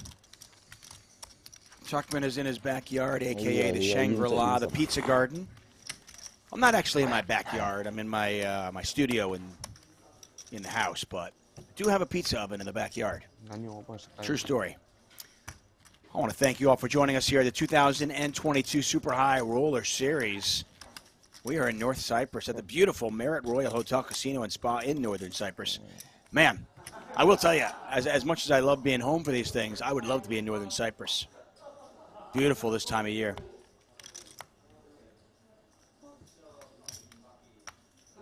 What a week it's been, right? I mean, opening day of baseball. We got Masters week. Scott Scheffler sealing the deal yesterday. Phil Ivey winning 2 tournaments. He was the last man standing twice over the past week plus here in Northern Cyprus. And we still have a lot. We still have a lot to go. As I mentioned, the ultimate event, it all ends with the 250,000 Super High Roller Bowl, April 13th, 14th, and 15th. Do not miss a second of it.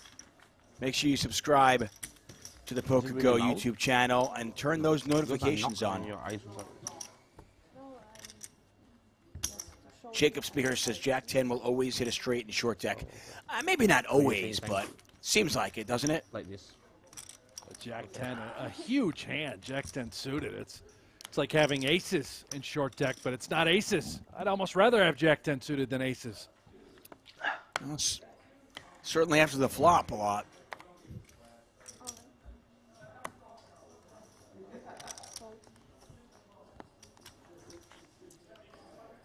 So Pois in for another reload after he loses the first one.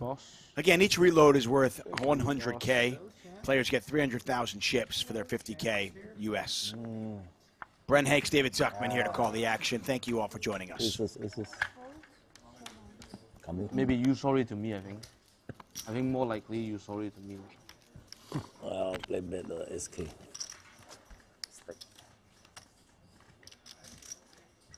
I detail you, okay? I detail you. I detail you, no worry.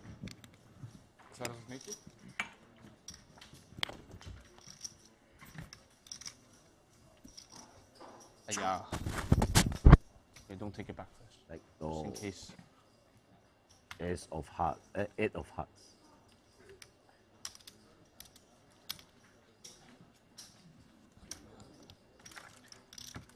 Paul makes an irrelevant second pair on the river. Set of queens for Tsang. He's up to 572,000. I think Paul has just gone through all 3 bullets. Yeah, he has. He's going to fire another 50,000, I bet, Tuck. There's no way you're going to keep Paul away from this party.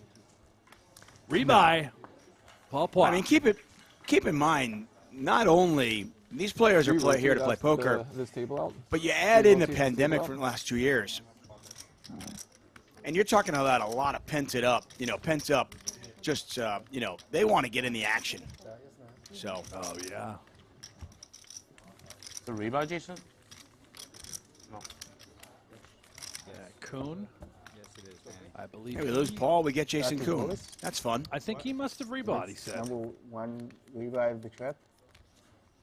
No, I rebought in the 25K. Second rebuy.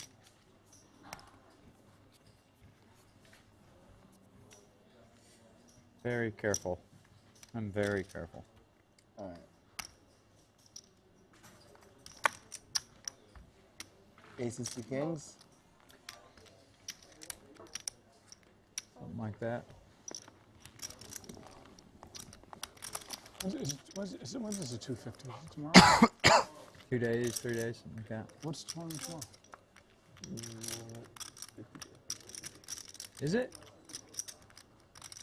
I think there was a 25K. Oh, they made it at 50. Oh, there's a 25K turbo today. At 6. 50K. Same structure as this tomorrow.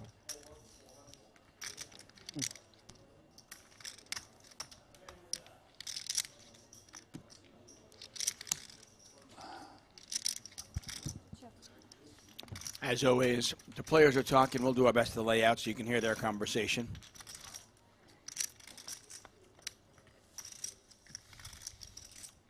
Jimmy Bluffett asking, how many rebuys are allowed? When did the rebuy period end?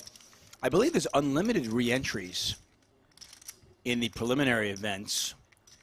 Per Brent Hanks, he had said that the Super High Roller Bowl, the 250K, the big boy, 1 re-entry is allowed in that one. If you want to buy in and for I'm going to $500,000. confirm that. I'm fairly certain it is limited to 1 re-entry in the 250K. They do have a tendency to change things based on what the players prefer. You know, we have a VIP crowd, especially folks that travel around with the Triton crew. You know, when they come to play, they don't want to be capped. I got a feeling if Paw loses his first 2 bullets in the 250K big boy, I got a feeling everybody's going to let him buy in a third time. What do you think? Well, just a lot of people. Yeah, I mean, how do you tell the guy no? Would you need want have to tell rules in place? Yeah. But I will confirm that sense, here yeah. today, just to make sure it is in fact one singular, or at least by the main event. Big short deck the day before it in 250. Registration, I believe, is open for 8 levels. At least that has been the case. Might differ per tournament, but I believe the levels are 40 minutes long. I know that. And I believe you can re-enter for the first 8 levels, Jimmy.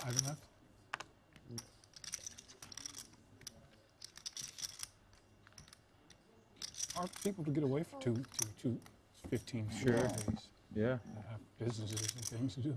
No, I agree. We should. It feels like 10 days is kind of like the max. Yeah, these trips are serious, man.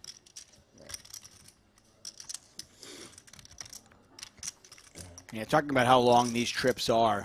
With the Triton Series leading right into the Super High Roller Series. 10 days away, and you're talking about these guys playing, 14, 15 hours of poker a day. It's grueling. It's exhausting. And it's expensive. Imagine coming into this series and just bricking it. Well, I wouldn't have to imagine bankroll. it. Yeah, I wouldn't have to imagine if I was Phil Ivey. Phil Ivey's done anything but brick it. He has just binked it. Just Bink City. Phil Ivey's world, we just live in it. Jason Koon also has had an amazing week. Back-to-back third-place finishes for him. Hope his foot's okay. Oh, speaking of his foot, if you guys missed it yesterday, Jason Koon stepped on a sewing kit needle in his hotel room. He sent me the video of him pulling out. I mean, it was the real deal. You're looking at like probably a 3 to 4 inch needle, and he just had to pull it out of his foot. It looked horrible, horrific. The pain was agonizing. You could hear it in his voice when he was, on the video doing it. Just terrible. The ultimate needle in poker. Basically the same, Like a lot of the tournaments, same feel, same structure, same whatever. Getting people here with 2 weeks of playing like the same tournament 5 different times is hard. Sounds awesome.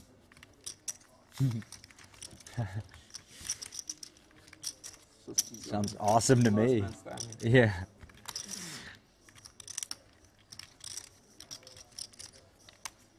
It's a little bent here. I think the cards are just like that.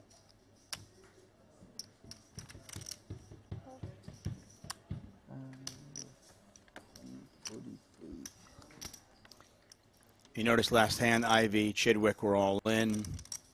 Chidwick made Broadway on the river, and Ivey, using his reload ticket, has another 100,000 in front of him. 3 And I think that's it for Ivey, right? He's on his final ticket. Well, for now. Before he'll have to rebuy, yeah. I mean, with the way he's running, he's going to just keep re-entering until he builds up a stack, right? Any side flop here? Why not? You don't want to turn it into a, you don't want to turn it into a 300K. No, that's not ideal, but.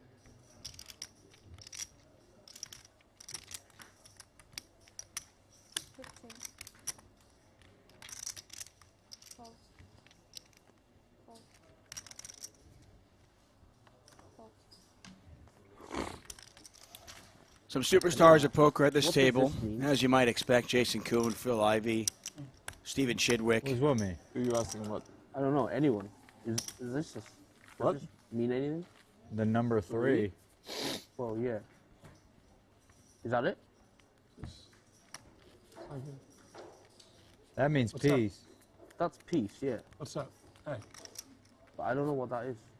Who's doing it? I'm just curious. I really am. Doesn't mean- It doesn't mean anything. What are we talking about? What? Are you trying to get a Ivy shirt? personalized hand gesture, and you just want to make sure it's not taken yet? nobody's taking it yet? Well, There's nothing I would talk about anyway. Okay, all right.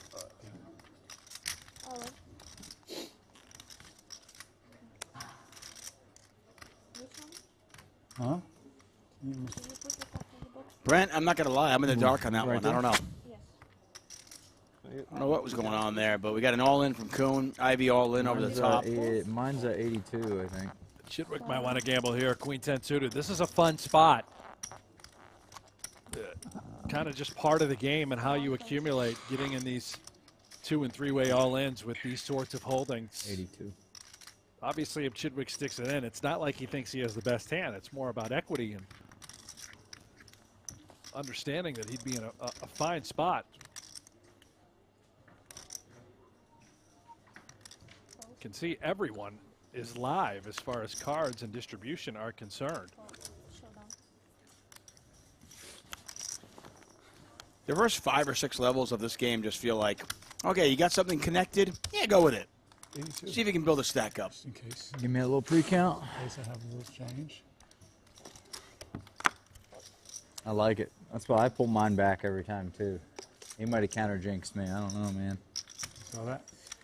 Yeah. It's a good start for you. I think that locks it up. It does. Ivey has got Koon dead.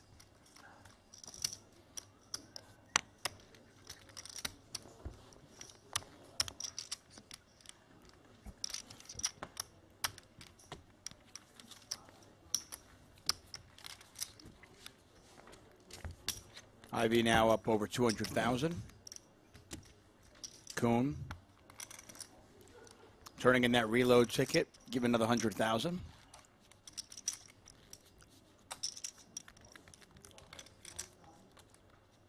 If at the end of the rebuy period you have any reload tickets left, you can turn those in for the 100K as well.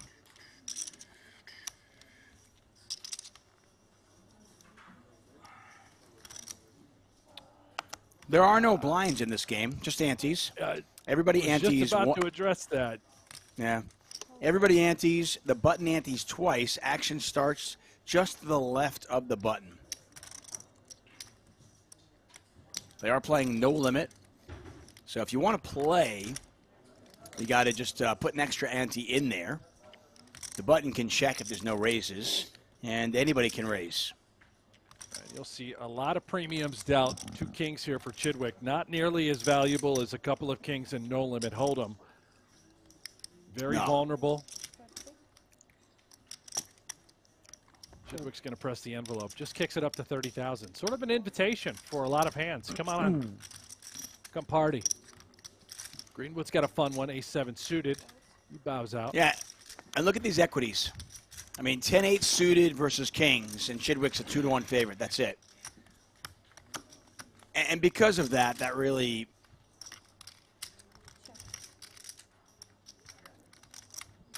a huge factor in the strategy of this game, because if you can build up a big chip stack as you approach the money at the final tables, you see a lot of the big stack pushing around the other players.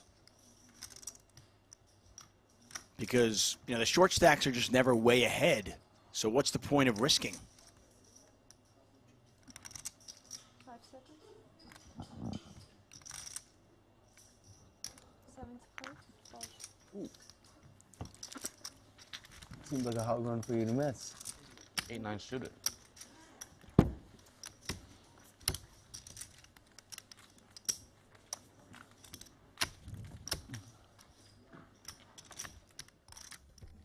I know Daniel Negreanu tweeted about coming out and joining the party with his good buddy Phil Ivey as we take a look at current chip count leaderboard. Danny Tsang up top. Chidwick, that's the pot there. He's in second. Ivey, the man of the week, the man of the moment. Greenwood, Koon, rounded out. Tuck, when I mentioned Negreanu, I don't think I've ever seen Daniel Negreanu, of all the shows that we've ever covered, play short deck.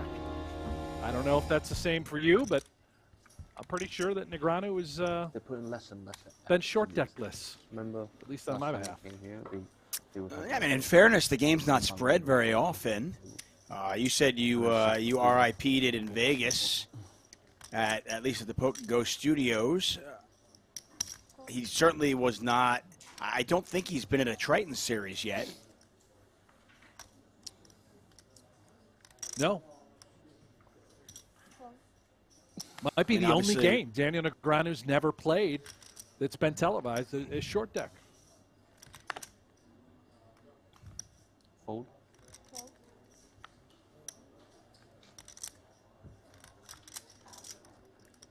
I mean, to the chatter's comment from earlier, I mean, it's not a game that you could necessarily play for small stakes unless maybe it's online. Greenwood's all in here. 118.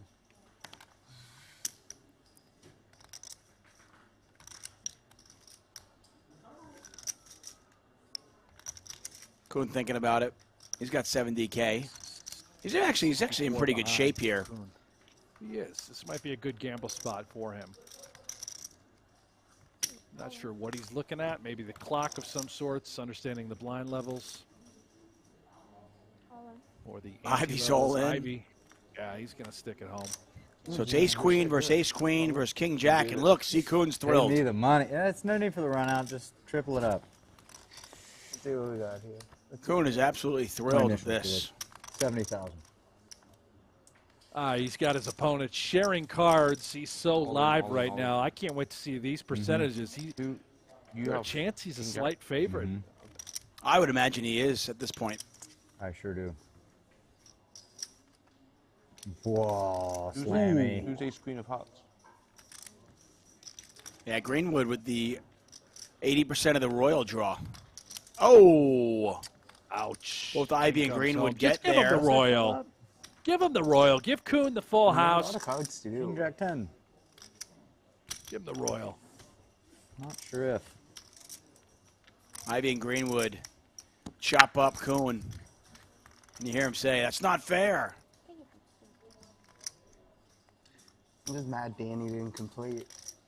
Ivey up to about 250,000 chips. He's about to give me and Phil 3 more K to split, I feel. That's why I'm good. Yeah. All the players and spectators that at 6 p.m., that means in 10 minutes time, we're going to start the other tournament in the schedule. It's a 25K turbo, 20 minutes planned. So again, registration are open for the... I believe I heard a 25K turbo. Is that right? Maybe they've added another bonus event on the side for those that do not want to play short deck. I think I heard that correct, Tuck. Huh. Yeah, I'm. Hold on a second. Let me see if I can just get enough cash together to jump in that one. That sounds great. I love those turbos.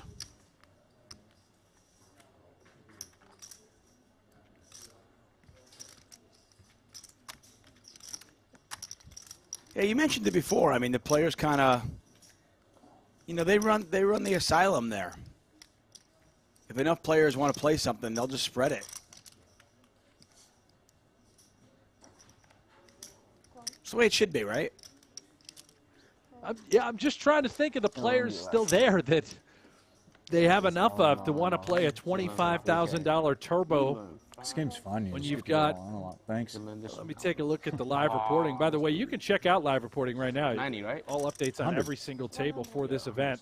Head over to you. pgt.com and click on live reporting. So right now, So I'm gonna win. My as it hand's stands, way better. there are 21 entrants in this 50K short deck. Yeah, you're feeling it. And for the life of me, 10-8-6. can't understand where the rest of the players are coming from that are going to play a $25,000 no-limit hold'em spades, event. maybe even. You got a gut shot, man. Don't be greedy. Ace 8-9. We got ace king 6. That is a good one. I wasn't being greedy enough.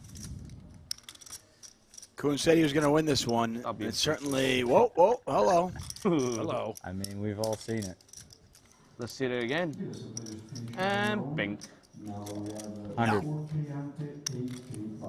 100 even. Finally gets his double up. You think you have me dominated? Yeah, I was feeling like you had like a sneaky little suited Broadway.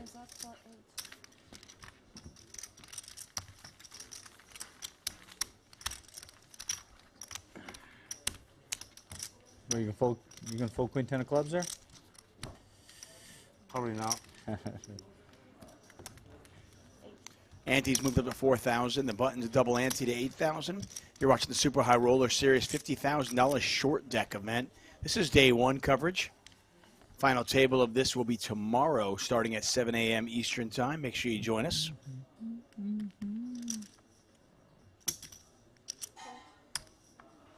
Jamie T. No, every player does not start with 50,000. They start with 100,000 chips. So, you know, that's why you're going to see a lot of the all-ins. It's already 24,000 out there in the middle. Chance to increase your stack size essentially by 25%. Uh-oh, Greenwood, queen jack off right into the aces.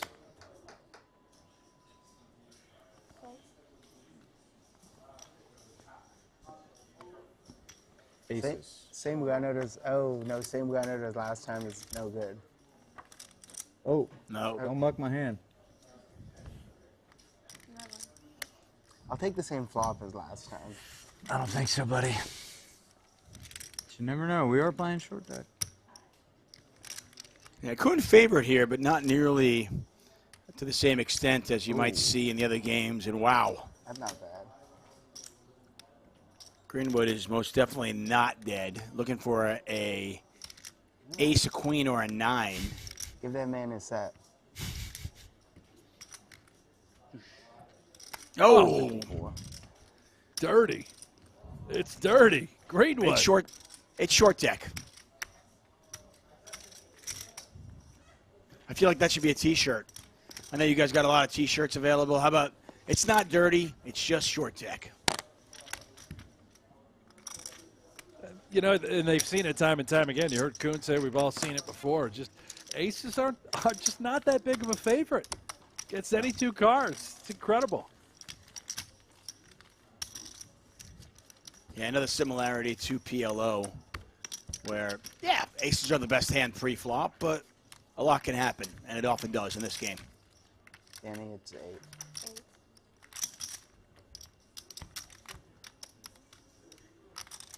So it's an interesting way to hold your phone if you're Danny Tang.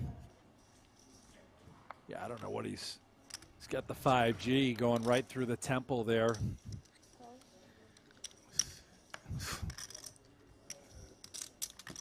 I don't know. I'm not a conspiracist, but Maybe he's uploading a short deck solver. Look at those glasses. I think many of us have suspected that Danny Tsang was some sort of a robot, and I think this just confirms it. 253.05. If you're going to have your phone at the table, you might as well do it right. Just put it right on your head. Let everybody know. You don't need to be discreet or subtle. Try to hide that you're texting the nanny, whoever you're talking to.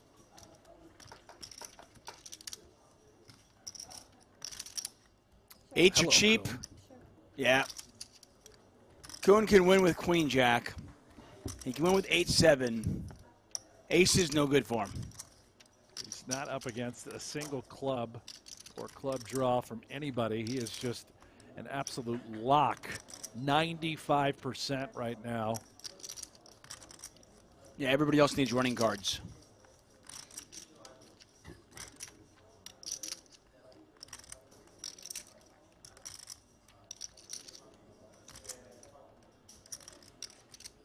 And I think it is on Tsang, if I'm not mistaken. Queen on the turn, and nobody's got a queen. Unfortunate for Koon.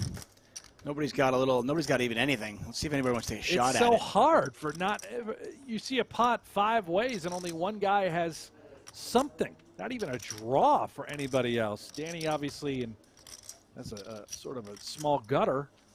That's it.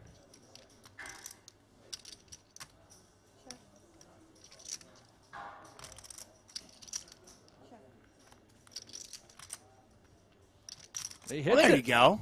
Yep.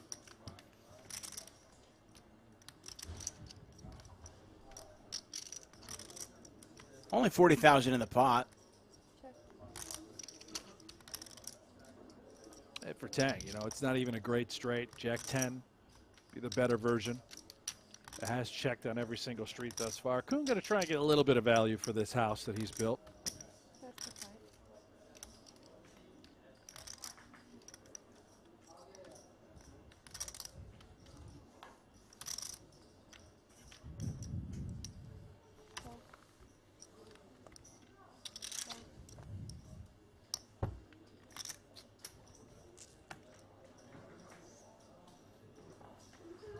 Tsang hates it.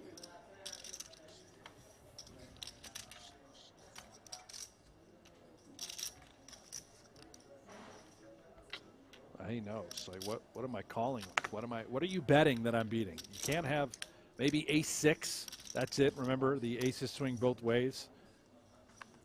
Otherwise, Yeah, the ace acts as a 5 in those spots. Yeah, I was already wary of you. Annoying. That Kind of hard for me to have big cards. Hit my stupid gut shot.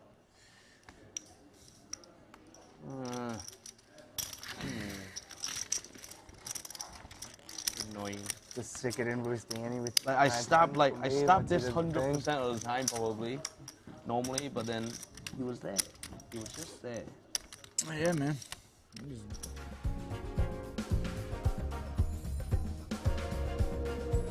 That's right. It's PokerGO Hold'em time. Play free Texas Hold'em poker.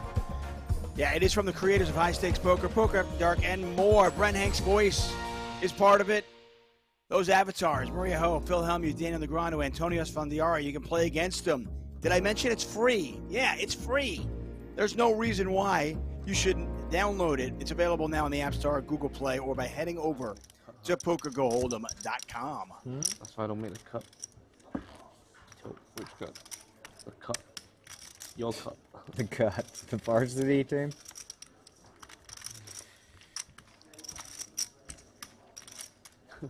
You must have been thinking, what the fuck is he staring at? No, you always stare. I was only staring at you, though. I mean, I'm likely to have low cards for sure. Not as likely to have the big ones. A gambling hand, Queen 10 suited. We're all in here, baby. 120. Right, time to get them back. 128. Yes, let's get them back. Let's get Get them him back. back, Danny. I believe in you, buddy. I can't. No. Well, I might need to donate them too. Oh yeah. Greenwood will call. You lose. Doesn't have Koon in Koon great dominated. shape, although wait till you see the equity. It's like 60-40 still. These are the I'm exact pretty same sure. cards. It's very close. Knocked me out of the last one. Paul had Queen 10 of clubs. I'm ready. What? I'm ready. Yeah, this didn't feel like me. There you go.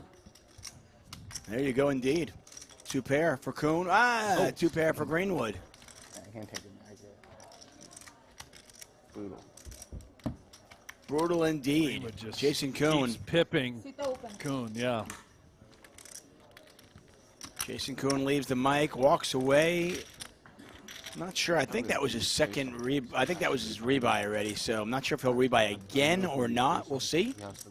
Well, he will, because You Koon just want the prize pool big? or- really does believe he's one of the stronger short no, deck that's players reasonable. on the planet. He'll absolutely dive back in here. He I believes like he has an CPV. edge against the field. Yeah. I think a lot of these guys would tell you the same thing. He does have an edge. Some people in the chat seem to really be upset about the dealer suspenders. I mean, far be it from me to tell you what to get upset about and what not to get upset about, but this seems somewhat trivial in 2022. I'm sorry, the suspenders? I haven't even noticed it. What are we talking about here? I mean, I noticed that the dealer has suspenders. I don't know. I'm just saying, in the year 2022, I don't want to tell you what to get upset about, but this seems like there's something that probably shouldn't bother you that much. Just going to put that out there. Suspenders. I mean, Yeah, see? There you go. what's wrong with that? That's not good. I like I said, whether you like them or not, I don't know. It's in the world that we live in, if this is what bothers you, might I suggest you go get some help? Ow. Because he wins. He beat you. Yeah, he crushed me. He beat you in the game. He beat you in the Don't Smile game. I'll get him. Sensei, by the way, says there's not enough suspenders in the world. I'm with you. I like suspenders. I don't have a problem with suspenders. I'm having a hard time thinking. I don't really understand what the issue is. Yeah. As I mentioned, in the year 2022, coming out of a pandemic, the world is at war, and suspenders are tilting people. Doesn't feel right. Nonetheless, we continue here at the Super High Roller Series in Northern Cyprus. Chidwick, Ivey, Tsang, Greenwood. Staring at a Queen 10-7 2-diamond flop. We've got a superstar at the table. Tsang with a pair and a flush draw. He really comes well. So sick. Nobody makes flushes in this game, though. See, I say it. You see what I did there? I don't know how you summoned the flush. And I did. I did, yeah. Put the jack of diamonds out there. I'd like to see 2 straight flushes. That's what happens. I made the flush happen. Let's do it right. This, by the way, is the 4th flush we've seen in short deck this week.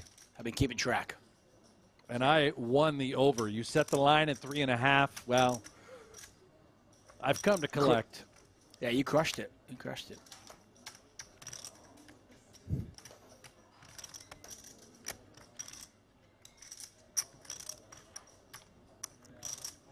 I'm all about the short deck. I could cover this every day, Brent. I don't believe you, David. I don't know. Sure.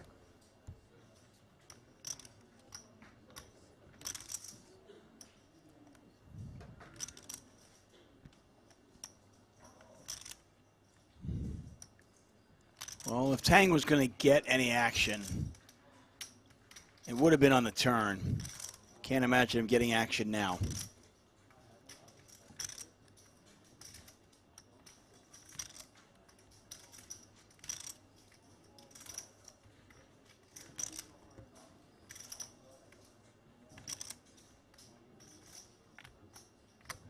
Let's get real, Tuck. What is your what's your least variant of poker to cover? Are we looking at it? Hold that thought. No, I don't think so. Hold on a second. Chidwick's going to bet here. Chidwick, by the way, turning a pair of 10s into a bluff. He is. It's not going to work. I'm going to go on a limb and say it's not going to work. Yeah. Tsang has got an absolute monster. It is really, really hard to make a flush in this game, folks. So when you make one, you're not folding one. Certainly not on a when there's only 3 diamonds out there.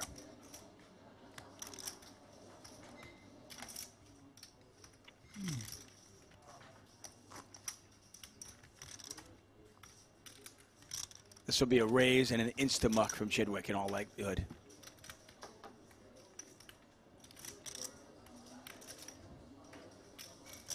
Chidwick has overbet the pot, so maybe that's making Tsang think maybe I should just call.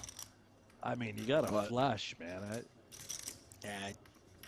Put in a little raise. I mean, what can't you make it 150, 180, and then fold if Chidwick were to ever shove, knowing that your flush is no good? As ridiculous as that sounds. Yeah, I don't. I'm with you on that.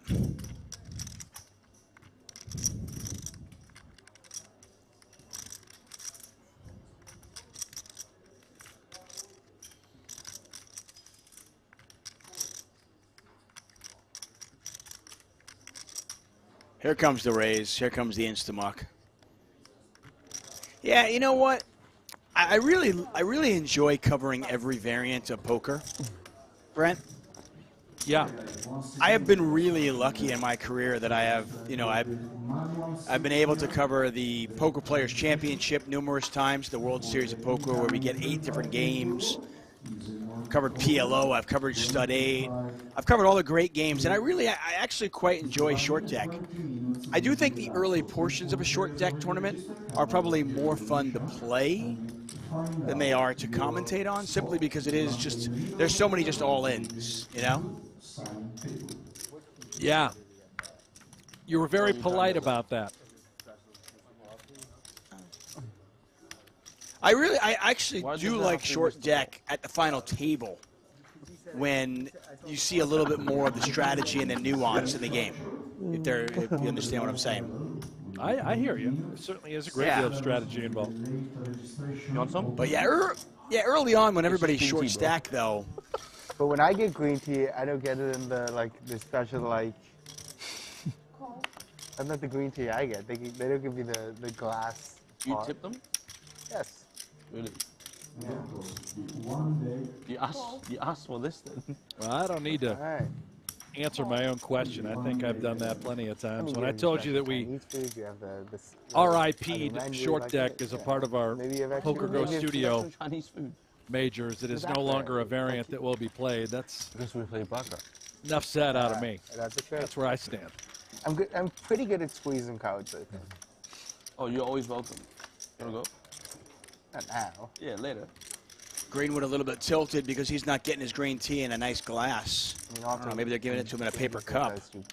Well, listen, Greenwood. What's your deserves that favorite? green tea. What is your favorite variant to cover? I'm simple, David. No limit hold'em. The Cadillac. I don't think I got your number anymore, by the way. We were looking for a cash game player last night. Very much my favorite. Was Elston playing? Yes. Elston has one. But I didn't have Extremely fascinating game for me. Short deck or long deck? Let me see. I might still got Game that I don't think can be solved. And I'm not saying that, you know, PLO or short deck can be solved, but just watching sort of the great players struggle in spots with no limit hold'em, I think that it's interesting. No, it certainly is. I mean, I'll tell you, for me, it's not really the variant as much as the event. I mean, sign me up and, you know, the 50K Players Championship at the World Series of Poker, or you get a 250K Super High Roller Bowl, you know, inject that directly into my veins. I love that. You know, I love No Limit Hold'em when I covered the main event at the World Series. That's just amazing. Nothing better than that. It's the stakes. It's what they're playing for. It's what's up for grabs. It's the 1%, right, too, of poker. You know, only a select few are that good, have accumulated that much wealth in order to participate. And of course, you know, you're going to get your business guys that are worth What's infinite. your name on Getting out there, taking shots. To me, that's also exciting. I haven't used that stock Watching since, the amateurs compete against the best players. But let's see if you got notification. Kiat Lee has joined the table on 222,000 chips for 56 antes. But yeah, I mean, obviously the money is huge, but it's also just like what it means to the player. You know? Is it easier just taking your WhatsApp? Is that me? Yeah, WhatsApp's better. Watching somebody so you don't mark the cards? put themselves on the line for something they've wanted their entire lives. Me again? What'd you have? Oh, sorry. Brandon Sheehy says that short deck is Brendan is his favorite to watch and play. I'm climbing that rank today. Hey, to each their own, right? Yeah. I told him I didn't make the cut. Playing my Super A game today. By blinking your eyes? No, just hand after hand. I don't think I lost a hand yet.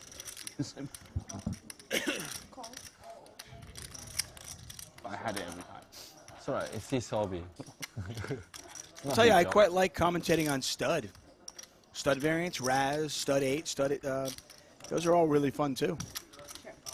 Is Omaha your job or hobby? Is Omaha your job or hobby? I love the Players' Somewhere in Championship. between. You mentioned the 50K This is PPC. hobby. That is, oh, every year that is exciting. Yeah, I've been lucky enough to commentate on that a handful of times, and that's one of those, you wake up in the morning, you see what's on the docket, and you just get excited. From a commentator's perspective, from a fan of the game perspective, you know what's at stake that day, you know what the players are playing for, and you can't help but be excited about that. If that doesn't get you going, then find something else to do. Nice bet there from Lee, and quick fold from Danny Tsang. Coco Mac. Brendan Sheehy does point out something. Yeah, someone who has a show called No Gamble, No Future should love this variant. The long deck is your hobby, but you never do. All you do is Fair work. point, Brendan. A fair I point. played it yesterday. I played it yesterday 40K. You talk as if like you giving him short deck action and he should give you. Oh yes, PLO you played? No, I played it yesterday, the cash game. Oh, cash game. Do you play cash game? If I invited you to play cash game, would you come? Depends. Call. I thought you were gonna say always. Oh, he has a baby, you know, or infant now, I suppose. Don't worry, you still got your seat. You don't have to. Yeah, I'm just saying. But you only got a seat on the bracket though. Did you say you got this squeezing Yeah, card? Well, I don't like squeezing cards at the TV table because, like, then you just. That's right. We get a private bracket table for you to squeeze. All in. All in. I've been talking too much. Twice. Did I show my card? No. No, again. I mean, it was sure.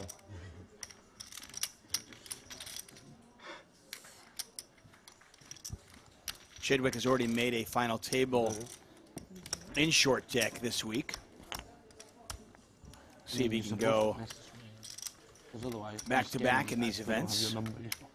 Yeah, did you message? No, you need to message me. I don't have your number. You just scan me.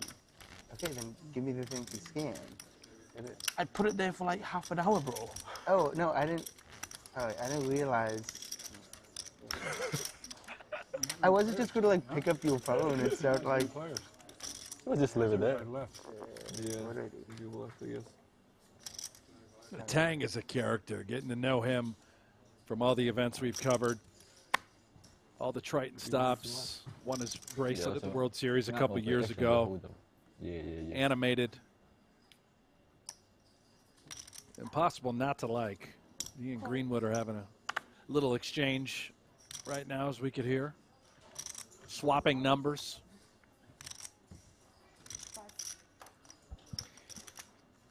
Yeah, Sam and his brothers are an interesting group of guys. A little more. Okay. Just over 4. Yeah, it's alright. Luke Greenwood, we mentioned him. Used to play a lot of these events. Tremendous player. The other one, Max, back in the day was a poker player. You okay? Now he's involved with other endeavors. I like a lot of these poker Sharp players. Group. Check. There's dust on my phone, bro. Well, he's got a flush draw. See if he can hit it, and he does. You don't even know how to use WhatsApp, dude. These guys are making flushes like they're going out of style. There we go. Thank you. Check. Check. Danny, to add your last name, or will you just like? How do you put a flush on board in short deck? Danny, then I would say. One Yeah, ladder this to the guy's straight flush at that.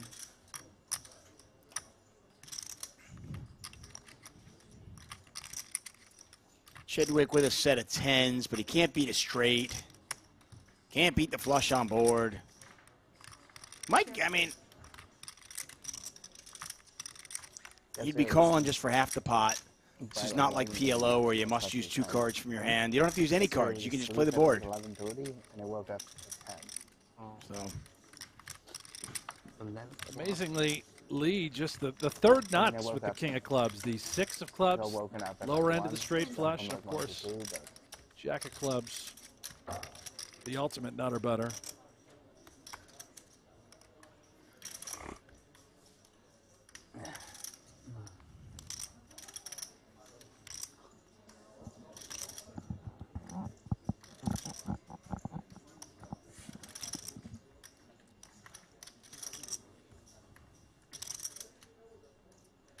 Call. Show down, please.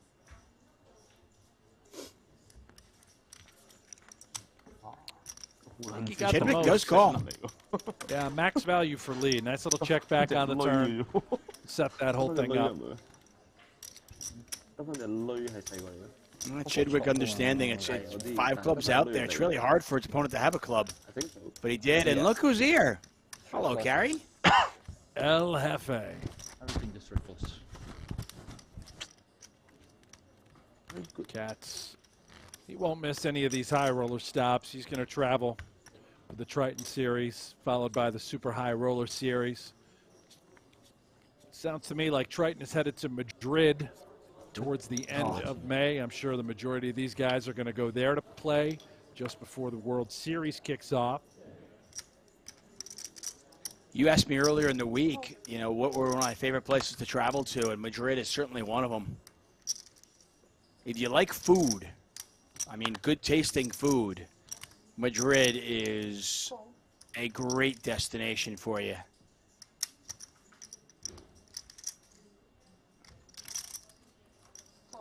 Well, I don't like food, David.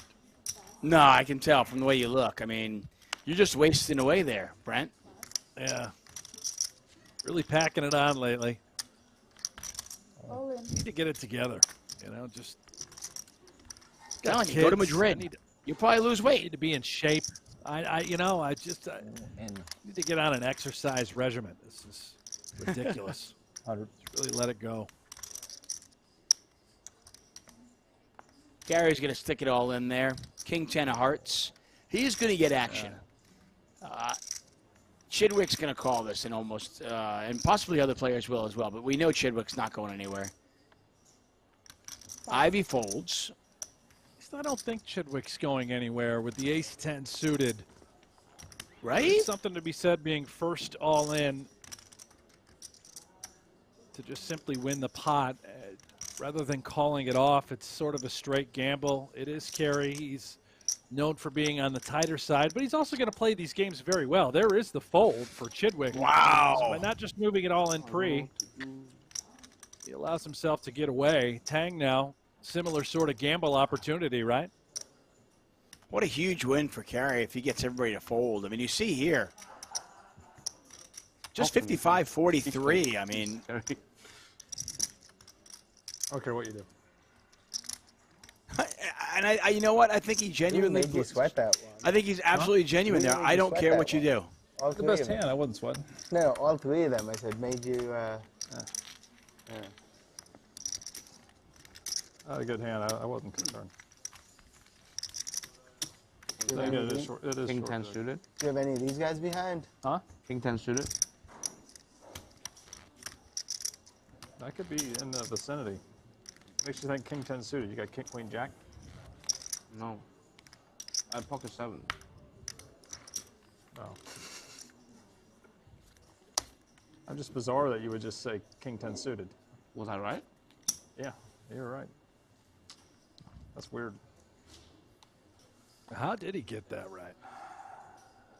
Yeah, one of those. All the hands you could not have sure if I guessed. want to call phase, but then don't want to give too much away, otherwise you look weak. Now he had. Do you have any of these guys behind? Huh? Yeah. Oh, I thought. Man, my reads are off today. I thought your face was. I don't want to go back to the edge desk face. I don't want. I never want to go there. 因為你好似好多，我好似好少，但係其實我多過你。因為我氣勢。 Carey left his hat at home. Call. If you are accustomed to seeing him, you're accustomed to seeing him with his lucky hat. This week, though, it has been the luscious locks of hair we have seen on Carey's head. Carey I like limps in with the ace-9. picture as well. He's got the shades cooking there. Very rarely have you ever seen him in sunglasses, unless he's vacationing with the family. Some tropical paradise. Carey with a straight draw here. He's got a double gutter. He can catch a 10 or a 6. Kind of a sneaky one you might not see. Yeah, that's the power of ace-9 suited because of those two-way straight draws that you're able to acquire. He might take a little stab here now. Gonna give Ivey the opportunity. I mean, Ivey's got one of the worst hands you can possibly be dealt. Jack 6 considered the 7 deuce, Queen 6 not too far behind. And there it is, Hefe. That's how you make it straight with the ace-9. Remember, the 5 swings both ways. It goes low. Yeah. Even this small little bet, unlikely to get called. Ivey, no interest whatsoever. Take it down, Carey, and Carey's up to 156,000. It happens quick in this game.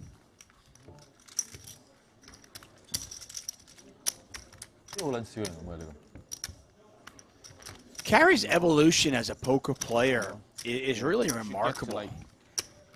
I think people just assumed when he first started playing that he was, you know, the businessman, he was a spot in the game. But he has shown over the last few years that he's got some poker chops and he's been quite good.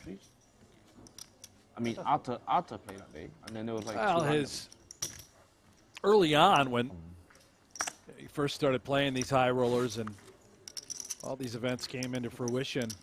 I mean, a lot of people left, right? You know, I think he would be one of the first to tell you he was not elite in those games. He was a spot. He was a bit of a dog, but he's just wired in a way that, Is he playing? you know, sort of obsessed with so Webster left, Ivan left. getting good Watson at this left. game, and that's exactly what he's done. And he's also done it with his own sort of style. He had just always booked his flights for like these days. Oh, okay. He is, I think, the best short stack player on the planet. Gives Helmuth the run for his money when it's all said and done in that regard. And here we go. Yeah, big hands. Yeah, Ivey all in, Chidwick all in behind him. So this will be a big flip. 386,000.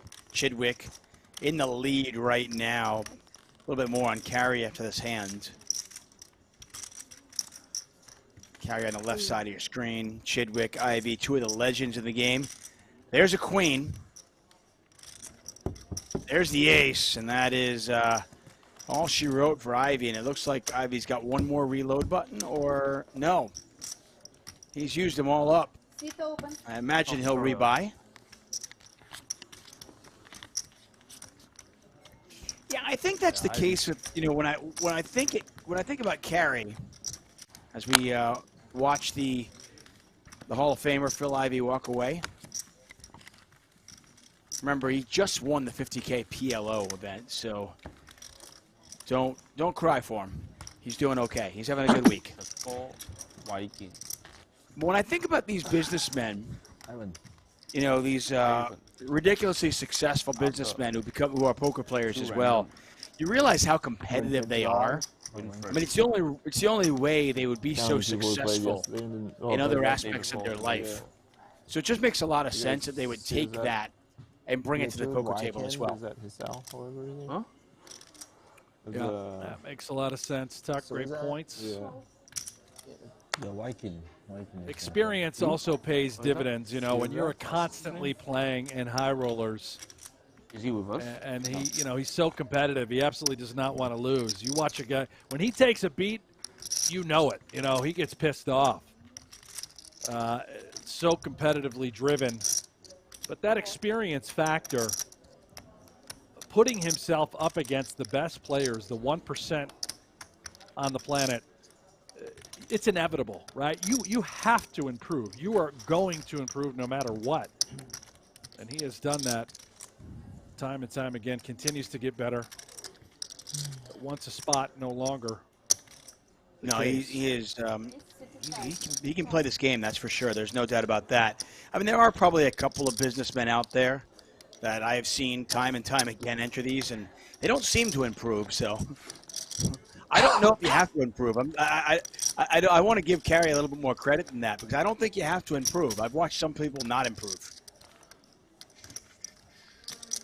Well, let's call him out, Tuck. No, I'm not going to do that. Let's really put you on the spot here. Yeah, I'm not going to do it. Okay. Poker players don't do that. You don't call out people. That's just not something you do. I mean, a tournament that has No need for it. But I just put it out there, though. I just say, I don't think you just automatically become better because you play. Be the same for It's a good point. 250K or whatever. It's not a given. 250 is really, really high.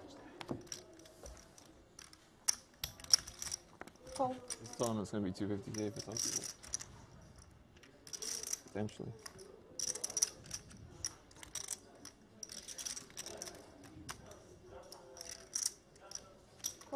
I do appreciate you trying to get me to call him out.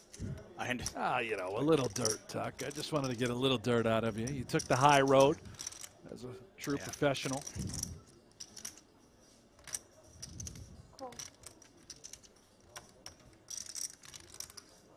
We're at the beautiful Marriott Royal Hotel Casino and Spa in Northern Cyprus for the Super High Roller Series Europe 2022. Or level 8. Level 8. Got five-way action. Brent Hanks, David Tuckman calling the action as we look at this Ace King 9 board. Nobody in love with this flop. Tsang does have top and bottom pair. Check.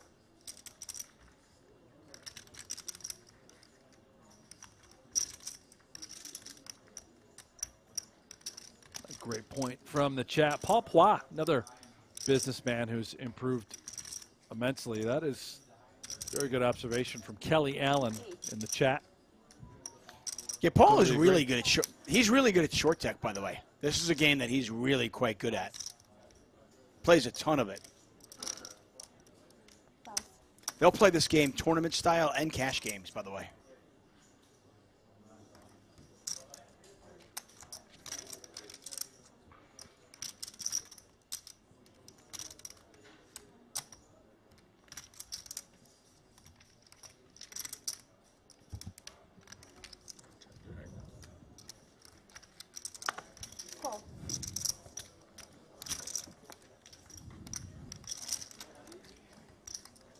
Chadwick way behind.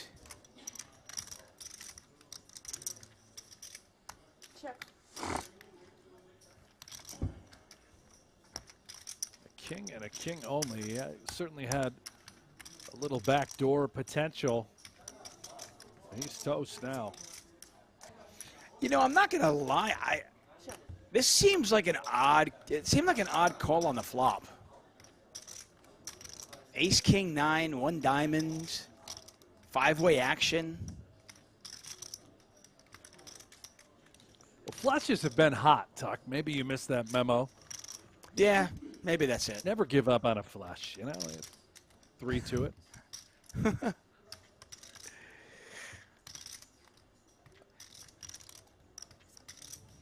Check.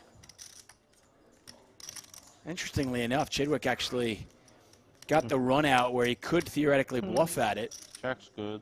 Check. Showdown.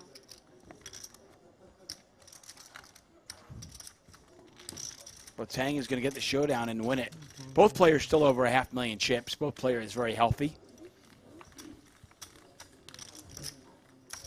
I think we might have one more hand before we go to a short break.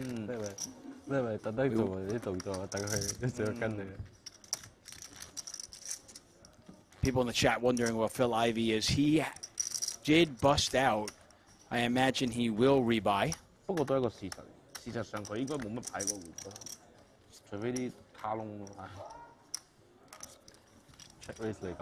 I miss Ivey. I'd like to have him back, Tuck. We've had a lot of them this week. He's now made 5 final tables. He's won 2 events in Northern Cyprus. I can't. I have 7s. He's made a lot of deep runs. I check it's too much. Just range, check raise. But you can never have too much, Phil If Ivey. you run into 9, so be it. Gustavo wondering where Jason Koon is. Jason Koon also has been eliminated.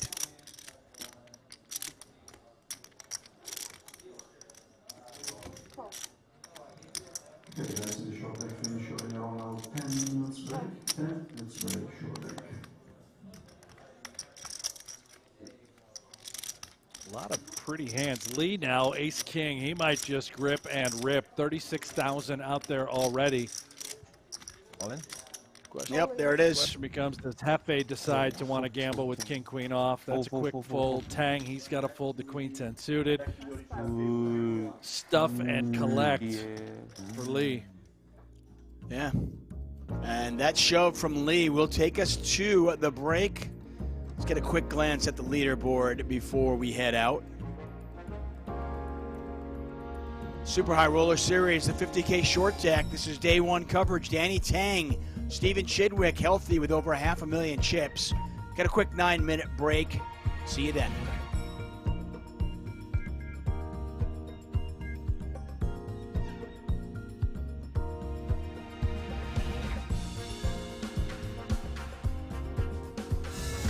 One of poker's most prestigious high roller tournaments is back. With a $300,000 price of admission and a $3.6 million first place prize, luring 36 of the game's elite to a 3-day fight on the felt. But only one will follow in the footsteps of Brian Rast, Rainer Kempe, Christoph Vogelsang, and Justin Fonamo as the next champion. Their journey starts tonight at the 5th installment of the Super High Roller Bowl. Is protect yourself at all times. I got to bet yes. That was grimy. And I feel like it's grimy in a cash game. But to say you got me or you got it or I can't call or any of these sorts of things. If you look somebody in the eyes and you're like, you got me, and then you get a read and you're, no, you don't call. Yes, it's a little grimy, but at the same time, I wouldn't do it. I'm not advocating for angle shots, but it is protect yourself at all times. So fair or I would foul? always say foul in an icky moral way.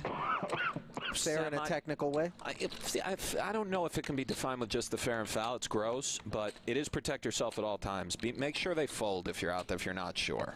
Mikita's not looking to protect himself as he has flatted Negranu's 5K open with 2 9s, or perhaps it is in the interest of protecting himself, or his chips rather. I can really do it. Not looking to bloat it pre. I was thinking like either bet in the dark or check in the dark, but none makes sense. Bet in the dark would be sick. Neither makes sense. Like throw out 15K, that'd be sick. 15, just bet pot in the dark? I don't know, man. I have to look, see what comes. Okay, we've got some to work with here, right? You and me. Let's go. We got 6s, we got 7s, we got 8s, we got straight draws, we got flush draws, we got all kinds. So what we got to do here is put one blue chip in. Go ahead. 5-9. I can think of a card that would create some spiciness. Or more. It's up to you. Yeah. Whatever. Yeah. Definitely. And that, of course, the king of clubs. Okay, I know. I'm not asking for advice. And the next table to break. Yeah, I did, though. Yeah, he's a nice table. Oh, man. You don't like that bet? So, I so can't our ask table's the questions. next to break. It is the next turn. Okay. In the event that we break it. Against the rules. Rules. Bads weighs his options. You should. 16. He said, Comes with 16. Fine, We break 16,000. This guy, I knew it. I knew this freaking flop. He was gonna Daniel do that. calls. No, Daniel under the gun don't do it here. to me, man. Kind of Come wrapping on, I got a a big good pair. card. He can have some of the stuff like this, but Give me what I need. does have some big pairs here, given this line. And wow, in she comes. And Negreanu knuckles, by the way, turns the stone nuts, and it's going to look a lot like he's worried about the four-liner here with his range. Of course. Negreanu can have 10-10. He can have the Jack 10 Babe, suited. you'll feel it. So good. I think Bats bets this, Nick. Right now. Oh. It's a great hand.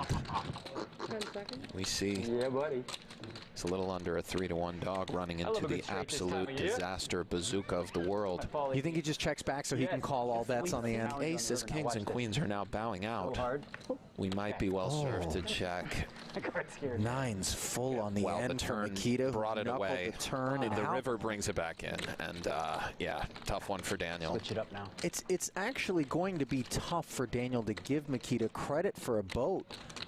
The nut straight is strong here. Not that many boats, Ali. Exactly right. It's very strong. I played good cards. That's right. That's some very Pretty good cards. Good card. 60,000. That's really bad news for me. 60? Ooh, I was going to do it to you really, for real, on the turn. I was really going to do it to you on the turn. All right, I need a minute for this one. If he folds this, Ali, And what did you bet on the flop? I'll be pretty blown 16, away. 16, 32. Well, none of that matters. You either got it or you don't. Question is, what could you have that? 10 seconds. It is under the gun one. Full house makes Guarding a the lot of positions. sense, right? 7-handed. I'm going to use one of these because I'm going to take my time. So, full house. Which full house? Let's see. 7s or 8s? 7s or 6s? 6s or 7s. You would check back the turn for sure. 60,000 now. I think my hand might be too good to fold, but ho-hum. Let it go one time, Daniel. What do you have, though? Raise me on that flop. Not that, because you bet that. Yeah, I think you just have a full house, bro. Whoa. Or a really solid, crazy next level bluff. Or maybe you just have a 10. That's the thing. It's weird.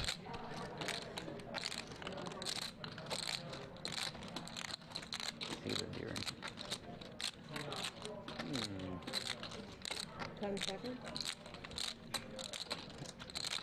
Does he come with this? I still haven't made up my mind yet, so I'll use it. No, he comes with All the right, second take time it. Sure, why extension. not? So, get on in. 6.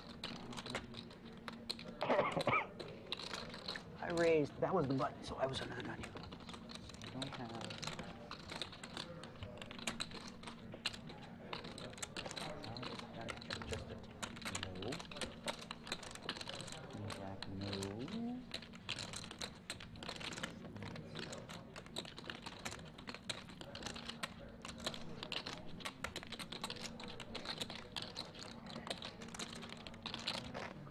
Badziakouski, good player. Good player. I bet less, I would have paid a long time ago. Now, 60 into I'm 47. gonna try to win, like you said. I'm trying to win. Otherwise, I wouldn't use 2 of those. 10 seconds. Oh, do it, Daniel. What a fold. Awesome. Wow. 7s or 6s? 4s? Find out. 6. Beauty. Oh, wow. Oh, what a rough spot for Jake. Cooler alert. Yeah. And on this sort of texture, it is real tough to see a path. What happened pre-Ali? Do you have a Yeah, a Smith line? opened to 4,500. Schindler 3-betted to 14,000. Smith just baiting his man. Flats. Doesn't look to get any more in there pre. Now he is knuckled. And Smith is just thinking maximization here. What line will be the one that yields the most profit? 10 seconds. These cards just don't rate to have connected with Jake. And flats. Board pairs on the turn, and the 7's not supposed to help anyone. So ugly for Schindler, yeah. Everybody's been in this spot a million You times. do Snapchat? Not really. Deeply or aged? Yeah. I was told I was too old for it. I don't Nah, not too old. I don't like it. Yeah. I already have Instagram and Facebook. Yeah, I'm not a fan of it. I mean, Instagram has all that anyway. If you want to do that, yeah. They stole it, right? Yeah, they did steal it. There's 30 pairs above the 7 that we beat. Facebook has stolen too. Yeah. Snapchat's useless. 6 that we What don't. The market, front of the market, nothing. Oh, they have filters. Yeah, they One that have we some chop cool with. filters. Some hands that have an 8 in it that aren't even paired.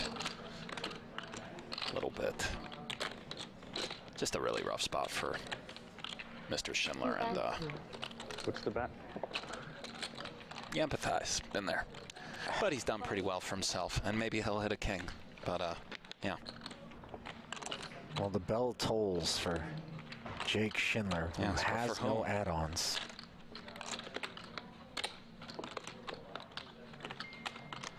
$28K, second barrel. And this, No, Nietzsche working a little bit, by the way, kind of giving Smith the once-over. Not even in the hand. Maybe he's just looking at something else, but I think he's kind of eyeing this pot, you know, paying attention. Looks at Dan, looks at Jake. by the way, if I'm Schindler, I'm feeling pretty good about 2 kings right now. Oh, yeah. Kind of looks like 10s and 7s for Dan. Something like this, Maybe of course. jacks. I mean, it's, you know, Smith opened under the gun. Doesn't even have the goofiness. And this the is an saving awful grace, card for perhaps. Smith. He makes aces full, but just a ton of action. It's interesting because we'd love King Queen to keep barreling, yet I would gravitate towards leading here because Kings and Queens just simply shut it down. Jacks as well. Maybe Dan just leads. I don't know how. And it could look like a desperate lead, by the way, if he did, as we see him Weird. check, right? It's one of these spots where he's not going to lead. He doesn't have a lot of bluffs here, but it's a spot where I just want to lead with aces full and check a lot of most other stuff. And I know that's unbalanced and bad, but it comes up so rarely. I don't know if Schindler's just taking off with something like 2 Broadway cards. Maybe King still can try to get value, which is pretty sweet if we're Dan. We have all sorts of checks on the end. It's great to have great hands in our checking range, of course, but do we take the ace X's out of Smith's range at this point if we're Schindler? I feel like we can and maybe go for value, right?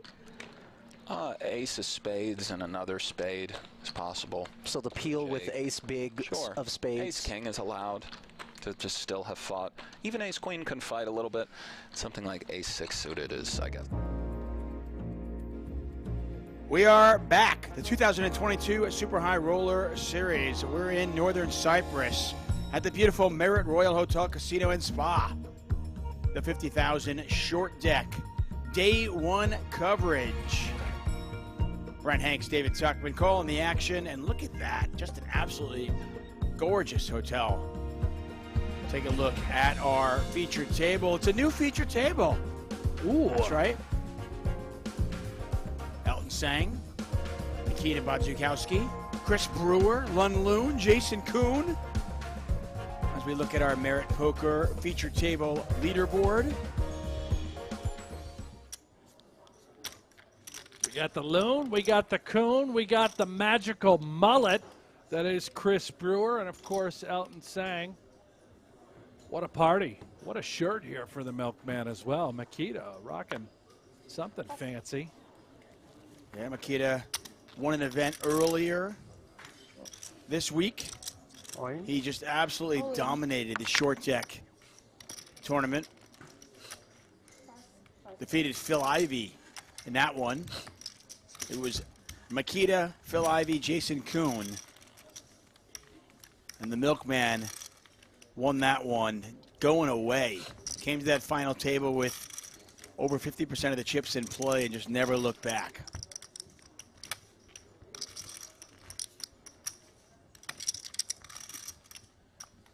Just a reminder, we are back at it tomorrow. Yes, we are. Ivey is not out. He is in an outer table. We believe he rebought, got back in this thing.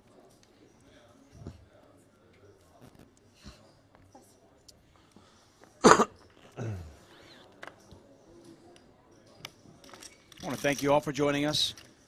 Regardless of where you might be watching, if you are watching on the PokerGo YouTube channel, that's where we're paying attention to the chat.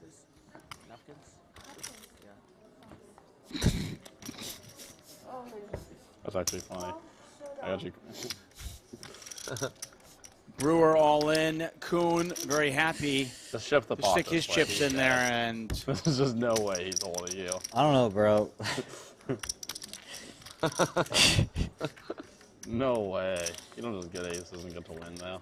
Queen, queen. There should be a sweat. Jack of hearts. 9. Jack of hearts. Oh. No. I have Kinda nuts. like average. And a queen. I have nuts. You have nuts? Yeah, Jack King. I have nuts.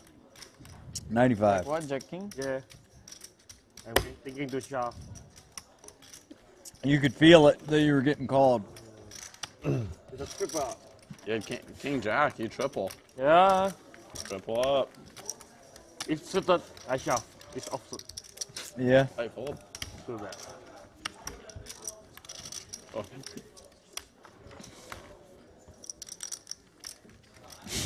When you laughed, I thought you had something like bad. You He's not the way you looked at it. I was like, oh no. Yeah, I mean, I was aiming them at you. Yeah, I was yeah. like, this is outrageous. It's like, what I suited? feel like I dissolved a wall sand there. Yeah.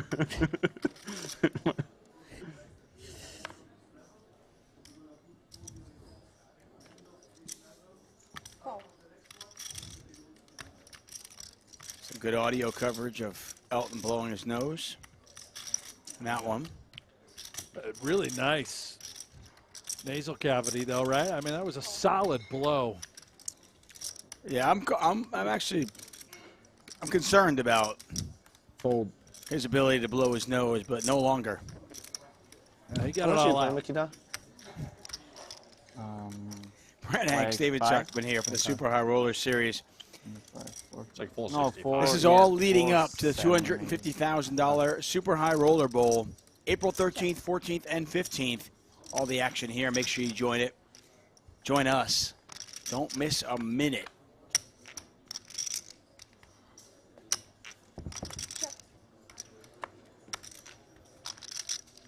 King 10-6, 3 spades out there. Brewer with the best hand right now. Also has the best draw with the Jack of Spades.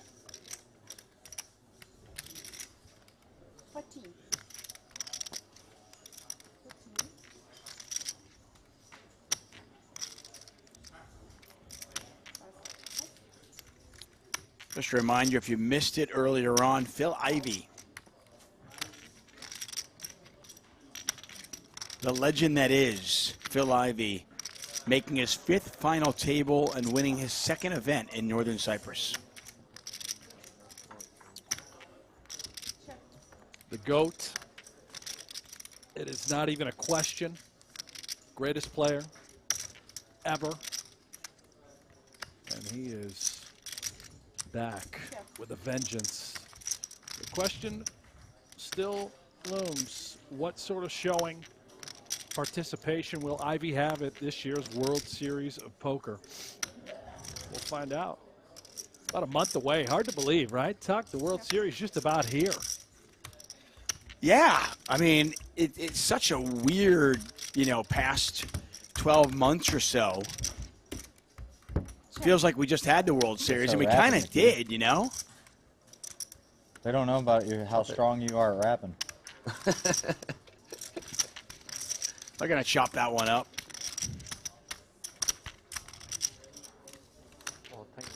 Continue on. But yeah, that World Series of Poker, it's an interesting year as well. Yeah, he does. We're leaving the Rio, English and the World Series will be at Bally's and Paris. So it'll be on the Strip pretty much. Yeah. For the first time ever. Much of a skill. Okay. We're back to the normal dates, though. I'll do a karaoke. Essentially, I'm not May Loaded, 30th absolutely through loaded karaoke group. July 18th, Why 19th. Ken, Paul, Average temperature about $120 Ivan. throughout the Those summer. dudes can sing. Can you sing? Nah. Not really. Can you sing? Maybe when I'm drunk I can. Yeah, I mean, you definitely get in the box. Like, couldn't care less if it was like on the right tune or not.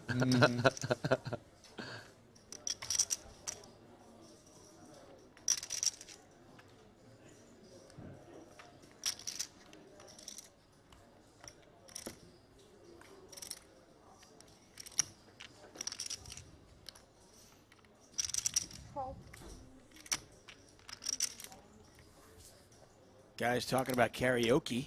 Are you a karaoke guy? It's been a while, but, you know, I don't mind a little karaoke action. Oh, Get in there Brewer's and all sing in here. Guns N' Roses. Speaking of Guns N' Roses, Brewer looks like Axl Rose, the lead singer. I mean, I guess if you close both eyes and squint. It's just the hair. You know, he's got the auburn sort of summerish hair, the mullet style. It looks, you know, he looks like he could be the lead singer of the Guns N' Roses. Sure. I'll play that game. I'm okay with that. Yeah.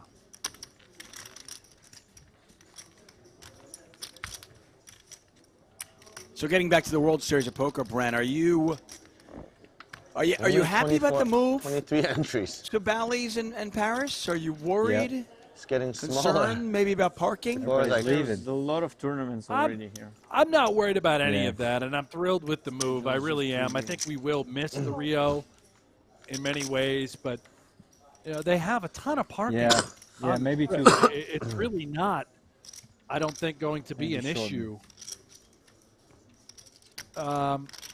What we will have, and I think it's fascinating, is foot traffic, unlike ever before, as it is centrally located.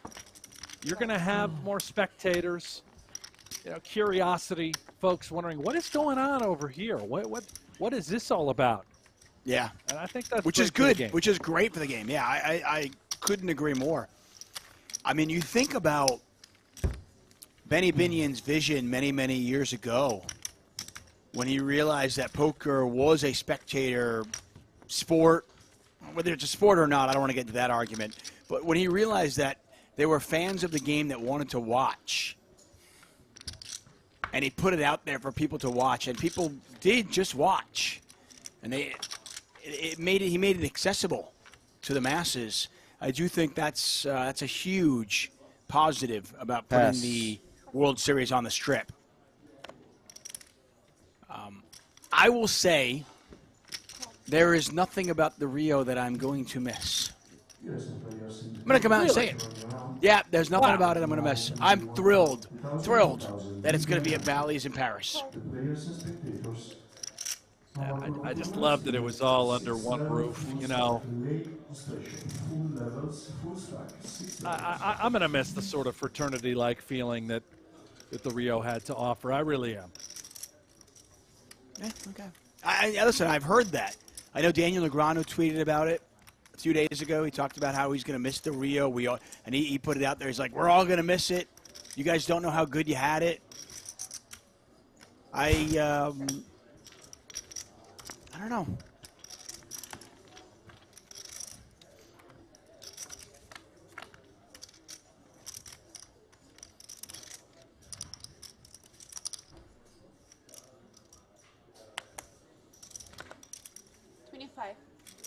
Am I really going to miss the fact that Hash House is never open? Well, hey, listen, you're not wrong there. That was more Hours are tilting so than bizarre. suspenders. Yeah. And my only assumption was that the whoever ran the Hash House just doesn't like money. Just never made any sense to me. I don't understand the ins and outs of the Hash House. The operation. Donnie Peters in the chat says, need Hanks to fill us in on Brewer's haircut. He thinks it's a bet. Is this true? That is a bet. I believe it's $5K a month to grow out that mullet. I've never played this between. before. It's fun. I don't know if it's First time. a Hefe or if there's a couple of people on there that were used just to get looking really for big, but I think this one, I the don't mullet know. growth. Doesn't feel like it's going to But be very yeah, big. he's definitely getting some sort of stipend, and he's incentivized to grow that sucker. That's Maybe get fantastic. at least like 5 extra buy-ins when they know I'm entering. Loon is all in Right. play with the ace-10. You made a final table if we told what you played, haven't you? How much money would you need? Yeah. I don't think that's the big selling point. Yeah, I'm not buying it. I told you the other night I'm done buying that shit. Grow a mower? Yeah. I mean, I'm going to be a lot cheaper than $5K a month. That's for sure. I'm still gonna pretty say, a couple amazed on $100 like, a month? how many cards I got dealt that night in the cash game. It's like I That think was it's the craziest thing. I think it's probably I can't You got me for remember $1,000. one other time in like such a short period where it ran like that. You know. That's fun. Yeah. Program. Maybe it's not Like 5 a crazy. month. Maybe it's 5K total. That would make sense. Donnie Peter says 5,000 per month. I got 5,000 for 18 months total. Man, I got ripped off. No, You did. I think Donnie's right. I think it's more like a 5K. I'll give you $5,000 if you grow it for a year, sort of deal. You got ace queen? King king? Even better. That was a big hand.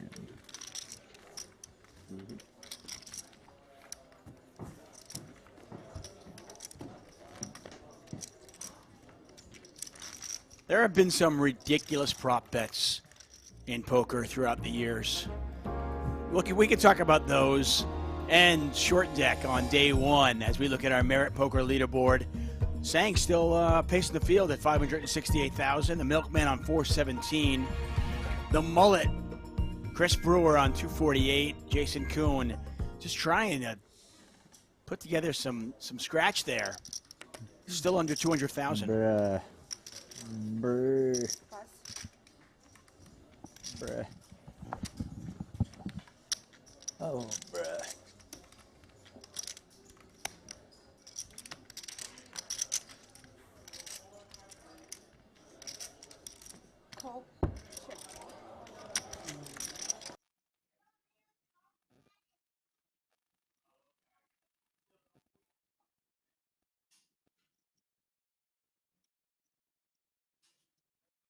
And this is a straight draw for Tsang. Remember, the 5s do swing low.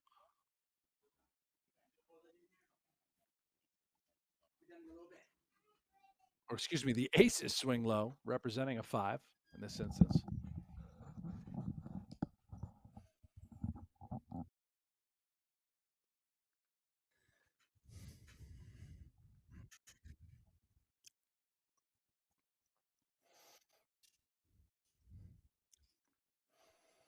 Badziakouski in a tank here.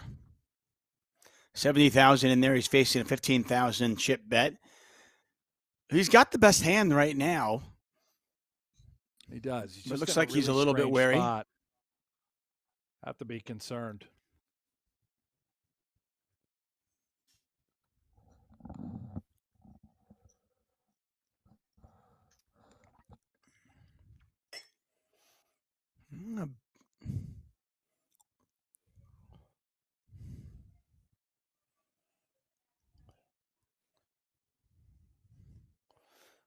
Tsang with the straight draw, but we can see the 9 would be no good as it would give Loon a full house.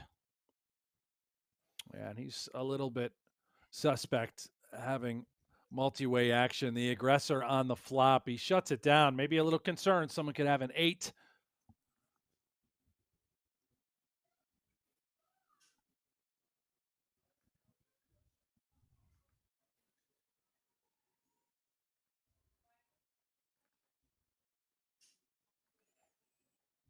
And somehow, some way, the kings hold up. Not something you see a lot of.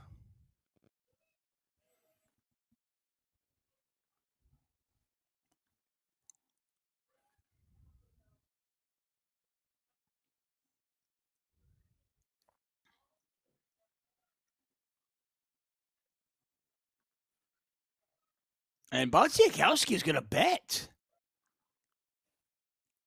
He thinks his kings are best. Going for a little bit of value here. He's so good at poker. Man. So getting back to the ridiculousness of all the prop bets we have seen, is Loon going to do something here? Well, Loon just doesn't seem to believe. Obviously, he'd be turning a nines into a bluff if he ever were to raise. He's going to pay him off, though. Wow. Beauty. That's really pretty. That's well done there from Badziakouski, and gets the respect from Loon. Loon down to 170. Badziakouski back up to about a 500,000 chips. The most infamous, or one of them, of all the prop bets out there, as we've seen. See, the PokerGo Hold'em app is available. That's right. You can play free Texas Hold'em. Be part of the shows that help shape the game with an authentic online poker experience. PokerGo Hold'em, available now in the App Store, Google Play, or by heading over to PokerGoHold'em.com. Bill Perkins, Jeff Gross. I was wondering what your favorite prop bet has been along the years. Well, I mean, there have been some ridiculous ones. I mean, the Antonio Esfandiari one where he had to, did he have to crouch or something, or couldn't leave the Just table? The water bottle under the table. Yeah, that a little one. Trouble.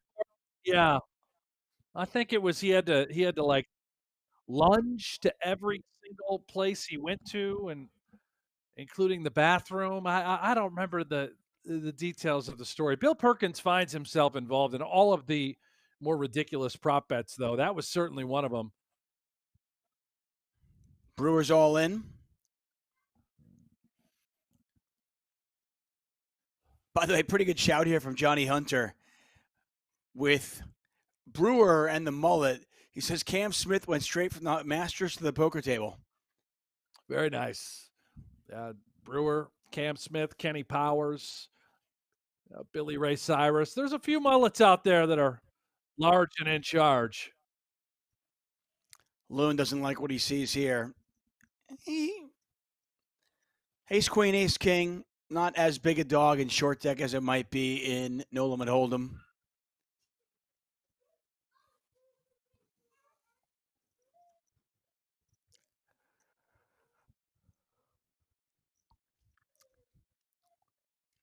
A lot of chop outs here.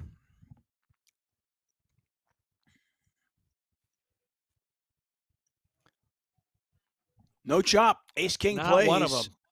No. Brewer with the big hold.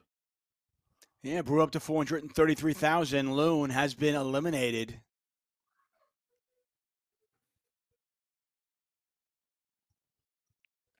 But yeah, the Bill Perkins, Jeff Gross one, and as you mentioned, Bill Perkins seems to be involved in most of these huge prop bets where Jeff Gross got paid a six-figure sum to put a tattoo of Bill Perkins' choice on himself.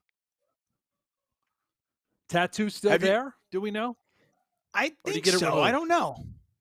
I think the rule was he had to keep it for 5 years. I'm pretty sure it's been the 5 years already. I don't know if he's kept it or not. I don't know why he'd get it removed. It's really small. Have you ever been involved in a prop bet of sorts? Anything significant? Nothing significant, no.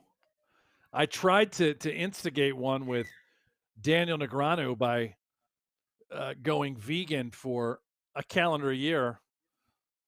And he did not entertain the offer. You were going to go vegan for a year? I was going to go vegan for a year, Tuck. Yeah. What was the? I wanted to give it. I wanted to give it a whirl. How much were you looking for? Well, I threw it out to him. Make me an offer to go vegan for a year. We never really came to a price. I mean, I was not going to do it for very cheap. That's for sure. I know Jamie. Interestingly enough, I know Jamie Kerstetter went vegan for a year. Bill Perkins, once again, was on the other side of that one. And I believe she got paid $10,000 to go vegan for a year. Oh, yeah. See, I'd need to do it for more. I can't. I mean, that's a big change in my, carnivorous diet. Yeah, you need meat. You're a meat guy. I can tell. I mean, that bet would hurt. That would sting. Trying to tell me I can't have a nice ribeye? You can't even have cheese. Yeah, see, that's a problem. That's a no problem. Cheese. Dishes with butter. We've got about 20 minutes left in our broadcast today. We'll be back at it tomorrow, 7 a.m. Eastern Time. the final table of this coverage. And look who's back. Jason Koon. Welcome back.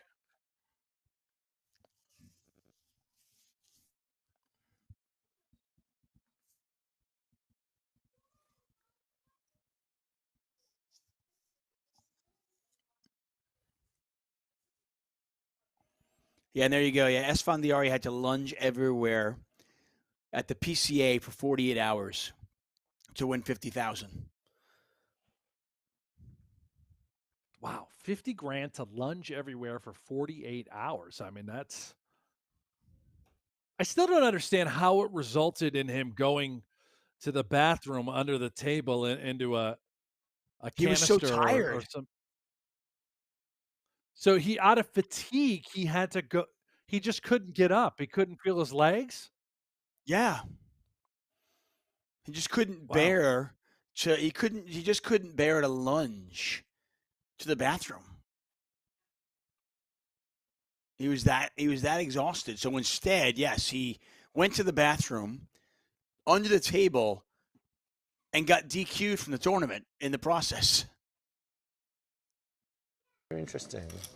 At least the rules were, held in check. Whereas This is another not mine. This poker is player I his. can think of, whenever rules are broken, seems to get away with it every single time. Typically, who are you talking about? It involves language, of course. Who are you talking about? Well, I mean, okay. No names. No worries. Jason Koon's all in with queens. This is table 3. This is table 3? Yeah, he had 1-3. Yes. Badziakouski and Tsang, both with the... How much is that? 10-9 suited. 175.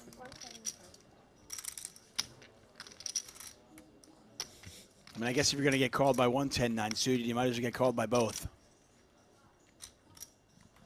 I'll let you live. See if he lets me live is the question.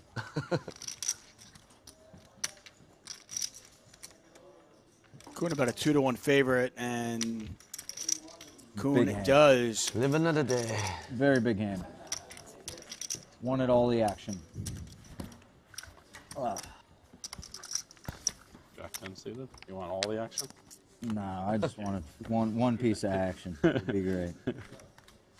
Never want all the action, do you? Yes, sir. Oh, queens are looking pretty fucking good right there, to be honest. I agree. Good hand. You are watching the 2022 Super High Roller Series. We're in Northern Cyprus. I want to thank our sponsors, Lux and Pay. Donnie Peters says, yeah, Antonio couldn't move, physically couldn't walk, could only make it to the tournament room because he had his wife walk with him with a rolling chair alongside that he could take breaks in. It's weird. That just doesn't seem that hard to me, lunging for 48 hours straight. I feel like I could do that without, just falling apart physically. I mean, is Antonio in that bad shape? Or was he at that point? I mean, I think lunges are pretty difficult, right? You do it for 48 hours. Every time you go somewhere, you have to lunge. That sounds like a lot of work. Yeah, but you're not constantly moving. I don't know. It doesn't seem that hard to me. 50K, sign me up. Yeah, well, never seen a man more dead. That's 50 grand. I'm certainly going to try and lunge everywhere I can go.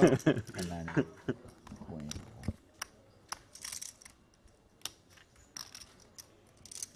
Listen to that. Yeah, both players. Bro, I said 10-9-8 queen is what I said. How sick is that?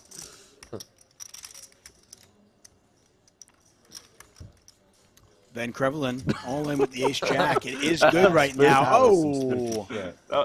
Sean Windhorst coaching you? Bro, that was spooky. I looked at him, I said, I've never seen a man more dead. 10-9-8 queen. And then I said 10-9-8 queen. Sick. That's gross. That's male. Brewer with the double up. Van Krevelin loses 100,000. Renee Van Krevelin is going to use another one of those reload cards. Get another 100,000. Go right back at it. See if he can get a little luckier. Brewer's got himself a little pile cooking over there. Accumulating early. Yeah. Yeah, 550. So you cover. 425.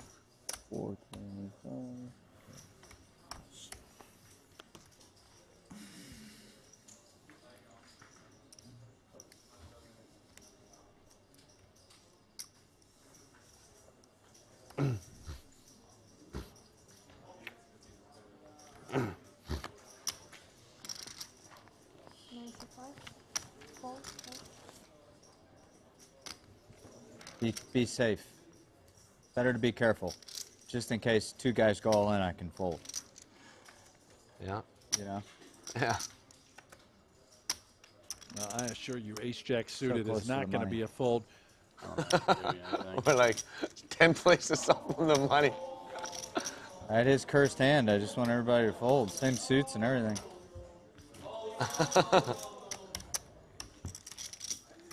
Ace-jack diamond. Jason Koon finished third in a short deck event earlier this week. Oh no! Oh yeah. So many old no's. We are live. Is it a Actually, multi-violin or what? Probably. That's what it sounds like.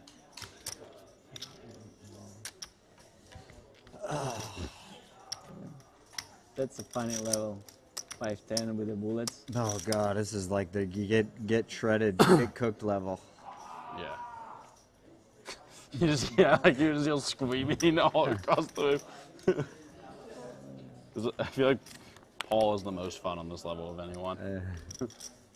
Imagine having billions of dollars and it hurting so bad to bust a 50K.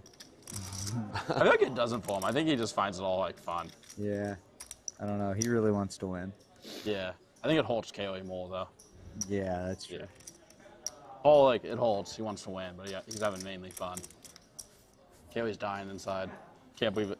These idiots all holding against him.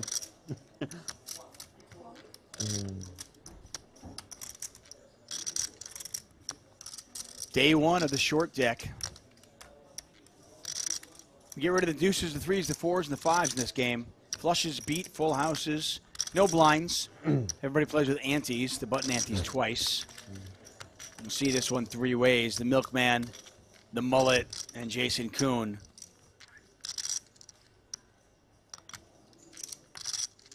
Ooh. Another massive flop. Royal draw Badziakouski. A hammer. Yeah, that is a heck of a flop there for Badziakouski.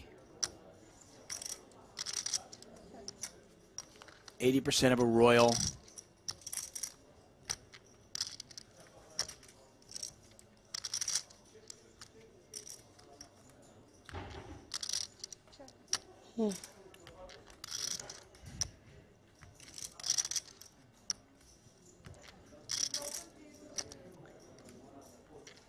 Really difficult to come up with a card that misses everybody.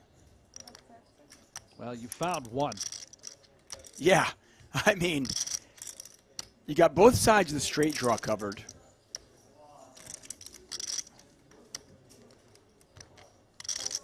Koon's going to get rid of the ace-6. Badziakouski certainly not going to fold this. At least I don't think.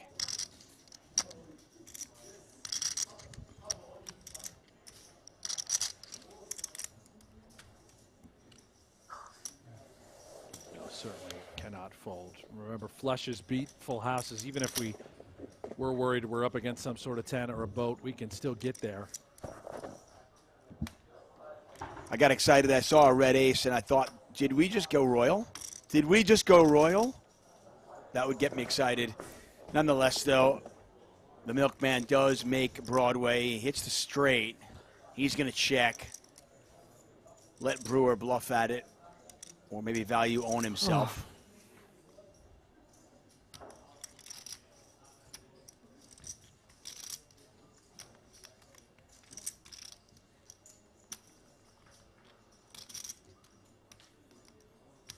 Brewer just obviously nothing but 9 high. I think he has to bluff in this spot, and he's not. That's a really nice shutdown. I can't beat King by Brewer. Oh, he was trapping me. Brewer just said, I can't beat anything you might have. Very tight check back here. Flop? Pre-flop. Very tight, very careful. Too careful.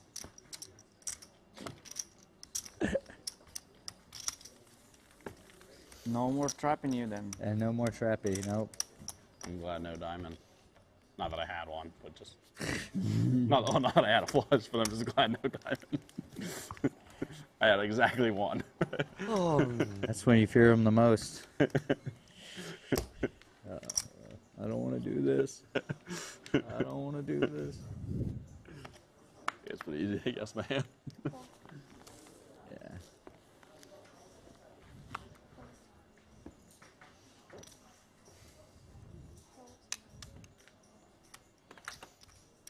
Action on Koon. He's got 9s. How much you got behind? 200. All in. Fuck, I can't remember this one. It might be a small torch for me to call, so I'm going to be careful. But I think I'm maybe supposed to call. I fold. What is it? What's like maybe a torch, but maybe a call here? Check turn. Ace 9s. I would have fucking called that.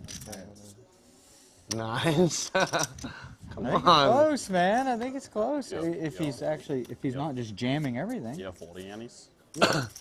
It might be a call, yeah. He's supposed to just have a bunch of fucking ace wheel offsuit, right? Yeah, it's supposed to just have like ace 7 off. Yeah. I mean, if you're just slamming king queen suited, it gets pretty bad pretty quick, but. Yeah.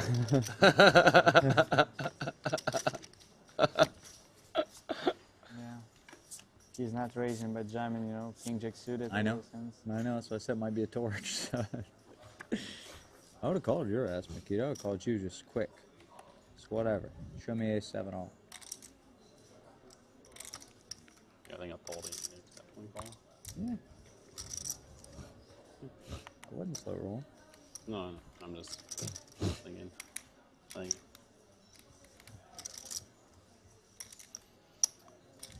Little glimpse into some strategy talk there from Jason Koon.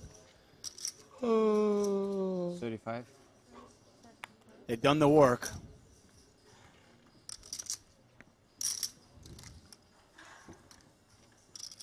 Koon's got king queen.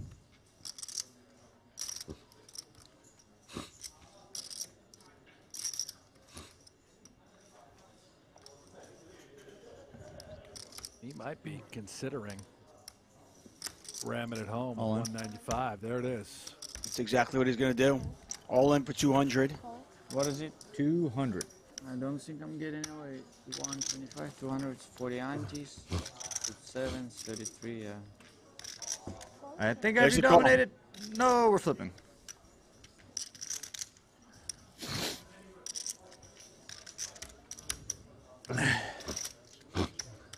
Not too bad.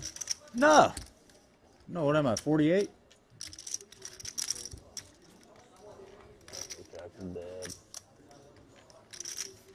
There's a king. Badziakouski looking for a 9 of queen right diamonds. now, or an ace. 8 of diamonds is a little safer, right? How about the 8 of hearts? Am I Nostradamus? It's all good until Jack of it's not. spade? Bro, I swear I was going to say the Jack of spades. 200. The 9 of clubs. Oh, man. I had a Koon good with the feeling full about my double up to hand. 420,000. Would it have won? Badziakouski Jack down at 7 of 302. That'd be a That's hell a of really call. optimistic good feeling. It just beats the shit out of it. I did have a good feeling about the hand, though. I was just like, maybe not a little too crazy there, though. Jack 7. Dude, we want to be one of these short deck tournaments go. You just have like 700k, and then you get to the 5k, 6k level, you just double everyone up. Nothing matters. Yeah. I'm doing so well today. Here's my chips, everyone. Ivey had a great like one-liner. He's like, how many in for? And I was like, eh. And he's like, some days you're that guy.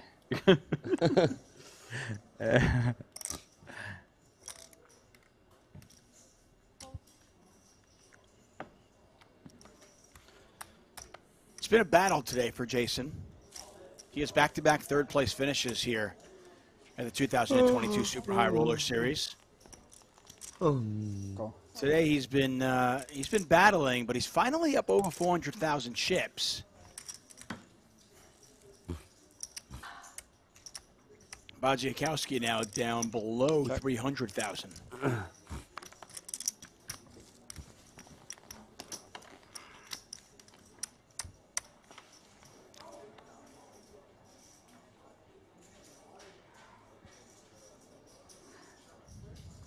Bottom two here for Van Krevelen.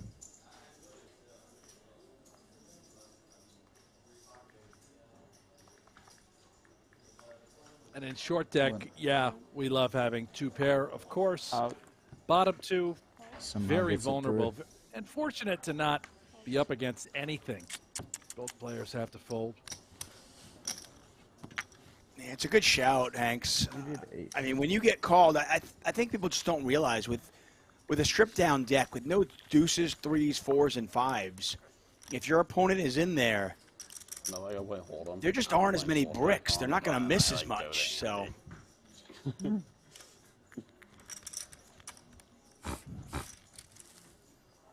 Just a reminder, we are back at it tomorrow, 7 a.m. Eastern time. We'll have this event. We'll have the final table for you. Full deck. I'm switching the full deck tables from the big blinds into real money. Yeah. Just because like it's easy to go all in 50 VB. Yeah. You gotta do something to keep them. But put them on different screens or make one Mikita, you have like 250 now? 290. And Elton, you got a bunch, and Chris. I have like 500. About 500. Okay.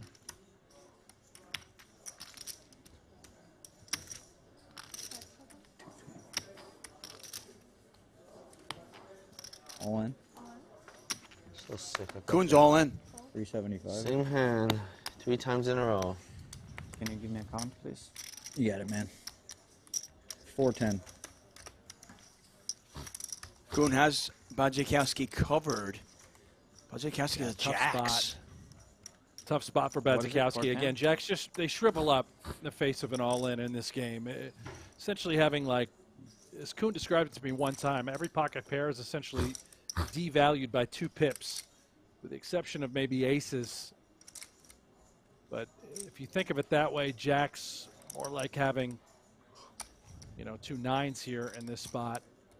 You're basically always flipping. Very rarely are you ahead. Koon unlikely to have 2 10s, although maybe he'd rip it. Same hand, hopefully. Well, Badziakouski is all in, and they are flipping here. Ace Queen versus jacks. This is a big pot, 604,000 in there now.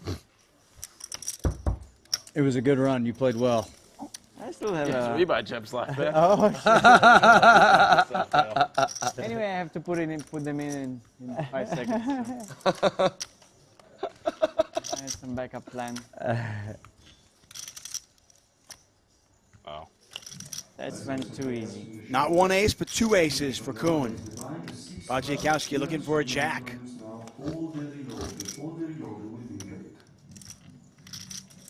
Still 2 And now just a jack. So unlucky I didn't have jack 10 of diamonds there. I guess I would have won anyway.